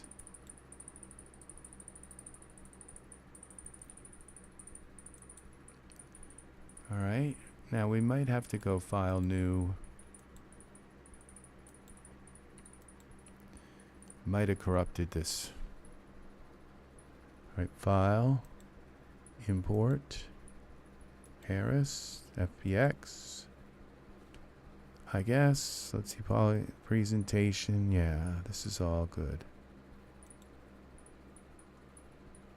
Okay, Genesis 9. Alright, and we're going to go scale it again at 10,000. What have we got?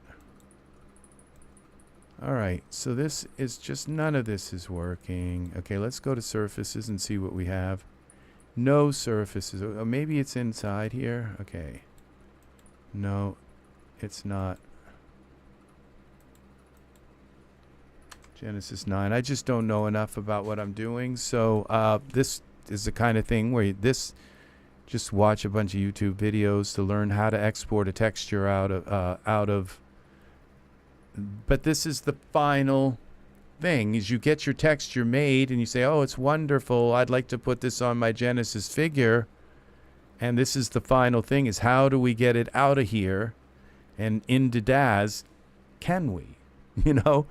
Can we even do that? It's like, because, you know, obviously the people who created this program think that Blender is the final destination. You know, maybe that's what they think. Is like, oh, people just can't wait to get their figures out. They're going to take their Genesis 9 figure into Blender, put our skin on it, and render a beautiful picture in Blender.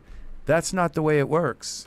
Because all of our models, all of our lights, all of our waters and textures and VDBs and all that stuff are in Daz. And if they could get it kind of through their head that we don't want to render in Blender, we want to render in Daz, where our figures look best, where our things, where our NVIDIA graphics card are optimized to render in Daz, not in Blender. We don't want to render. And anybody who thinks that I'm going to export all this stuff and render in Blender, I don't mean to be insulting or anything, because I thought that too, and it took me like a few months of wasting my life to figure out I don't want to render in Blender. Yeah, and everybody says, oh, the cycles render is so awesome. Not when it comes to all of the different stuff, that everything is in all of our models, all of our textures. And like, where is the Blender like texture library? There isn't any. There's no like texture library. It's like, okay, I'd like to put marble on this figure.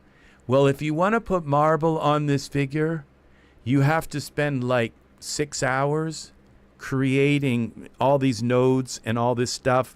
And you go online, you go on YouTube, okay, and you spend 6 hours creating a marble texture. Thank you. Yeah, I can learn things very quick, Art. That's the thing, is that, but when it comes to like some things, it's like I sit down to learn it, and it's like, okay, I go through like a 2-hour video on how to make a donut with like jimmies, with pink jimmies, you know, and I watch the video, and then I say, you know, I could learn this. I don't want to learn this. It's too much work for too little for a donut. Okay? It's too much work for a donut. And you know, sometimes now when it comes to Photoshop, it's like where you want to create different skin textures, and you put this layer on and that layer on, and then you invert that layer and you put a mask on it, and then you know, diffuse the mask, and you subtract the mask from another mask, and then you take that mask and then you group them all together, and then you put another layer on that mask, and then you do that. You know, it's like, you know, I appreciate the complexity of it, but no. There's some things I just don't want to learn, and the and the Blender node thing. It's like you can go in. Daz has nodes. You can go in and you can play with that all the color nodes and all of the Iray nodes, and you can go in. If you guys have ever seen that area of Daz where you can do that. So I can't think of anything else to do right now. But the thing is I think I could learn how to export a texture out of Blender. Okay, I think I could learn that. All right. Now I would assume that you maybe you select the shape and you export the shape out instead of this whole 9 with the pose and all this stuff. But let's go export again. We'll try it again. Daz they don't want skins to just be exported into Daz, because who would, if you could just go into Blender and make your skins like that, who would buy their skins? And that's the same thing with, yeah, and you know, even Blender, you know, right, you're right. It's like, why learn Blender? Scale. So we're just going to go with one. That's one of them is 100 and the other is 1. And you have to remember, like, Blender is like 1 centimeter is 100, and Daz 1 centimeter is 1 or something. And I just never learned it. Okay, it's kind of my fault, you know, that I haven't learned this. So visible objects. Okay, let's go active collections. Active collection. What's active? Okay, these must be active because, all right, so I don't want to import the sun in, and I don't want to look at all this extra stuff here. Daz root. Okay, we're going to go and delete this hierarchy. Okay, I just did something. Okay, that's weird that you can go delete all that without. All right, so we're going to just delete all of this. Daz this. Delete. Okay, and then the Daz. Okay, delete collection was this. Duplicate link, duplicate copy, delete hierarchy. All right. We can leave the lights and cameras. Okay, Daz root. Delete. Okay, this. All right, I assume this is the figure.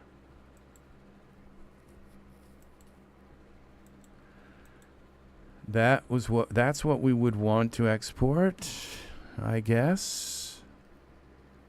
And yeah. I don't have that skill in Hexagon. I use Hexagon for as little as I can possibly get away with. So that's because I don't like really even going out of Daz. But I figured, this would make a good a video of trying to of taking you down this road a little ways into this program and show you what's here, okay, and what it does. And this is going to appeal to a lot of different people. Now, see, all of these other ones, I just can't imagine that any of them would work. The only one that would work would be FBX or OBJ. Now, OBJ is supposed to sell to work with objects. Okay, we'll go bare bones textures. Bare bones 2. All right, so we'll just leave them in there. Okay, we'll take the PBR extensions off. Okay, and so if I can get this in as an Iray, I mean just as a basic texture, I can put it into an Iray like container, or I can put it into a PBR container. If I can just get even the wave files, UV coordinates, geometry, normals. Let's go colors. Let's triangulated mesh. I don't think we apply modifiers, properties, viewport, where they differ for render and viewport. Okay, scale. All right, let's try this. Bare bones 2. And we bring this in. Yeah. So and that's why, because I want to be able to kind of show you stuff that you can actually accomplish, and kind of, I knew going into this that I was probably going to tell you all, after taking you down this journey, that I was probably going to say, don't do it. Right now, the one-click experience is just buy these Daz textures, these skins. But, Daz wants it that way. They want to sell you skins. They do a good job at making them. And so do a lot of the other artists. I'd say they're not as good as the Daz original skins yet. But they're just they're all learning. Every time they make a new Daz Genesis 9 skin, it gets better and better. These artists, do thousands of parameters to make these skins for us. It's very in depth. I don't think any of us really want to do that. We want to buy our skins. But the thing is what's exciting about this is it gives you a glimpse into the possibility that maybe the skins that we're going to be getting now, because of this product, could end up being radically better. And that's possibility. And the thing is these Daz artists, they kind of know how to get the skins out of the Blender and into Daz. They know how to do it, obviously, or they wouldn't be able to sell them, because they don't make these skins in Daz. They make these skins in other programs. So that's it. It's just that simple. So import. Okay, so bare bones 2 is an OBJ. All right, open. Custom. Okay, we're going to try Blender. Okay, it says 5,000, so we're going to import using the Blender thing. Invert, read UV coordinates, read faces, read polygons, read it all. Read everything, please. Okay. I still don't see anything here. All right, and let's go to texture shaded. Oh, because we're just like in some far off land here. It's still like very tiny. What if we just keep making it bigger? Scale. All right. It's not showing up. So at one point we had it working. We had actually something in here, but it came in with like no skin. Now it's saying there's something down there in that little place there. And if I make it like a million zeros, it's still not going to show up. And what if we were to put some kind of surface on it? Okay, surface. Oh, there is no surface. Okay, so there's not even a surface here. So it's not even exporting, okay, a surface. Enter. So that's why you can't see it. Now, if I were to put, let's try to put an Uber base on it. Okay. Is there something actually here? Okay. So we go to shaders.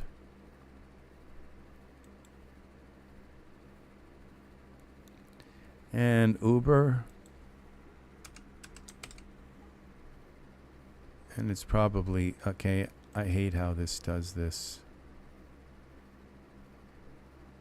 Wood, okay, Iray maybe.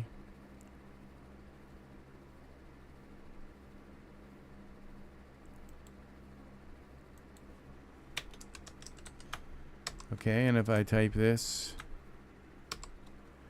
and then we go to, all right, there's one, all right. Oh, you have to be able to select the surface to put it on there, and there's nothing to select. Okay, so yeah, that's not going to work. All right, so we're going to try maybe one more thing. We'll try to export. Okay, this is the Genesis 9. We'll try to export the shape. Okay, see what happens with that. Save.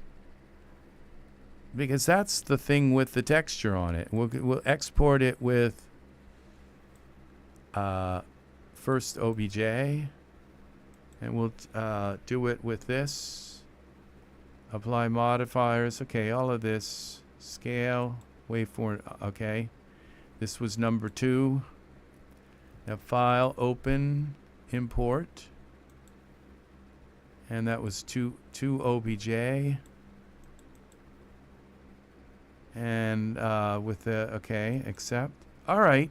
We got something here. That's a shape, I'd say. It usually comes in the wrong orientation. Let's see what happens. We go to Iray. All right. But now, okay, let's see. Is there a surface? Okay, there's a surface here. It's an Iray surface. It's not the correct one, but it came in with an Iray surface. And if we go into here, we have all of our UV maps, plus the toenails, the mouth cavity, the fingernails, and the toenails. So, but they're just blank. All right, so we have that. And now if we go into, see, this is definitely not blank, okay? There's definitely something here. The lighting is terrible, but, and look, there's actually kind of some kind of, you know, pores and stuff. There is some kind of thing going on here that's interesting.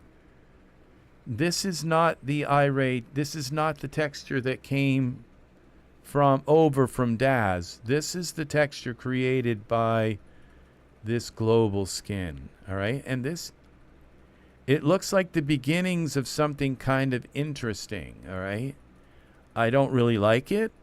It doesn't really look that real. But you know what? Look at that. And look at the lips. So if we could get this over, this could be, you know, a game changer even for us. You know, us, you know, basic, you know, people that just kind of buy everything and don't make anything, you know, just put together scenes. It could be something for us because all I did was bring this shape in and click on these things and put this on the figure, and there's all kinds of stuff that we can use. I think my lighting was way too wrong. Okay, the lights that I had before, because this is just like a side light that's now picking up this is the default lighting. All right, so we could go into this shape here, down to here, and now when we add some of these things like pores, we might actually be able to see them. Skin tone 1. Okay, we want to select the head. All right, and where are these skins? Okay, they're all hidden. We go to shader. Okay, and we go skin 1, and this is just skin 1. There's only one skin on here right now, cheek tone, and the skin is 100%. So it says your skin, that one's turned off because this one's 100. So if I bring this down a little, it shows the skin underneath.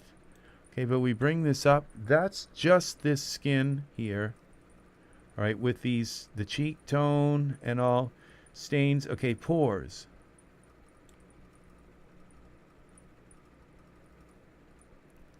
So what the pores do is add these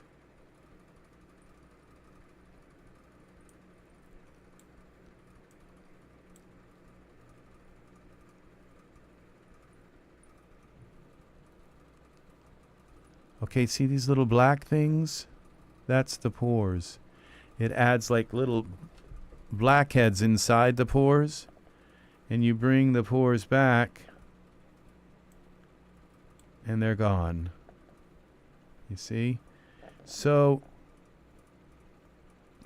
and then what we can do is we can take skin 1, then we could take skin, I think this goes on top of skin 1. This is skin 2.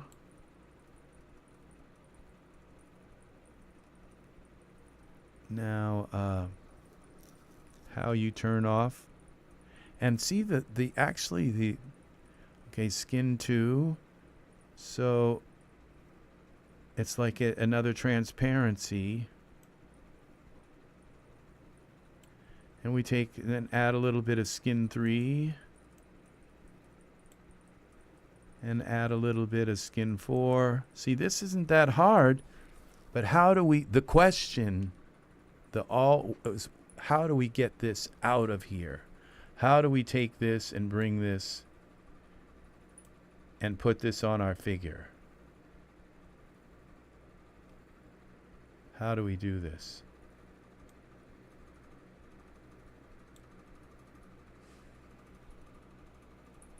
Look at that. You see, I'm almost thinking that this is starting to rival the skin on our Genesis 9 figures. This has some real intense depth. Now we can come in here with one of these skins, like skin tone. Oh, we go down here to the bottom here, and we can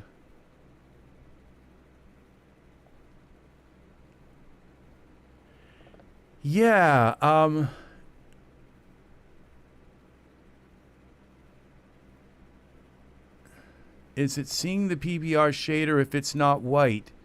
See there, you see a second skins. Yeah, see, this looks really nice right here. It looks a little too intense, but I'm sure there's a way to bring it down. Now we've got freckles, okay? What happens when we give him freckles?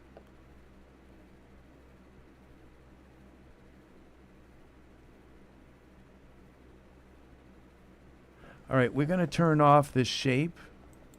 Okay, there we go. See, now this is starting to look really kind of spookily realistic.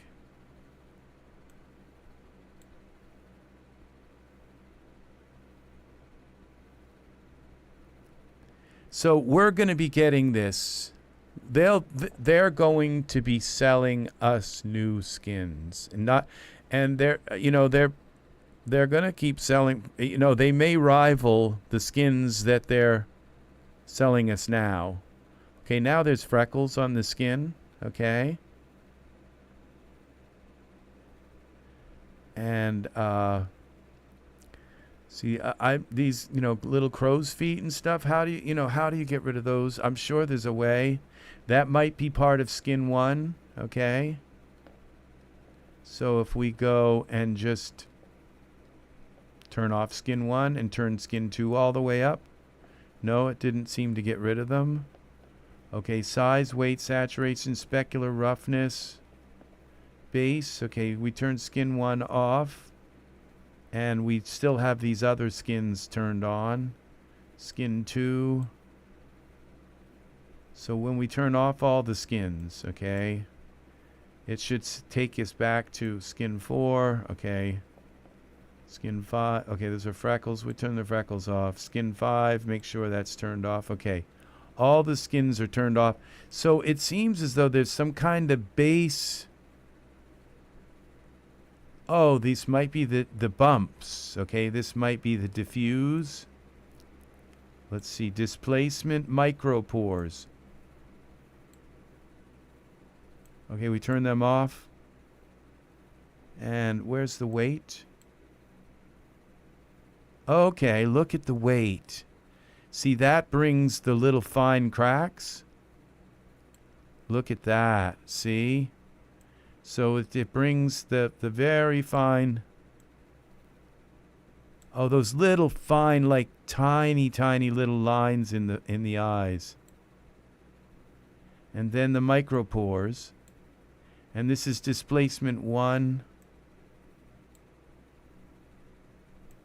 Look at that. And then all right, then you bring in, see, this isn't so hard. But the idea is, and I'm sure it's not insurmountable. Then we go to skin 1 and we crank that up. And look what we have.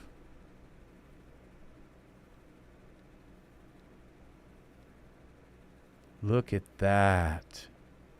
See, this does look a little bit more realistic than the Daz skin.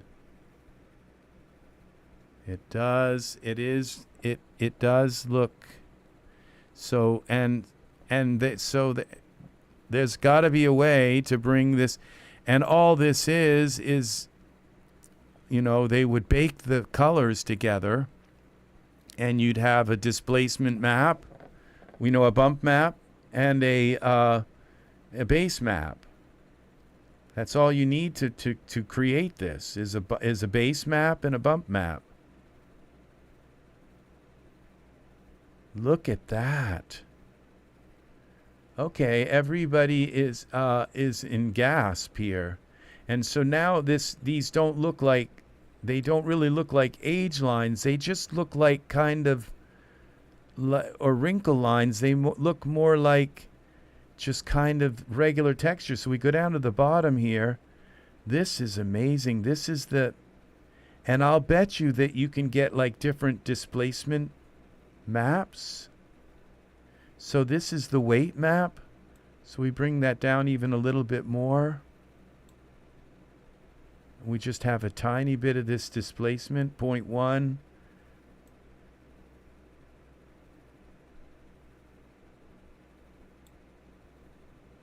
Look at that. And then the micropores, we bring it all the way up. And those are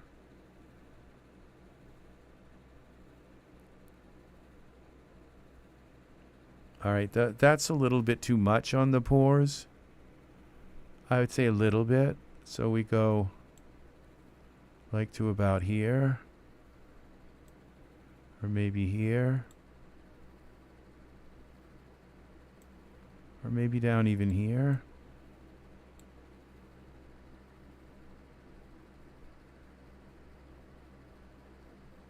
So this is something else. So it was my lighting that was just whiting everything out. It's like, oh, there's no texture in there at all. So we bring the weight down a little bit, like to 2. I think this weight is kind of strong.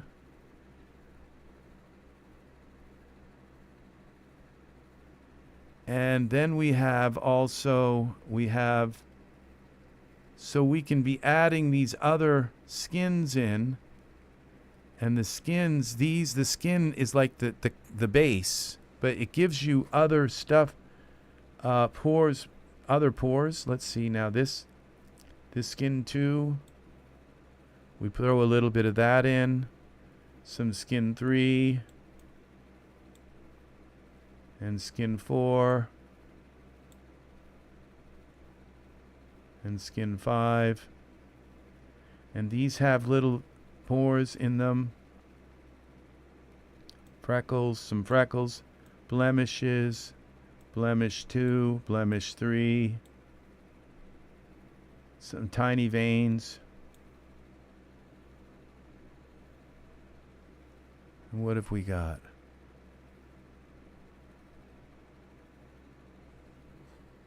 Look at that. So, you know, I guess I don't really need now at this point those other maps, because I'm kind of achieving that. Now what's kind of weird is that you can also then add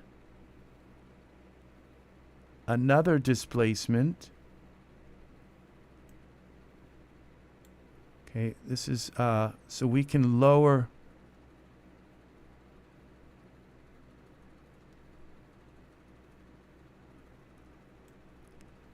So you can bring the displacement map up. All right, what's this do? See, that is amazing.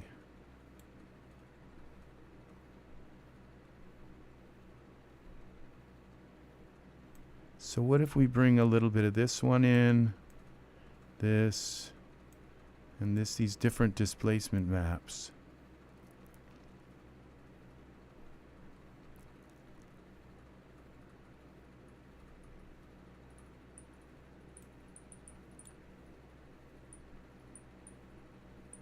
That looks pretty real. And then you have these glow. You can change the glow. See, like I could almost like use this. I would like to use this on my figure right now, you know? I'd like to see what this looks like in a scene with this. And look at the subtle coloring of this. We rarely, a lot of our figures, even some of the Genesis 9, oh, look, this is aging displacement. Okay? So Genesis, that's probably number 4, gives you aging displacement. Look at that. Look at this. See? Each displacement map is a different form of. So we take displacement 1 off and see what displacement 3 is. Okay, these are kind of little kind of scars, and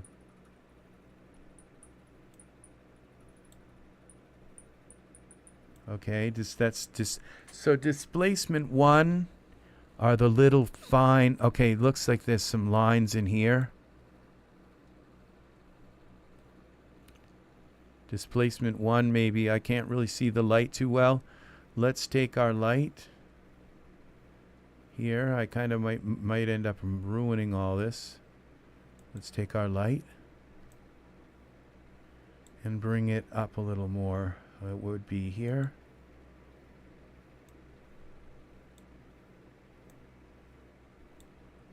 Okay, a little bit like that maybe. And maybe down. Y.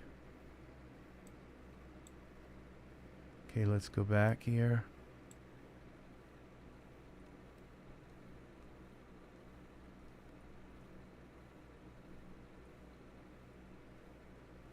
Okay, I think the displacement 2 are the little spider veins in here. Not spider veins, but the...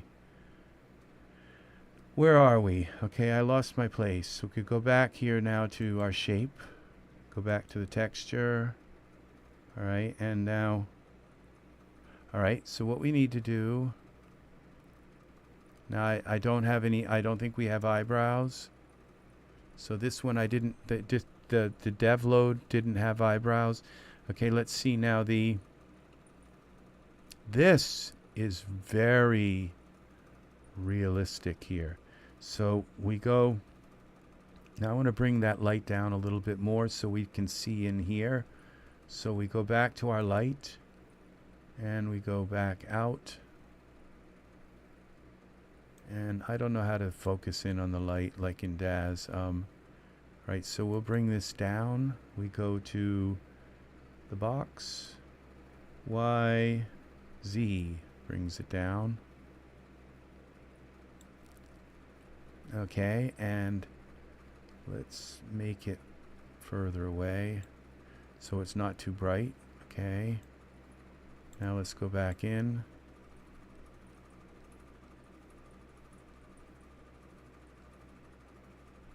Okay, I still can't quite see in here. Look at this. Oh my gosh.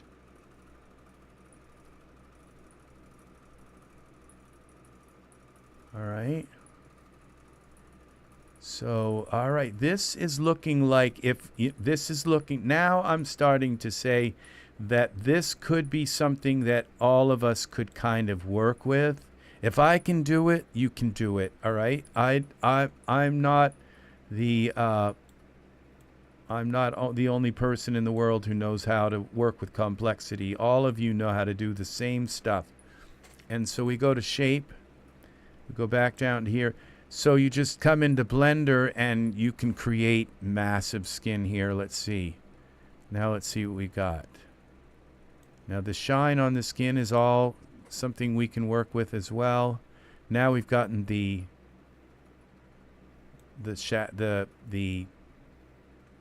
shadow off from under the eye pretty much to a degree. So now we can see what this displacement does. Now I have one of the displacement turned like all the way up. So what happens when we bring that down? Okay. Here's that displacement 3. Okay. Gone. So displacement 3 is kind of just like another kind of bump thing. I think I like displacement 1 the best. But 3 gives you kind of like a bumpiness to the skin. Like a... All right, let's see what 2 does.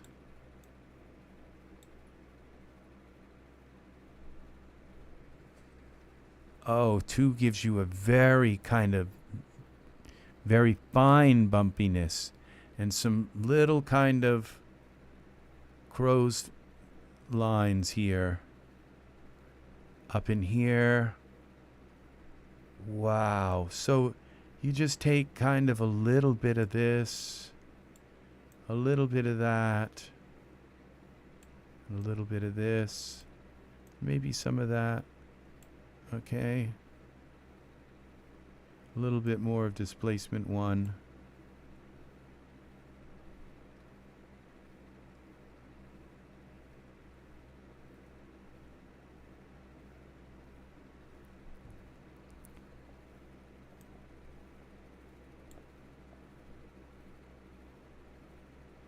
It's like the more that you use of these, the less shiny it gets because they're kind of like a roughness thing.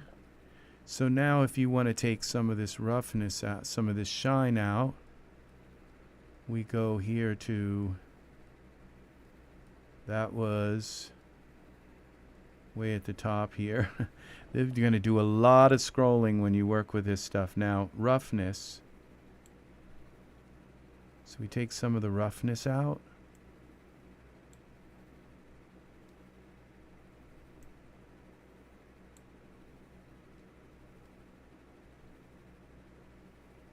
some of the specular.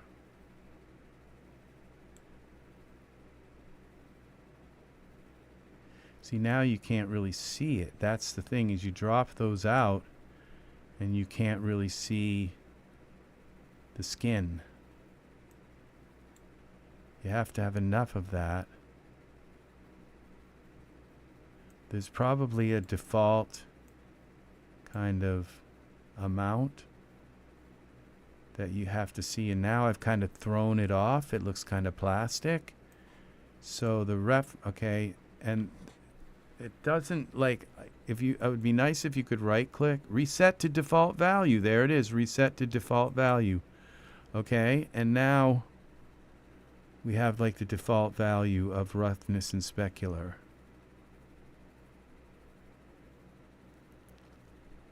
Which still doesn't look right. But I've kind of thrown the light off. The colors just look so, the skin colors look kind of so well done.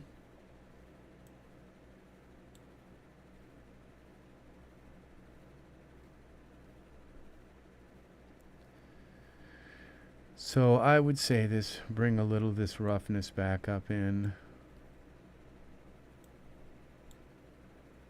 Okay, now skin tone 1, we take skin tone 1 down a little bit. And we bring skin tone, what, 2, maybe 2 up?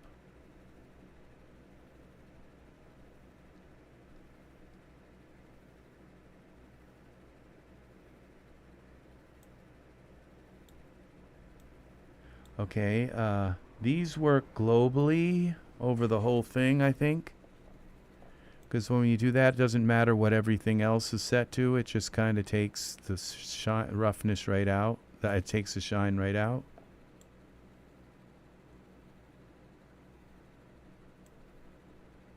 This is kind of nice. This is nice.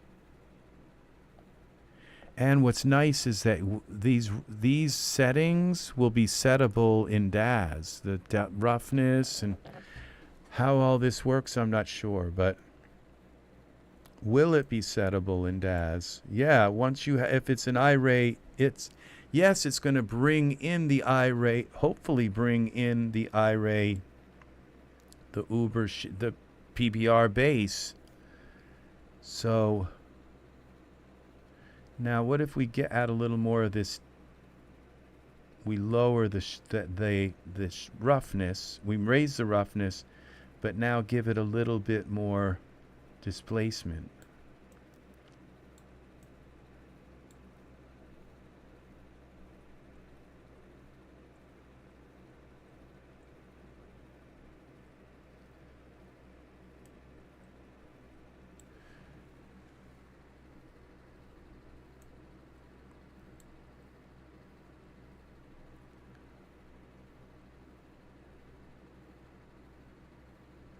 That's pretty cool. Micro pores and more weight.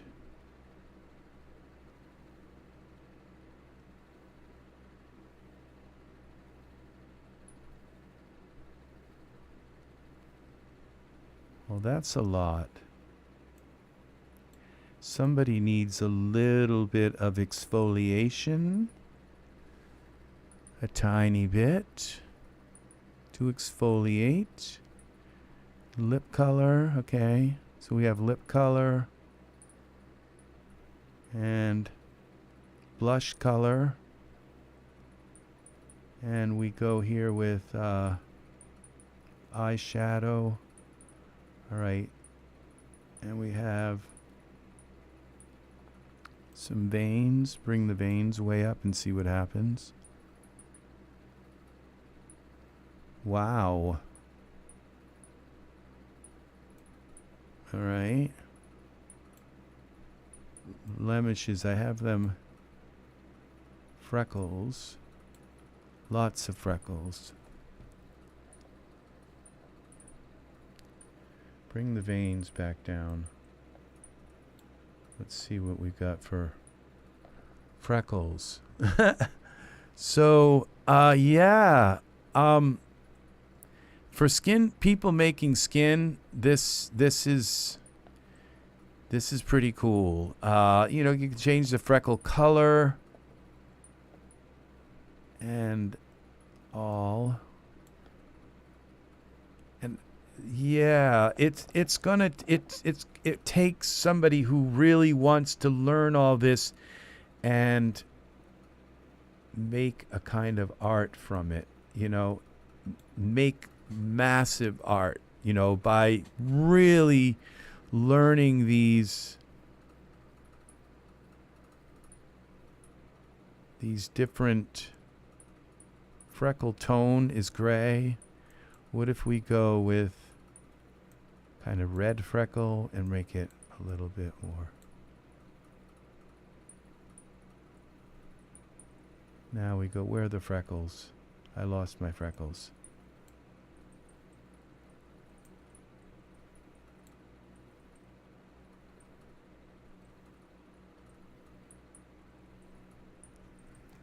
Okay, they're a little bit more redder.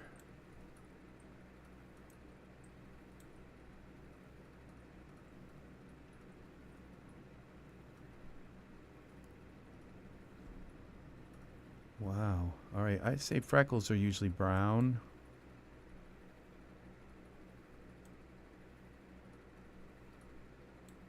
That would be here.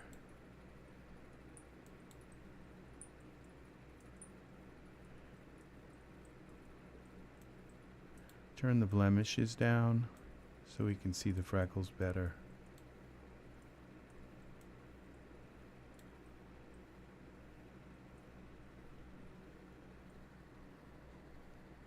And those are brown freckles.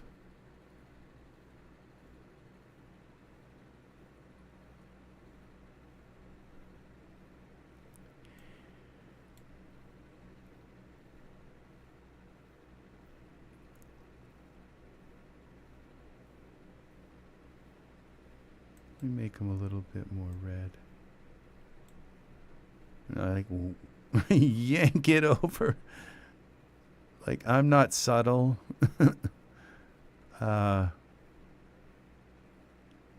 Freckle tone.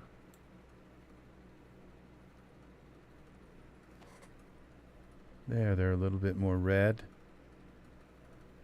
Look at that.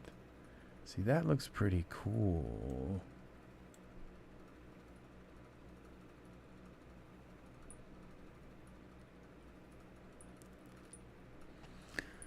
All right.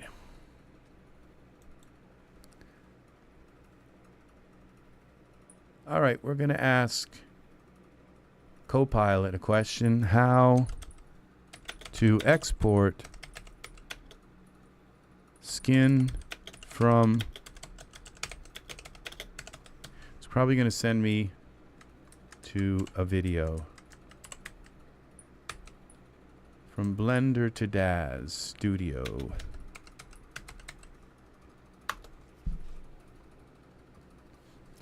I'm going to tell you people, you need to use Copilot. Anything you want to know how to do in Daz Studio, Copilot goes through the forums and puts it all together in like a simple procedure like Google never did, or like anything ever before. Look what Copilot is doing. All right? Look what it's doing. All right? I just was spinning my wheels. Okay, now there's too much diffuse and stuff. It's like too much. Okay, so we're going to go down here first.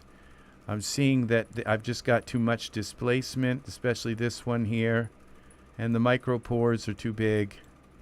And the weight is too big. The displacement, these need to be like in very low mounts.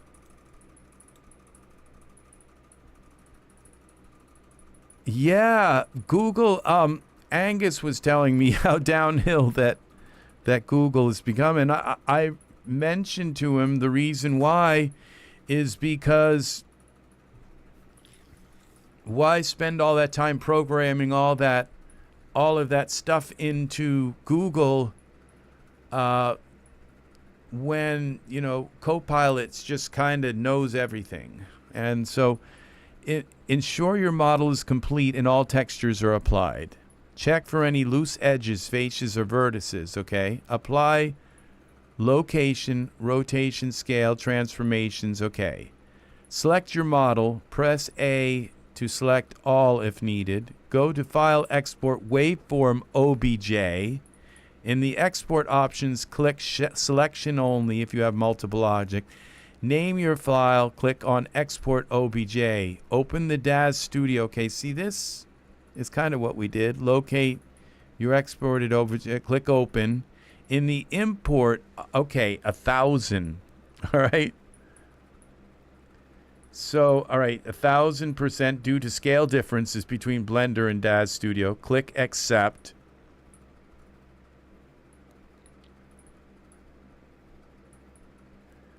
All right, open the surface pane tool, okay? So, look at this.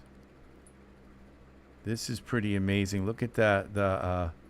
I mean, there's no eyes, there's no hair, but, you know, and this is set on our kind of male/female figure. It looks kind of terrible, but this is not bad. I wonder, you know, if, you know, I just kind of think that I could use this skin here and maybe adjust a few things here and there.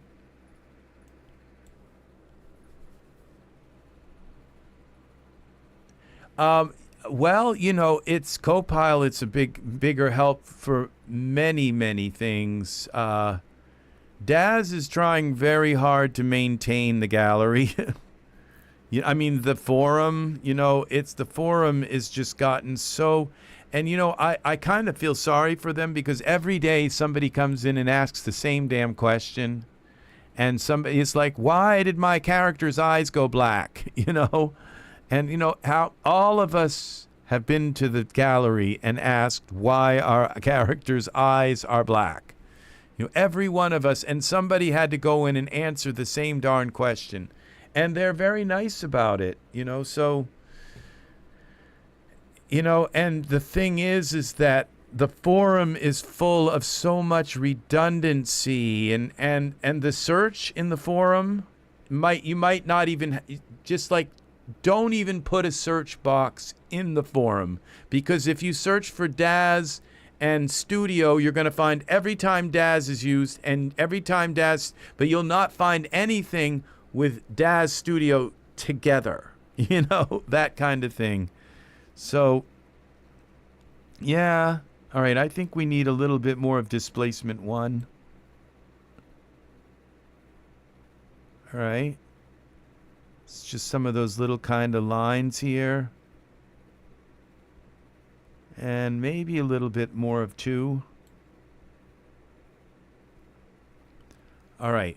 This skin is probably a lot better than I even realize it. My light's kind of in the wrong place and all.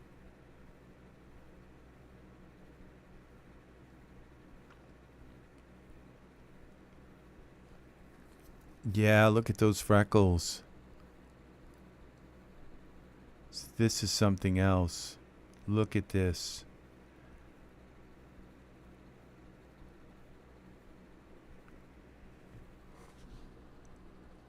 I can never find anything in the forum nor help pages. Yeah. There's more of a help. Yes, Angus is he uses Google just like all of us a lot. We all have been using Google for many years, and so, you know, that's the thing, is this is what we've got here. For more detailed steps and additional tips, you can refer to the Blender to Daz 3D tutorial. If you have any specific questions, or run it, the Blender to Daz 3D tutorial. So we want to kind of Google this maybe, or ask and say, do you have a link to a render guide, Daz 3D Bing? Okay, use the surfaces selection tool to identify parts of the model. Okay, so we have to export it at 1,000. Okay, so an OBJ. So we select, it says the Genesis 9 figure, okay. I think that would be it. So we go to OBJ, we'll go bones 3.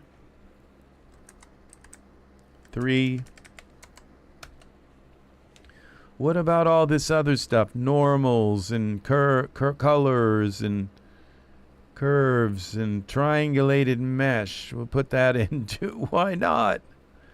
Objects groups, materials groups. Okay, let's put all this in. Export everything. Okay? And the PBR extensions. And then we got to put this at 1,000.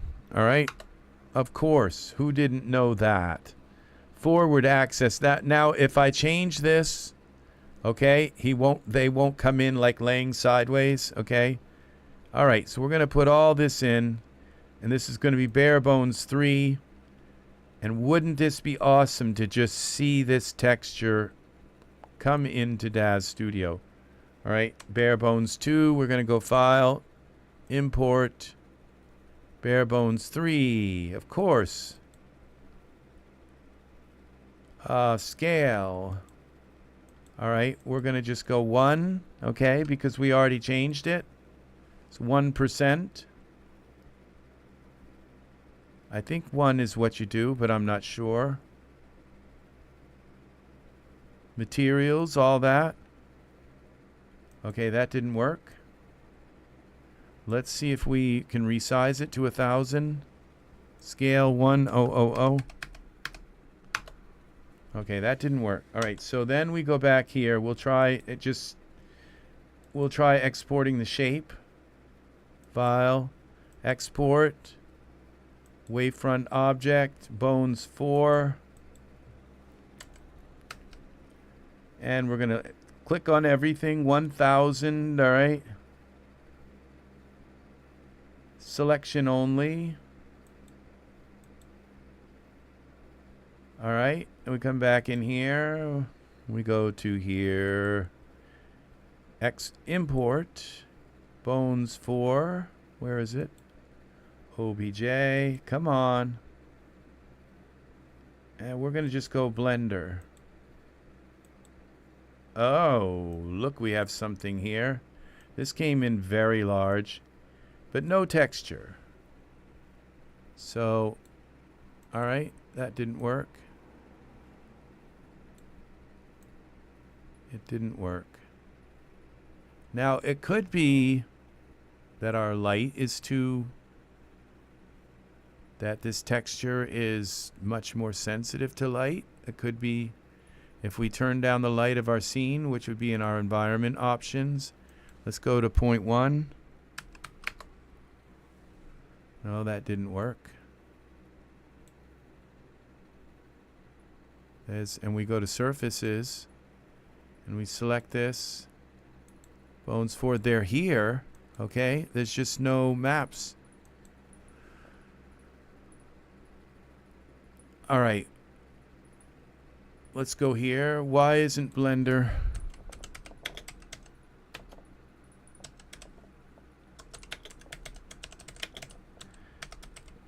Why isn't Blender TI and why isn't Blender exporting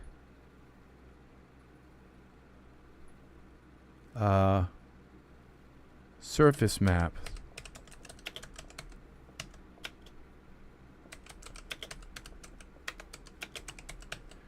With OBJ file.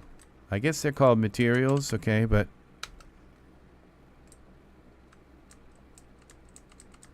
to Daz.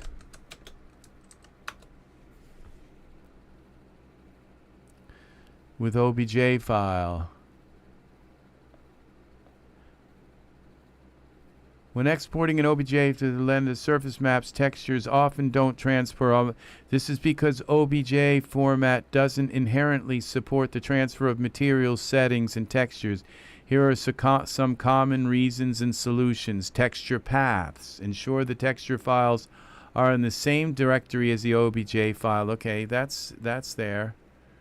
This check the MTL file which accompanies the OBJ. Correctly reference the texture files.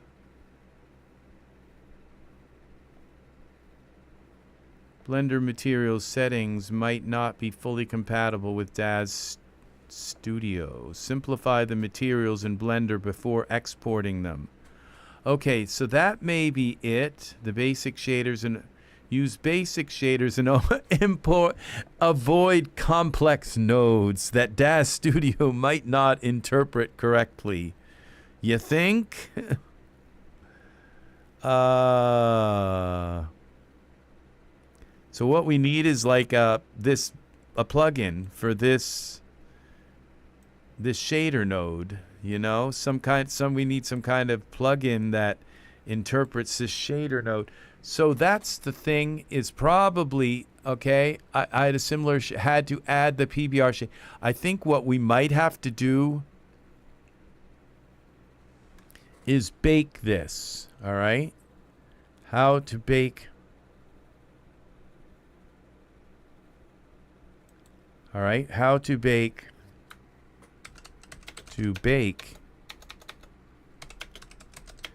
a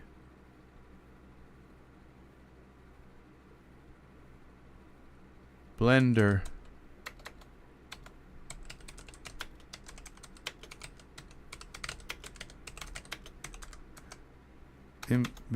texture before the ing it to Daz Studio.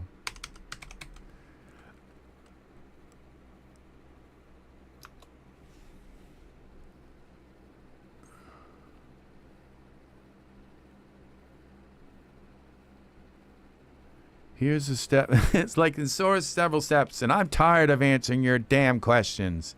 Okay, ensure your model is properly UV wrapped. Go to the UV editing workspace, unwrap your model using the, okay, I give up already. Using the method that best suits your smart UV project, unwrap. In the shaders editor, create a simple,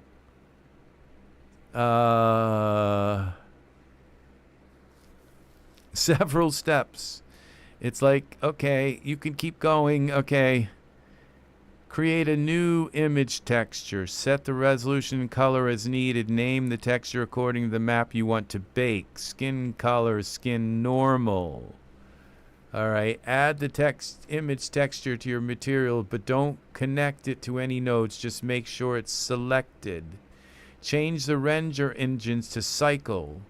Render properties, render engine, cycles. Set the device to CPU or GPU depending on your. In the bake section of the render properties, choose the bake type.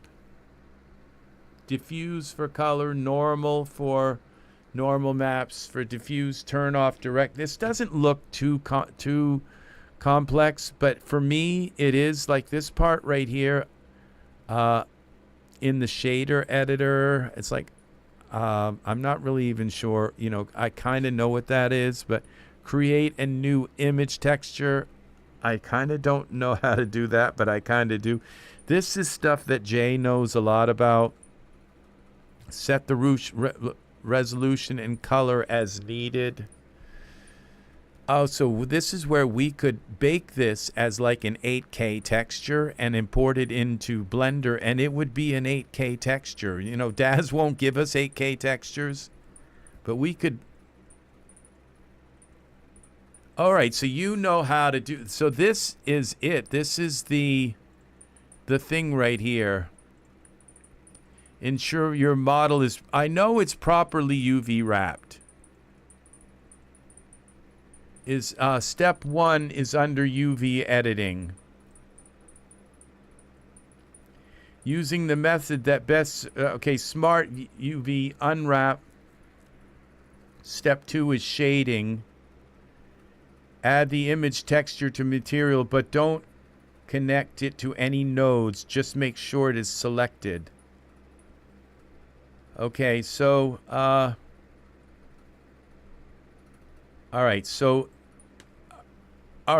this in the UV editor, UV editing. Okay, we go here and this is what we get. All right, all right, we have to select. Okay, iPower, all right, Genesis 9. All right, we have to select the Genesis 9 shape, okay? And then we go to shape. And then we go to the texture. All right, and this would be our head texture, which it's not showing here. Then select your model. Okay, so we have the shape. Okay, we could select the Genesis 9, but I think we're supposed to select the shape. Okay, we got vertex groups. Modifier, okay. So this is the head texture. All right. We've selected that, and it's not showing here. Select image, new. Okay, do we have to select a new image? New image.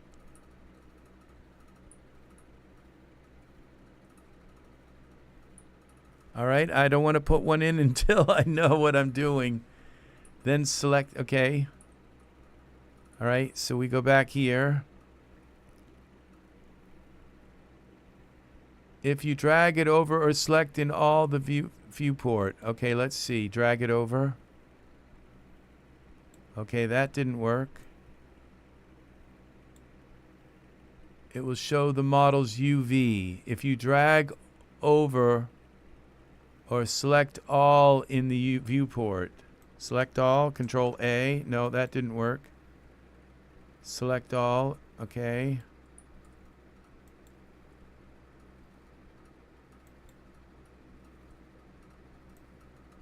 Why did this go like black on? Oh, because I'm in a different kind of render thing. Have to pull this over. Let's go back to our... Oh, maybe it has to... It can't be in that mode when we're... Okay, I have the shape selected. Genesis 9. Okay. It will show the model's UV. You select the model in the viewport. Okay. All right. Let's try that. Okay. All right. I don't know. This is in edit mode. I think it's got to be in object mode, right? And we select that. We selected the model, and it said we had to create a new image. All right, we have the arms, the head selected here. We can't drag that.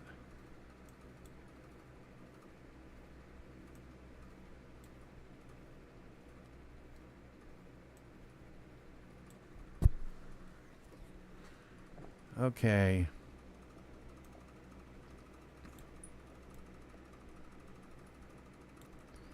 I would love to get this skin on a masculine figure in Daz. This would be interesting.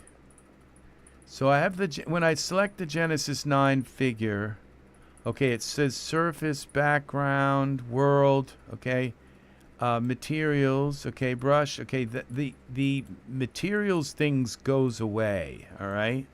So the only way to really, okay, surface,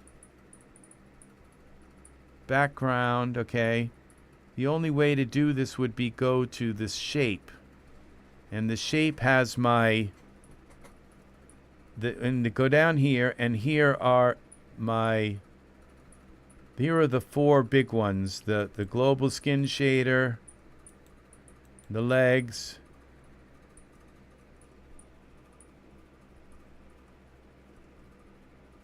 the model. Okay, now if I click select, okay, this is move. Okay, the select box. All right, that's the model selected. We're in object mode. Vertex, paint, texture paint. Which mode? Edit mode. No, it would be in...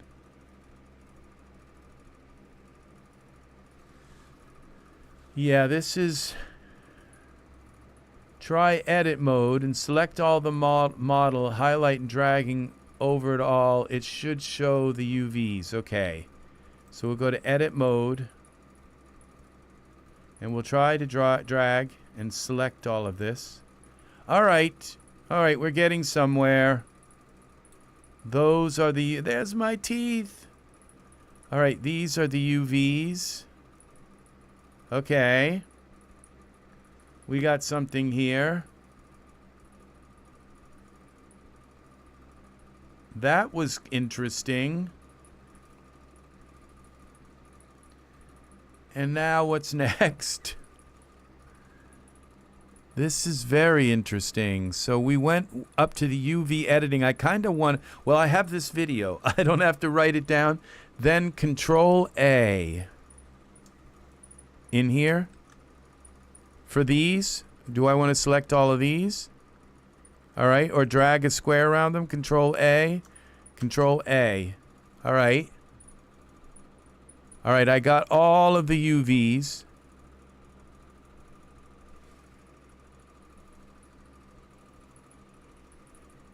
Yeah. That is cool. Software tools, you rule. You do, my friend. Even if I don't, get anywhere with this, it's like I've just learned a bunch of stuff. That's cool. Make sure you get them all. All right, so we have them all selected. It's not showing that they're selected over here, but they're definitely selected here. Now, I only really want... I don't want the teeth and all, but I guess that's okay.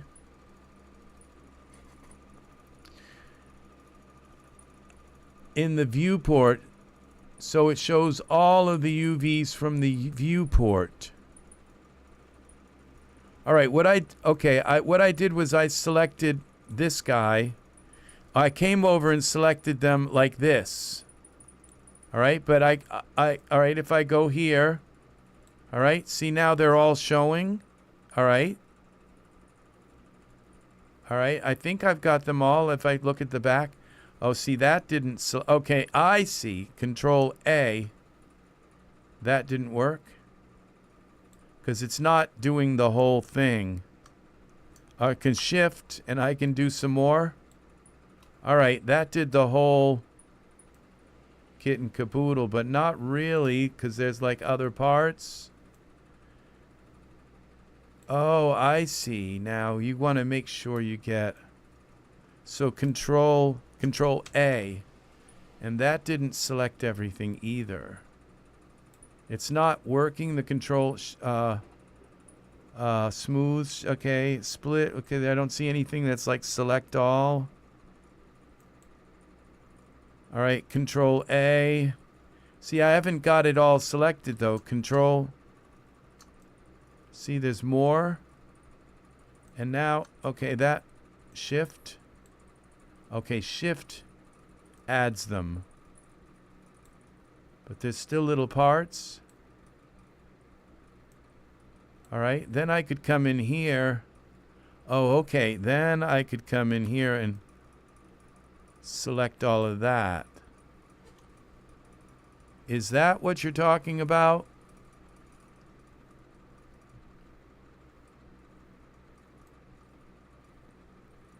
Okay, there's still little parts. Oops, Z.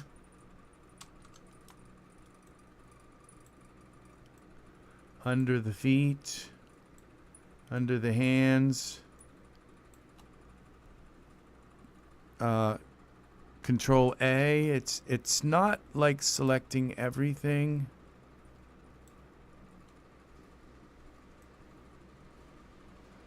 See, there's little parts. Like in there. This is kind of weird. I don't know why the Control A doesn't work. Control A, you'd think that would select it all. There's little pieces in between their toes. Control Shift. And then if I come in here and do that, I can select more. Try A in the viewport with the model, okay? What I'll do is I'll do shift to get me in here. A. All right, that didn't quite work. It did something. Let me try again, like start with just a little part. Now A. All right, that worked. All right, but there's little parts that are not showing here, that are not selected here. Is that okay? There's little parts.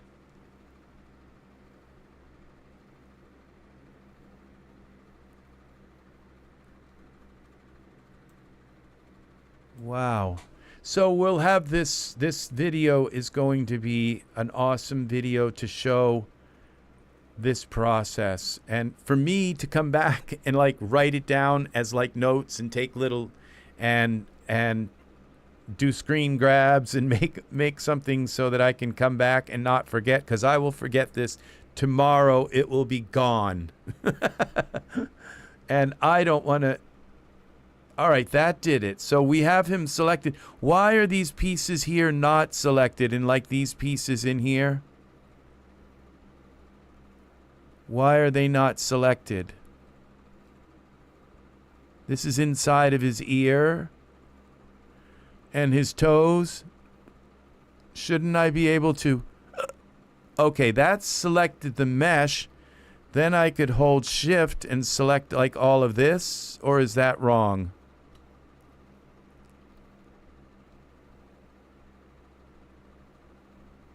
Because that created the entire, that created the rounded mesh. And then if I come in here and select all of this, hold the shift, it selects everything, all of the mesh.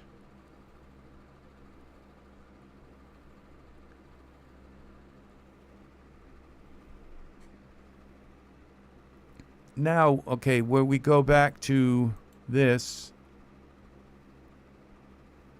a new, okay, ensure your model is properly, okay, go to the UV editing workspace, unwrap your model using the method that best suits your needs, Smart UV project or unwrap, etc. Okay, have we done that?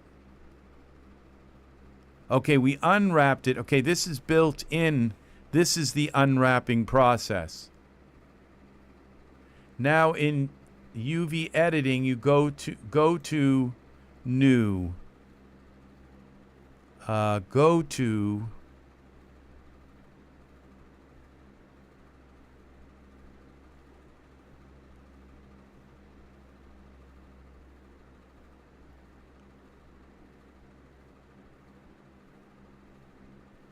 grab, relax, image UV. Well, there's this UV here. Where is go to? Okay, up here there's a new. It's next to open. All right, I see it. It says new. All right, untitled.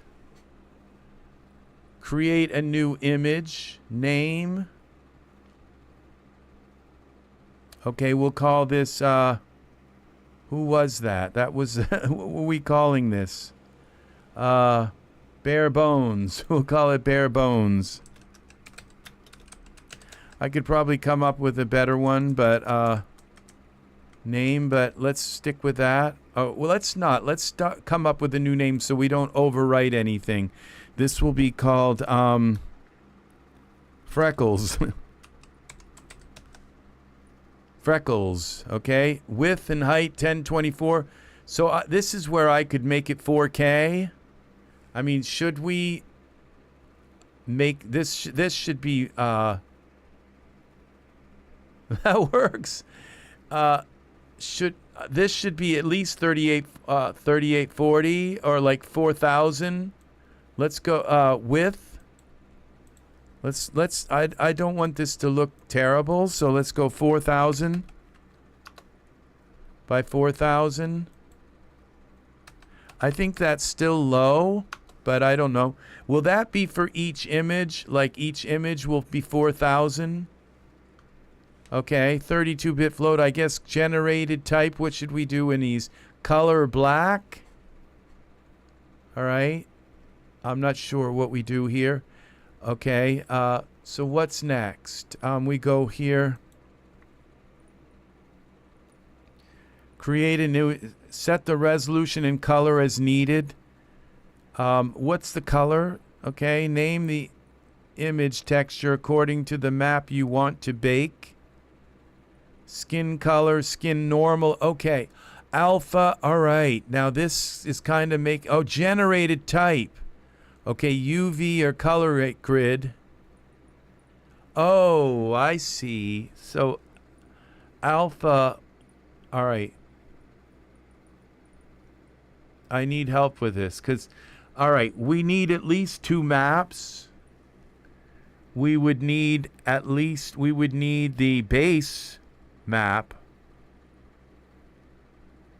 And it would be nice to have a translucency map and to have a normal map or a bump map, diffuse map, you know. How do we decide what kind of map this is going to be? It says blank, it says UV grid, color grid, tiled, create a new image. Is something, if I click on this, okay, the color, what's the color? What do I need to do with the color? Let's name it Freckles Base Map. All right, just for now, base, so we can keep it simple of what we're doing. And new image. Oh, I can select those when it comes time to bake. Okay, so, all right, so we'll just call it Freckles now, and then when I go to bake, I can bake. Think black is fine. Okay. Now, Freckles, we'll just call it Freckles, and then we'll divide those names up when we go. Okay, new image. All right. Okay, it only made one image here for this one. Why did it do that?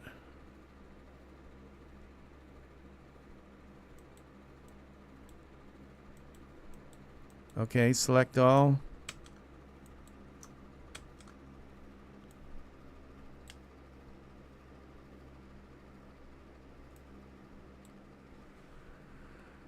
Okay, what did it do?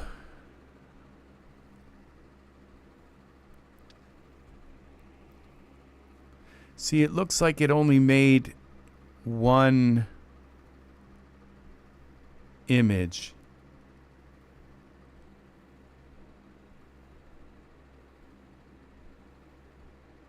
To do them all, I have to UV tile. Okay, so I'd have to like grab this one and do the same thing. To do a UV grid. Okay.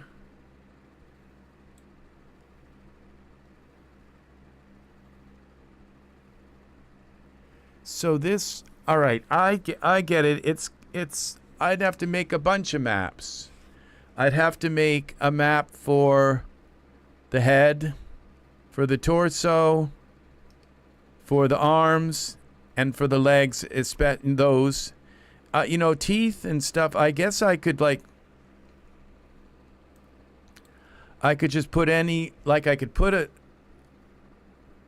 a skin on my figure and then just load these maps.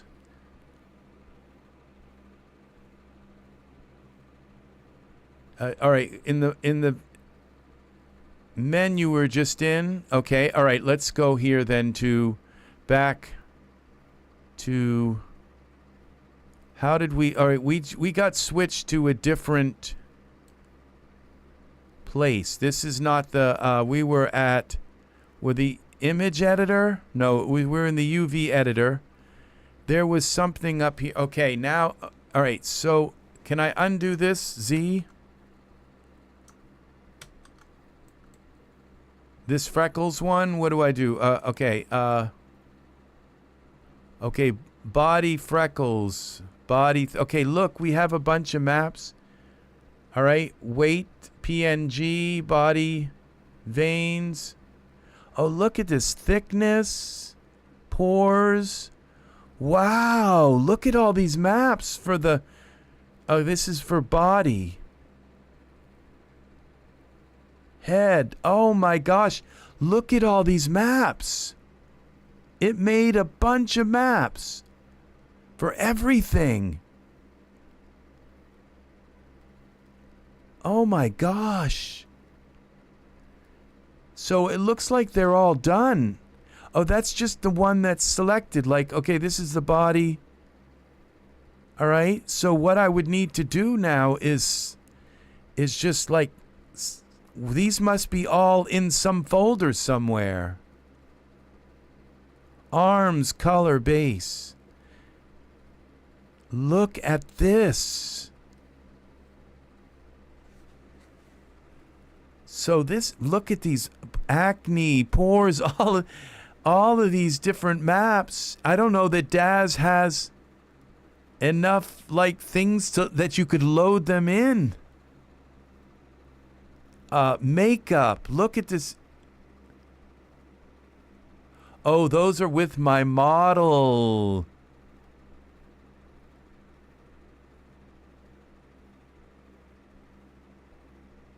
Oh, I see. We have to bake them because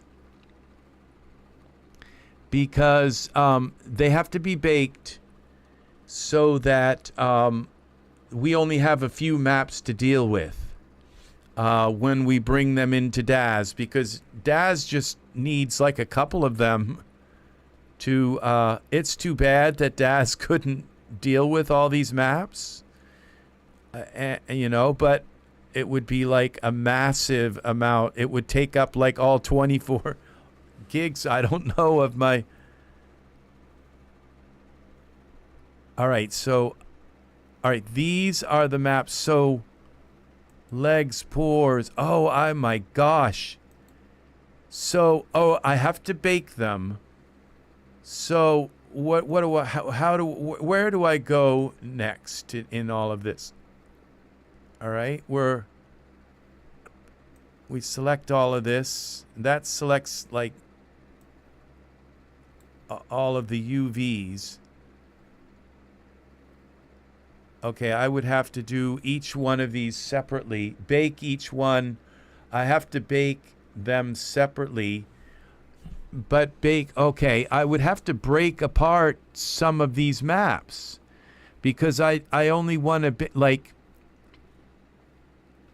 I would want to bake the displacement maps and the those in and into, you know, that the thing is in Daz, when we have like glossy reflectivity, there are all of these different things could load a map in here. Glossy roughness. You can put a map here.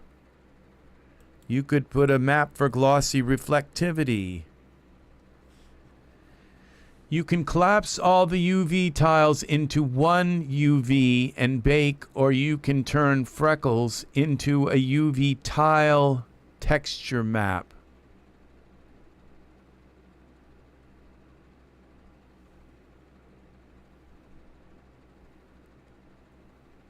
Okay, so that's... I would want to do both of those, wouldn't I?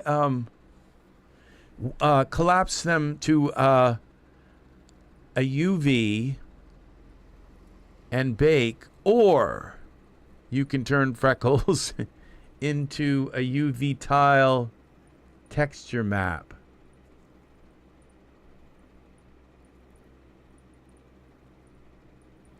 All right. See this. You see, I wouldn't want.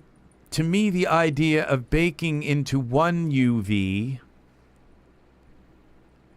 that doesn't kind of appeal to me, because it just gives me then gives me a base map, and then I don't have any kind of, normals or bumps. So, or now, couldn't it, it's like I could collapse them into a UV map, but then couldn't I also collapse them into, and then couldn't I then make them into a texture map and use the texture map for the normals, and use the a texture map. Okay, so this doesn't make a lot of sense to me. Collapse all the UV tiles into one UV. See that? Into one UV. That's not, okay, that's not really the way.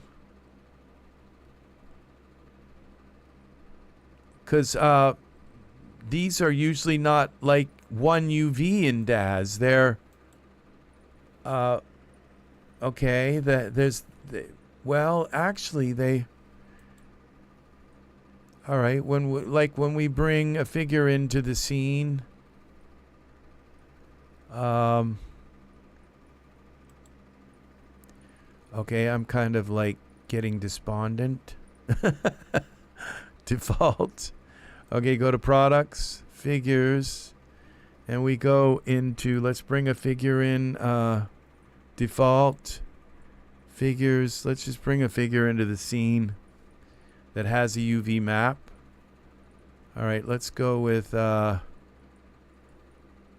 John Snow. He's Genesis 8.1 male. We'll go with but he's also PBR, so it doesn't matter. We'll go with Victor. Victor. Okay, we'll bring Victor in. Put some pants on him. Okay, these bare bones, I don't think this is an OBJ. I couldn't click and put clothes on him. He's not rigged. So we take bare bones out of here. I don't think I can do that right now.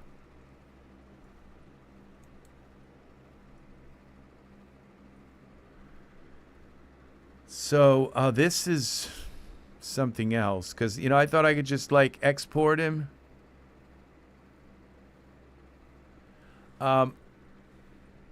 Okay, so I can bake that as, yeah, see, I think I'm more interested in using different parts and learning how to do different parts. But because, if there's no normal map, okay, so, all right, I see. So that might be easier but then the resolution, I guess you could bake it to whatever resolution you want. Like you could bake it to a 16K image, couldn't you? It would still fit on the Daz figure. So I'm not sure. Let's see what we got. What happened to Victoria now? Victoria, there you are. You're upside down, Victor. All right, let's put some pants on him.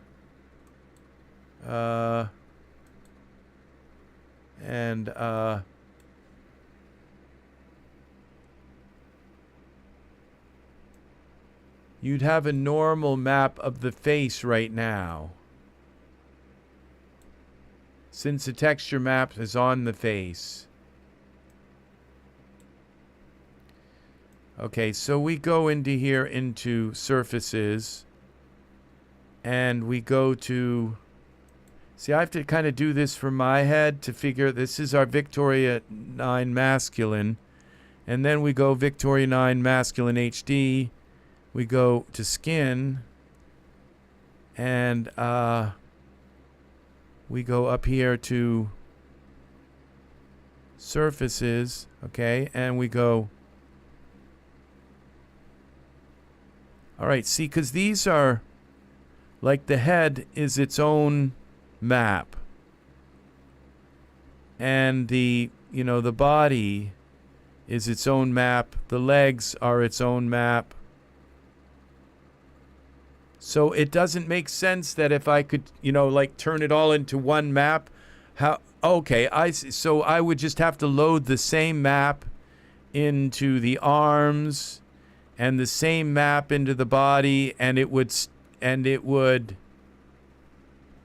Okay, is that what it is? Where I would just load the same map into the head and the body, arms, fingernails, and toenails. I would just load the same map. Where in this particular case, we have like 4 different maps, and the toenails use the the toenails have their own the mouth cavity. That's weird. Okay, the mouth cavity has, okay, we go to head. Yeah, the mouth cavity uses the head. Oh, but that's not, okay, mouth cavity, I don't see any teeth here. But I guess they're here. There's a tongue. For Daz, I think you want to do a UV tile. Okay. All right, so I'm just trying to figure this out so it kind of fits in my head. All right, then how would we do a UV tile? How would we turn this we have all of him selected. How would we do a UV tile? We got UV up here. Would we select that?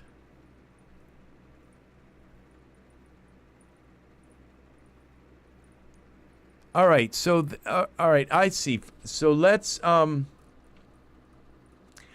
right, so let's get face head just so you can see how it is done. All right, let's do that first.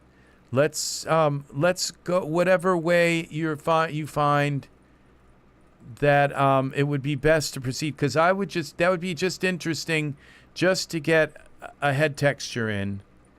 And then from there, learn how to do like it all separate. So we'd have fingernails. These kind of look fingernails. I don't know. Yeah, this would be the teeth and the fingernails. So go to freckles again.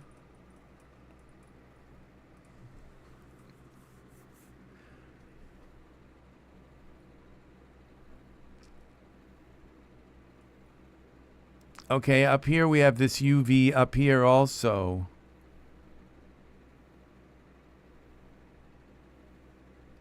Are we supposed to stay in edit mode? Yeah, these are fingernails and teeth UVs. So,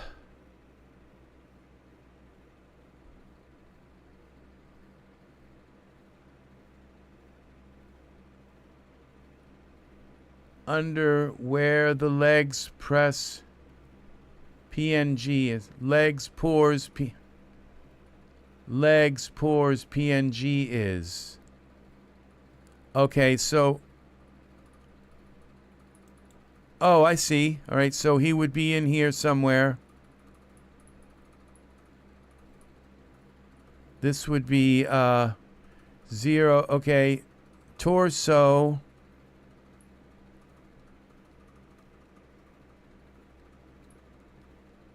Okay, legs, freckles. Head.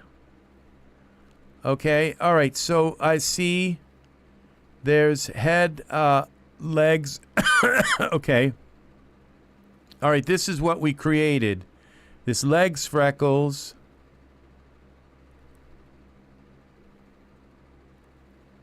And So the only thing we have in here that we created, and that's weird. Okay, one of these, this is the legs, those are the arms. We only have one okay, legs, freckles. And nothing else got head. Oh, head, freckles. Head, freckles. And body freckles. Okay. Body freckle. And there would be arms somewhere here too. Arms freckle. Okay, I'm seeing these. So, all right, what do I do with these?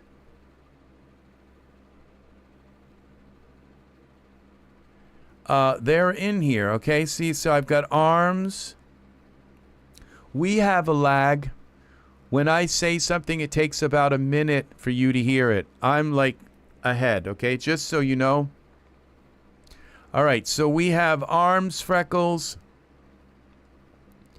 And we have body freckles.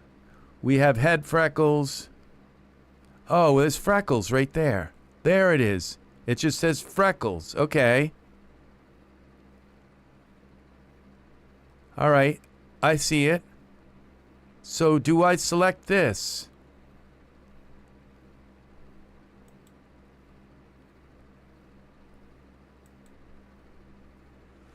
Oh, that's weird. This is weird because this is so incredible.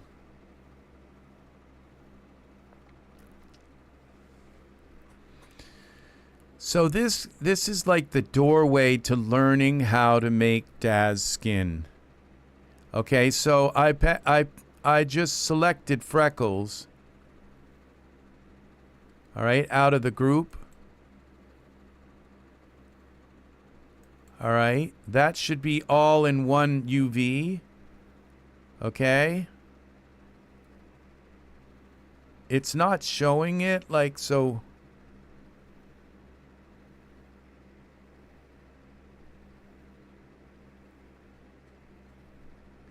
If I click the image next to freckles, normal.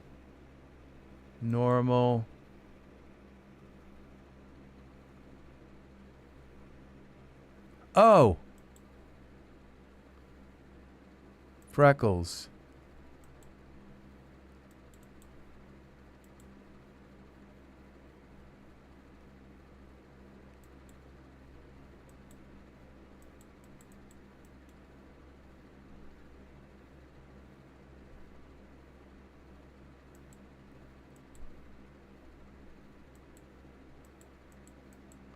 It's not letting me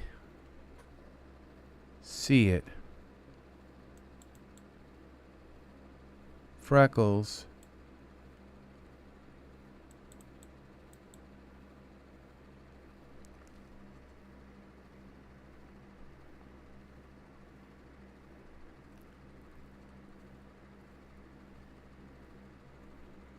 All right, the image.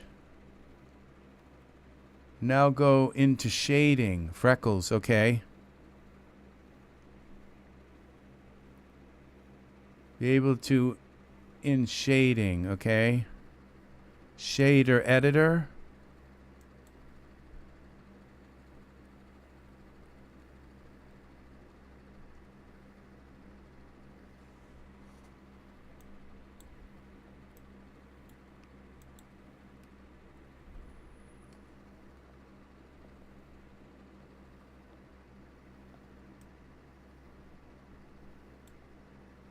All right, group shader, global. All right, this is global skin shader.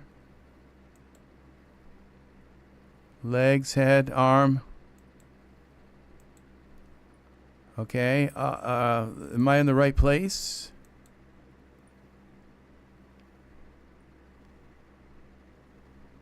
UV texture node editor.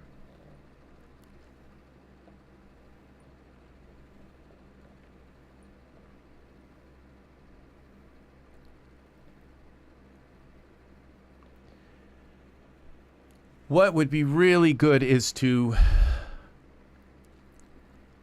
to get you on a mic, or if you know, I could, if you could call me, I can actually put your phone through, and you could actually be. There's a way for me to link my phone. I've forgotten how to do it, but I could link my phone, and you could be like a caller into the show. And I have that ability to Bluetooth my phone and then run up a slider and put my phone right into the show. So that might be a thing, Software Tools, so that we could possibly, you know, teach this stuff. Put this into a video so that people can learn how to take and take these awesome textures and bring them in and put them on their Daz figures. That's what I want to do. That's what I want to do, is show this. All right, you just create a node now, which I think is Shift A. Okay, Shift A. All right, create. What would be output? Okay, which node do we need to do? It would be output, material output.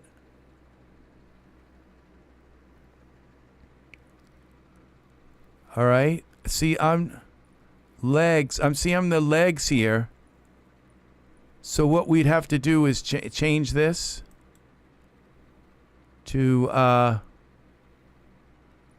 all right, it says legs, Iray Uber skin, head global, skin shader,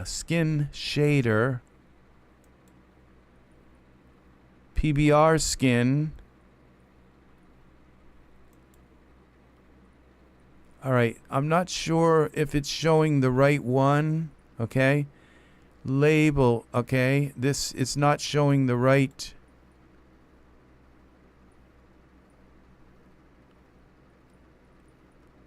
All right, eyes.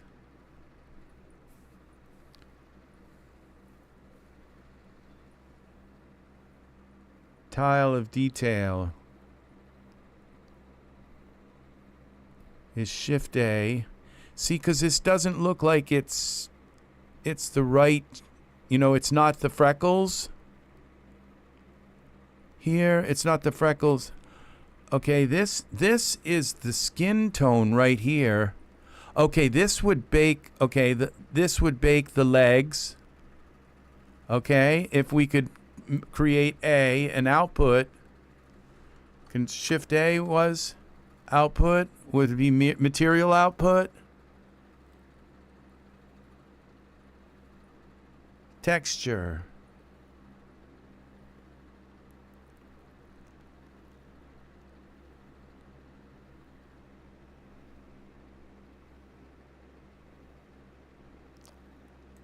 Copilot had the node, I forget what it's called. There's Control A, Shift A. It's shader, translucent. Okay, diffuse, add shader, gloss, texture. Okay, I think output, it would be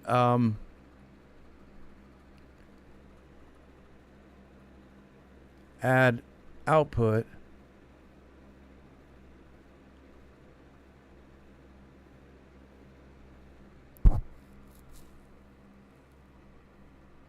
Shader. Principled. Okay, this is not, that wouldn't be that. Environment. Wave. I think it's image texture. Image texture.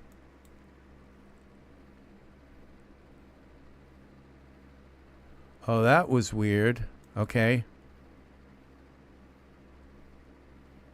That's just like everything went like far away.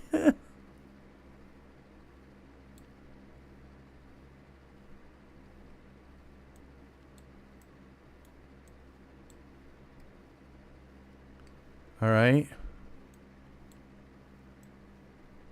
Oh, oh, oh.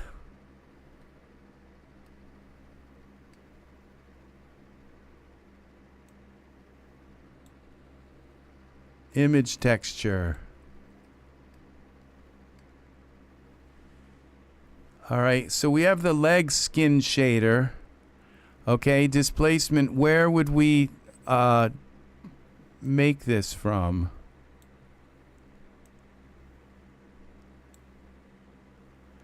This is very strange. Okay, color. Add new image.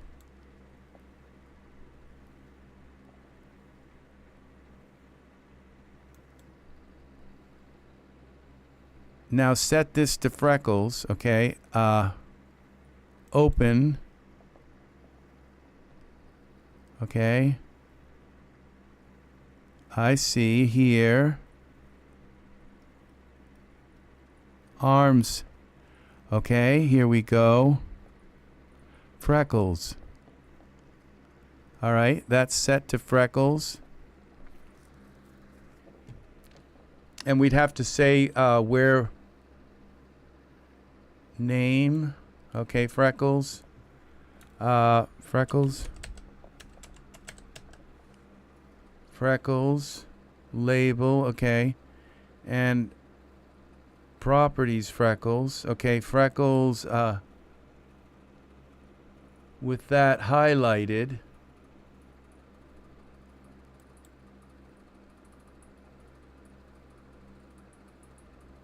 Source generated. Okay, but this looks like it's coming. It doesn't look like this is the legs. Oh, okay. I just don't understand why this shader is like legs here instead of it's going to be output the legs. You would think with okay, I'm not sure. Okay, all right. Now the name.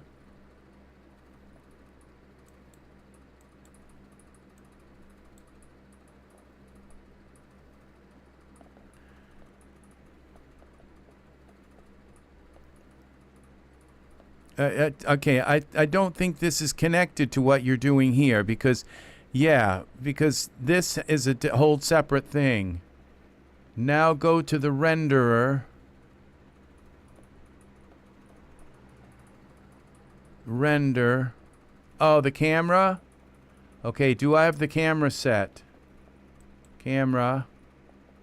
All right. And we go in here like this. And I can set the camera. View. Camera to view.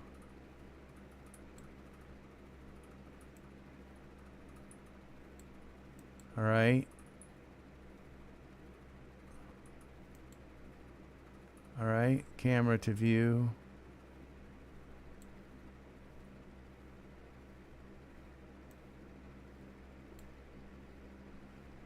Not that camera, okay. All right, which camera? Render. Render. It's next to the materials.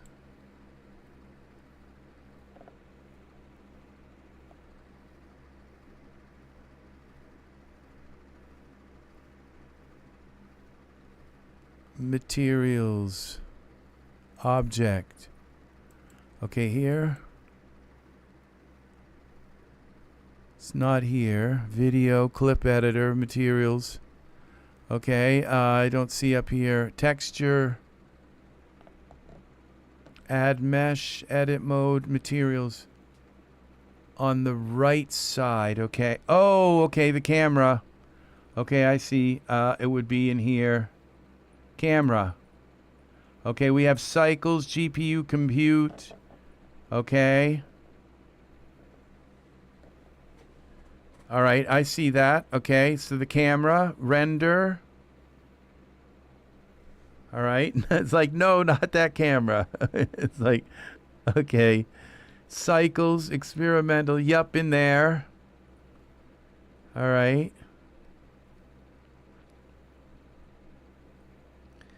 No threshold.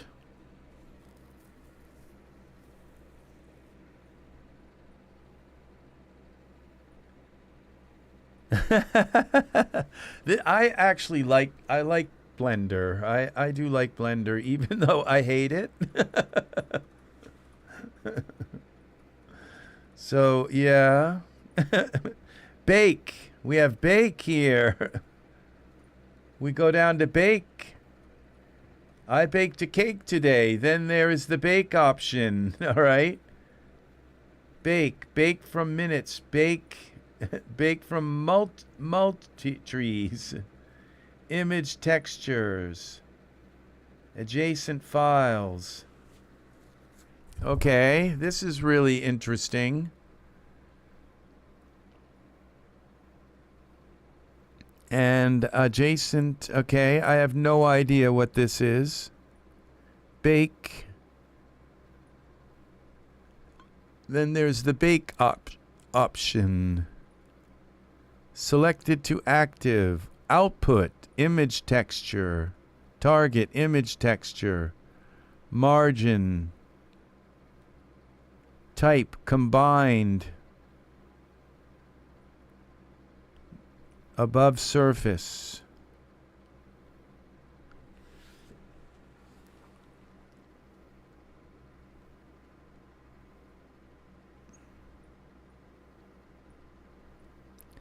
This is so awesome. This is so awesome.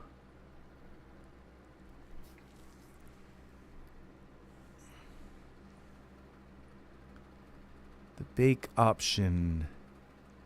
Yes, I baked a cake today. I baked a vanilla cake, and I added walnuts and raisins and pineapple rings to it.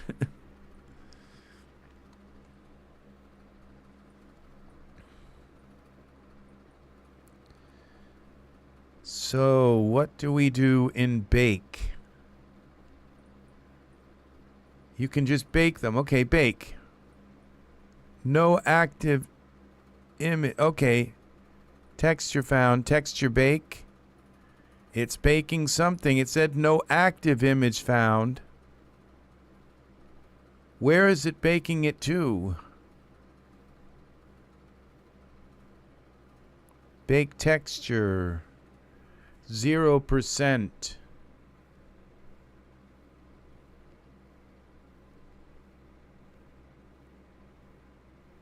It's still at 0%.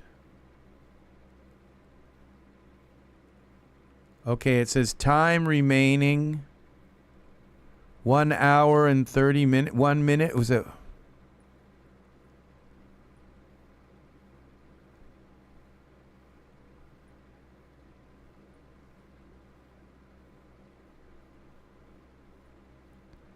Oh, okay. If you just want a base map, you turn off direct and indirect lighting. Okay, it's 1%. I don't think I can turn them off now. Okay, but if all right, direct and indirect. That's interesting. All right, it says it's got remaining 1 hour and 23 minutes. There are a lot of textures here. Yeah, this is yeah, we're baking a turkey. So this Freckles has, and I set it to be what, 4K? So that might be right. Yeah.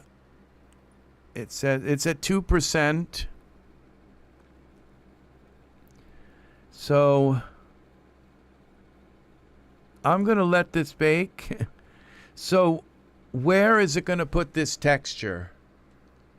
I don't know. That is awesome. Now we have this video for this workflow. I think I would like to come back tomorrow at around 2 o'clock, and I would like to learn how to bake and work with to make normal maps and to bake these into separate files, like the fingernail files and the legs, arms, and the body and head files, and so that would be very interesting if you could come along, Software Tools. It should be where Freckles is, but also in a folder somewhere. Forget where, because I don't know where Freckles got saved. But I can look. All right. I don't know that it browse image to be linked. Okay. I don't know where these are. It's weird that it's letting me do other stuff. Copy data path. Okay, let's try that. And we'll go to Notepad.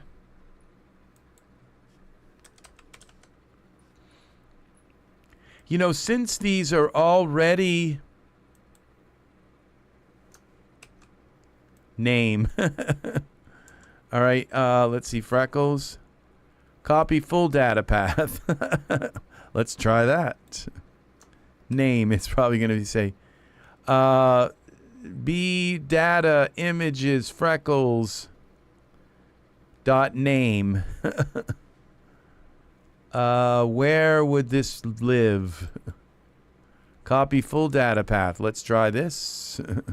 Oh, it'd be just name. Okay, this is the data path for a global skin shader, legs, Daz 3D, Genesis 9, node tree dot node freckles dot name. Oh, that's helpful. It's letting me do other stuff. This is kind of weird. While I go in here, so we could go back to maybe to the UV editor. Oh, it's not here now. Okay, Freckles. Show us Freckles. Right click. Copy full data path. Let's see what this says.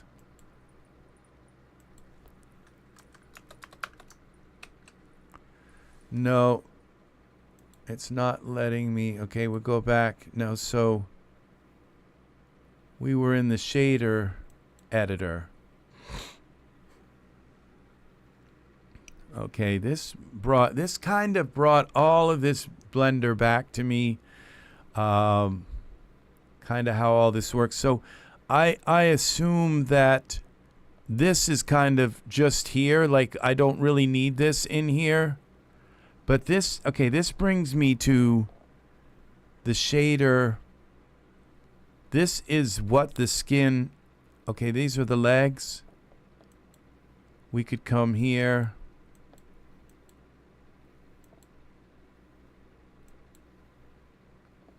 Okay, what if we go, all right, all right, there's subsurfaces here, eyes.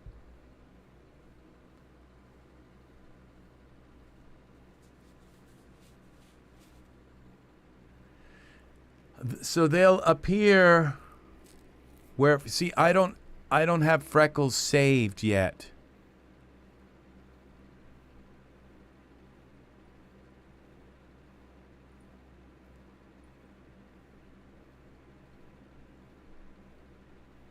You just need a place to put an image texture node.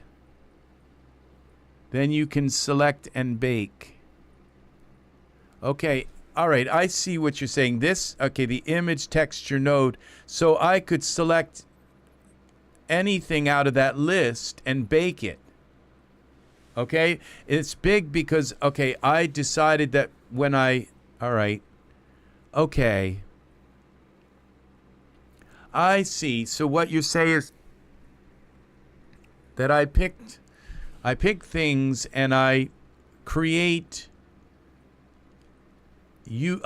create groupings of UV maps, and then and give them a name, and then I find a place to create an image node and select that and bake it. Okay, that just kind of blows my mind because it's so new and it's something that I don't really understand. Like, to go back, because I just don't even know how I created the freckles, but it created a different map. Yeah, see, I'm not sure how we did that, but I can look back at this video, and I'm going to go back and look over this video and write out this process as detailed as I can. And then if I have questions, I hope you can come back, software tools, and maybe we can, I'd like to, tomorrow at 2 o'clock, I'll try to be at around 2 o'clock tomorrow. It's Monday. What's going on Monday? I don't think there's that much going on Monday tomorrow. Tomorrow is Monday, right? Yeah. No, today is Saturday. Okay. No, what is today?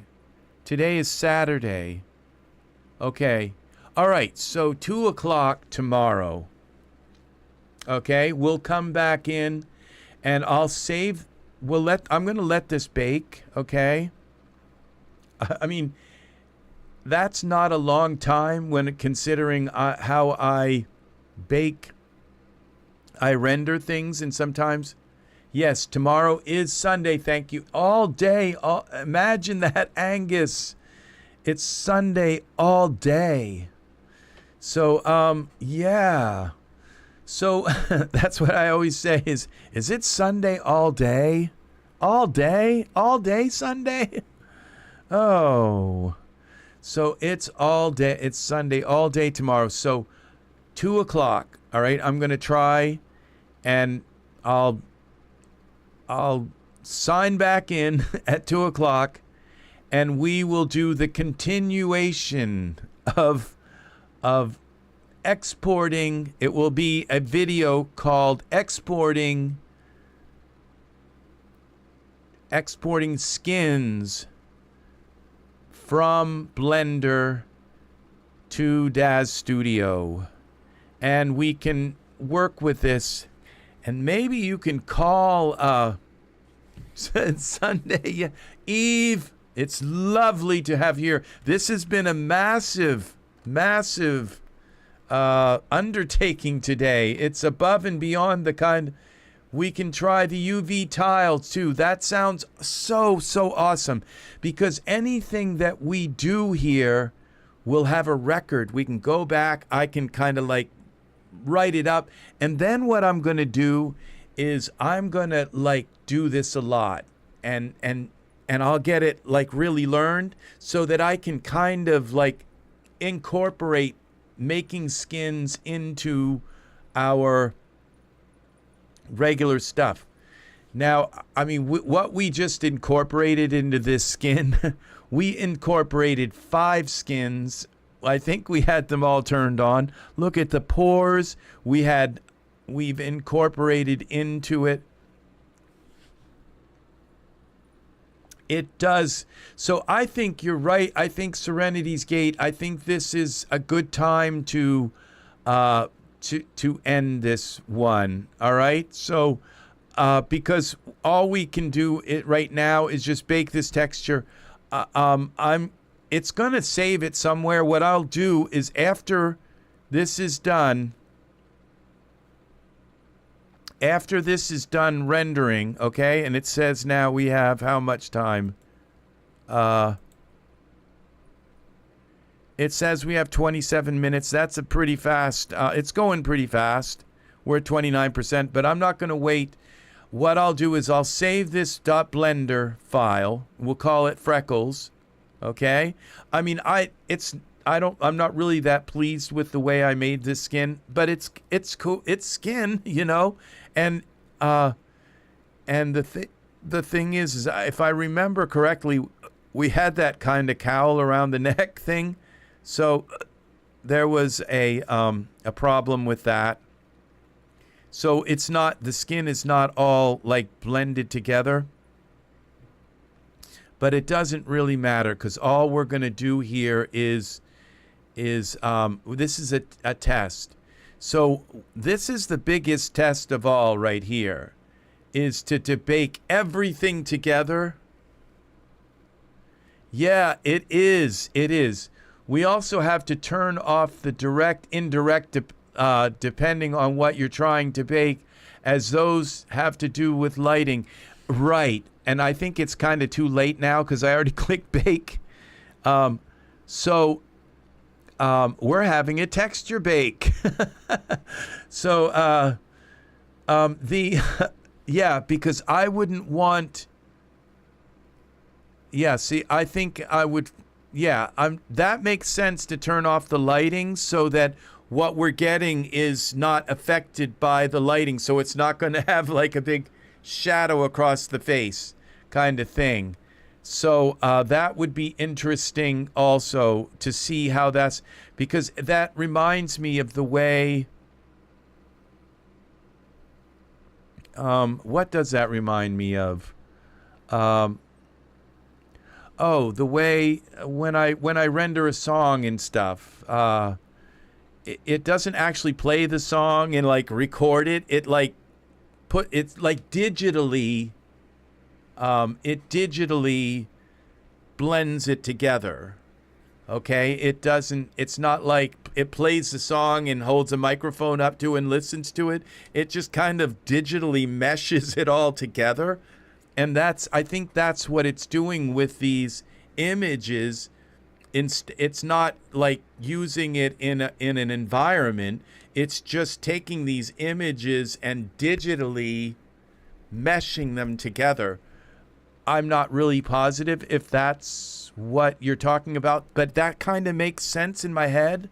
So I think you're right about the indirect lighting. Maybe what I'll do is I'll come through and I'll bake it again if I can find the textures, and I'll turn off the direct and indirect lighting, and then I'll try baking it again. That might be what's taking a lot of the time here.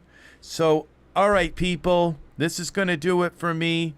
I do have the ability to have guests here, okay? Because all you'd have to do is call me on my phone, and my phone, I can hook my phone.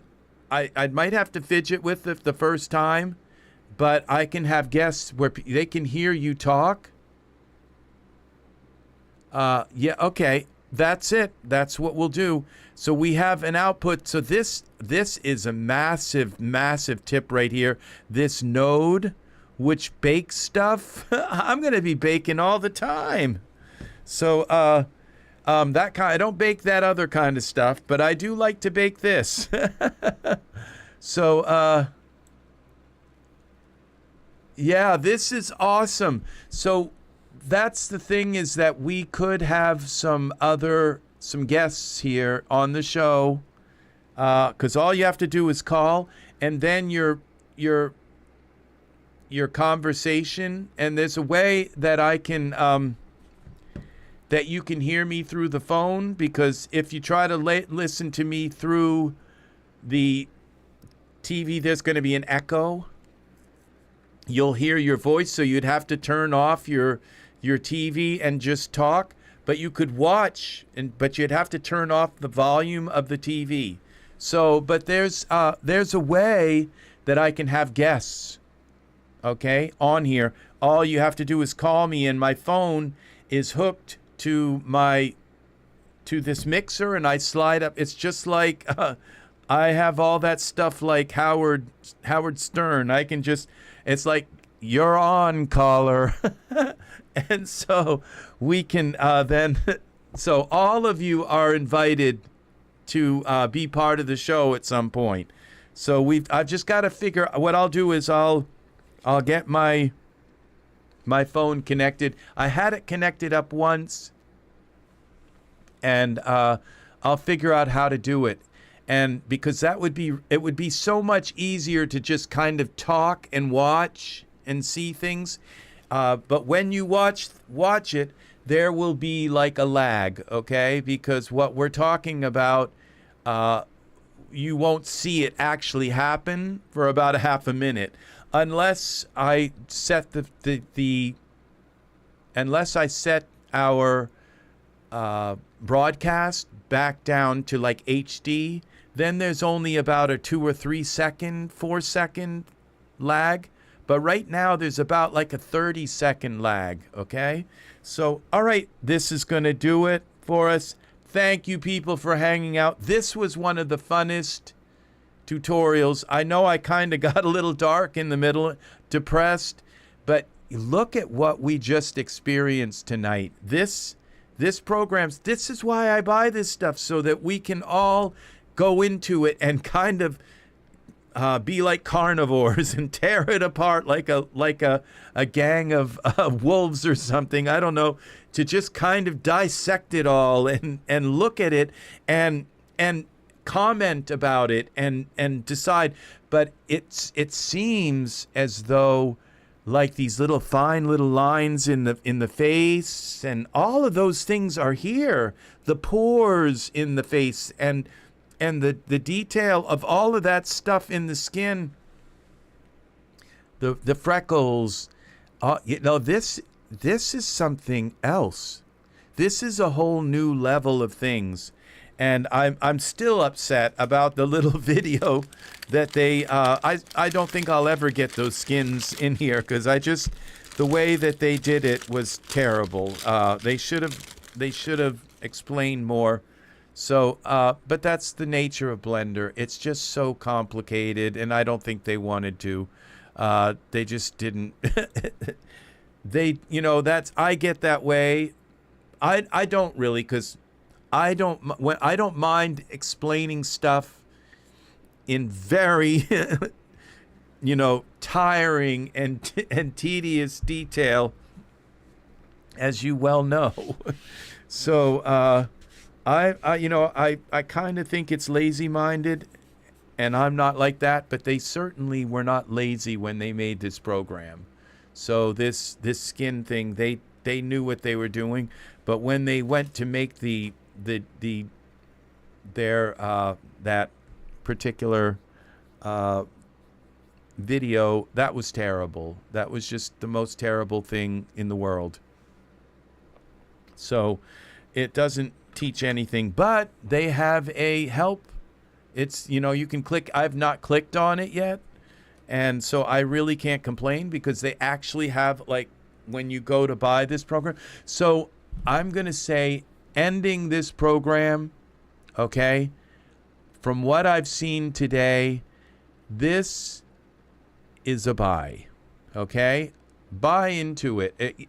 Blender's free, and you can play with it, like I did, and make some skins. In the end, you may just always use your own skins. It's amazing what we just saw, and if you can bring in some of that realism, okay, whether if it would be through displacement and through bumps. And you can create bump, and you can combine these maps together into textures, and then into bumps, and that's the old idea and then bring them into Daz. Oh, 2 p.m. I'm at Eastern time, in the United States. I live in Maine, so 2 p.m. would be Eastern time, okay? I'm gonna write that down. So, like New York time. New York. I grew up right outside of New York. So, 2 p.m. So, yeah. So, I hope that's not a bad time for you, because I can make it later if you want. I can make it like 5 p.m.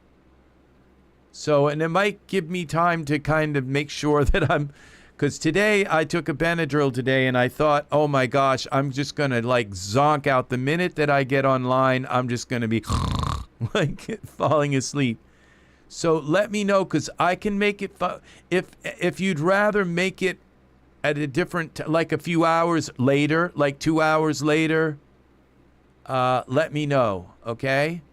So, and then I'll come in at 5 instead. Because, I mean, you know, I usually broadcast from 5, you know, till sometimes 3 and 4 in the morning. So, it's no problem with me. So, let me know.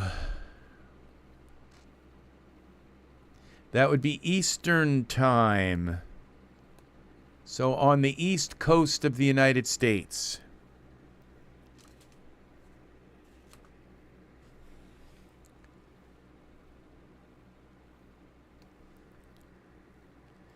So, all right. So, just let me know if that is a good time for you. Either one works. Okay. I don't know what I'm going to have to do for tomorrow, so I think I might switch it to 5 o'clock, okay? If I come on at 2 o'clock, I won't expect you to be there, okay? All right, well, that's okay. You don't have to get on the phone and be live, okay? That's putting you on the spot. That's fine. No, it would be just fine to do what we did today. I think tomorrow, what I'll do is tomorrow's broadcast, I'll broadcast in HD, okay? So there won't be this lag, all right? There'll be just a couple second lag. It won't be as sharp looking, but I think we can still get by. All right, I'll switch my broadcast from 4K down to HD, and then it will be like the chat. When I say something, you won't be hearing what I said like a half a minute ago. You'll be hearing what I said, 3 seconds, 4 seconds, 5 seconds ago. All right, right now we're about a half a minute between. So I will I'm going to write that down. So I'm going to do this at 5 o'clock, okay? Instead of 2. It just gives me a chance to get things done during the day, and then get things ready, get the stuff together. And so we'll do it at 5 p.m. Eastern time, and I will do this in HD tomorrow. And the only reason why I'm doing that is because then we'll be more in sync, because chat is going to be very vital tomorrow to do this process. So tomorrow at 5 p.m. people, Eastern time, EZ3DTV tutorial on exporting these awesome, it looks like we're going to be able to export every kind of angle of this, whether if we want to just mix all the kind of the texture parts together and export them, and then mix all of and create bump maps for the bump stuff. It's going to be interesting to see how all of this works. And I'm going to admit from the very beginning that I just don't really know a lot of what I'm doing. I kind of can get around in Blender. I've done some really deep stuff in Blender, but we're going to need software tools. And that's a very given. So thank you, software tools, for making this tutorial amazing. So, all right, I will see you all again in the next EZ3DTV tutorial. This is RexRed saying so long for now. We got a texture bake going on. We're going to be baking some textures tomorrow too. So maybe what we can do is set them up to bake, and then I'll do a baking stuff, and then when I come back, we'll have a bunch of textures baked, okay? I'll bake all night. So awesome, Eve and software tools. If we still have Angus here, good night. That is That is Sigmund's theme. Sigmund and Marlo are can't wait to get back in and get some of the kitchen stuff. And we had Art here tonight, and Serenity's Gate. CDJ was here for a while. I don't know if he's still here. But, and Software Tools has been a very, very amazing resource for this video. Thank you, people. This is going to be probably one of the most exciting videos because Daz Skin, being able to learn to make our own Daz Skin. So this program here, it's 60 bucks, 69 bucks, 60, something like that. Yeah, this is it. This is the program. It's called, where is it? It's this one, Global Skin. Okay, pick it up. All right, Blender is free. And you got to learn how to install it. It's not easy getting it installed into Blender, but it's not impossible. And then and look at the skins it creates.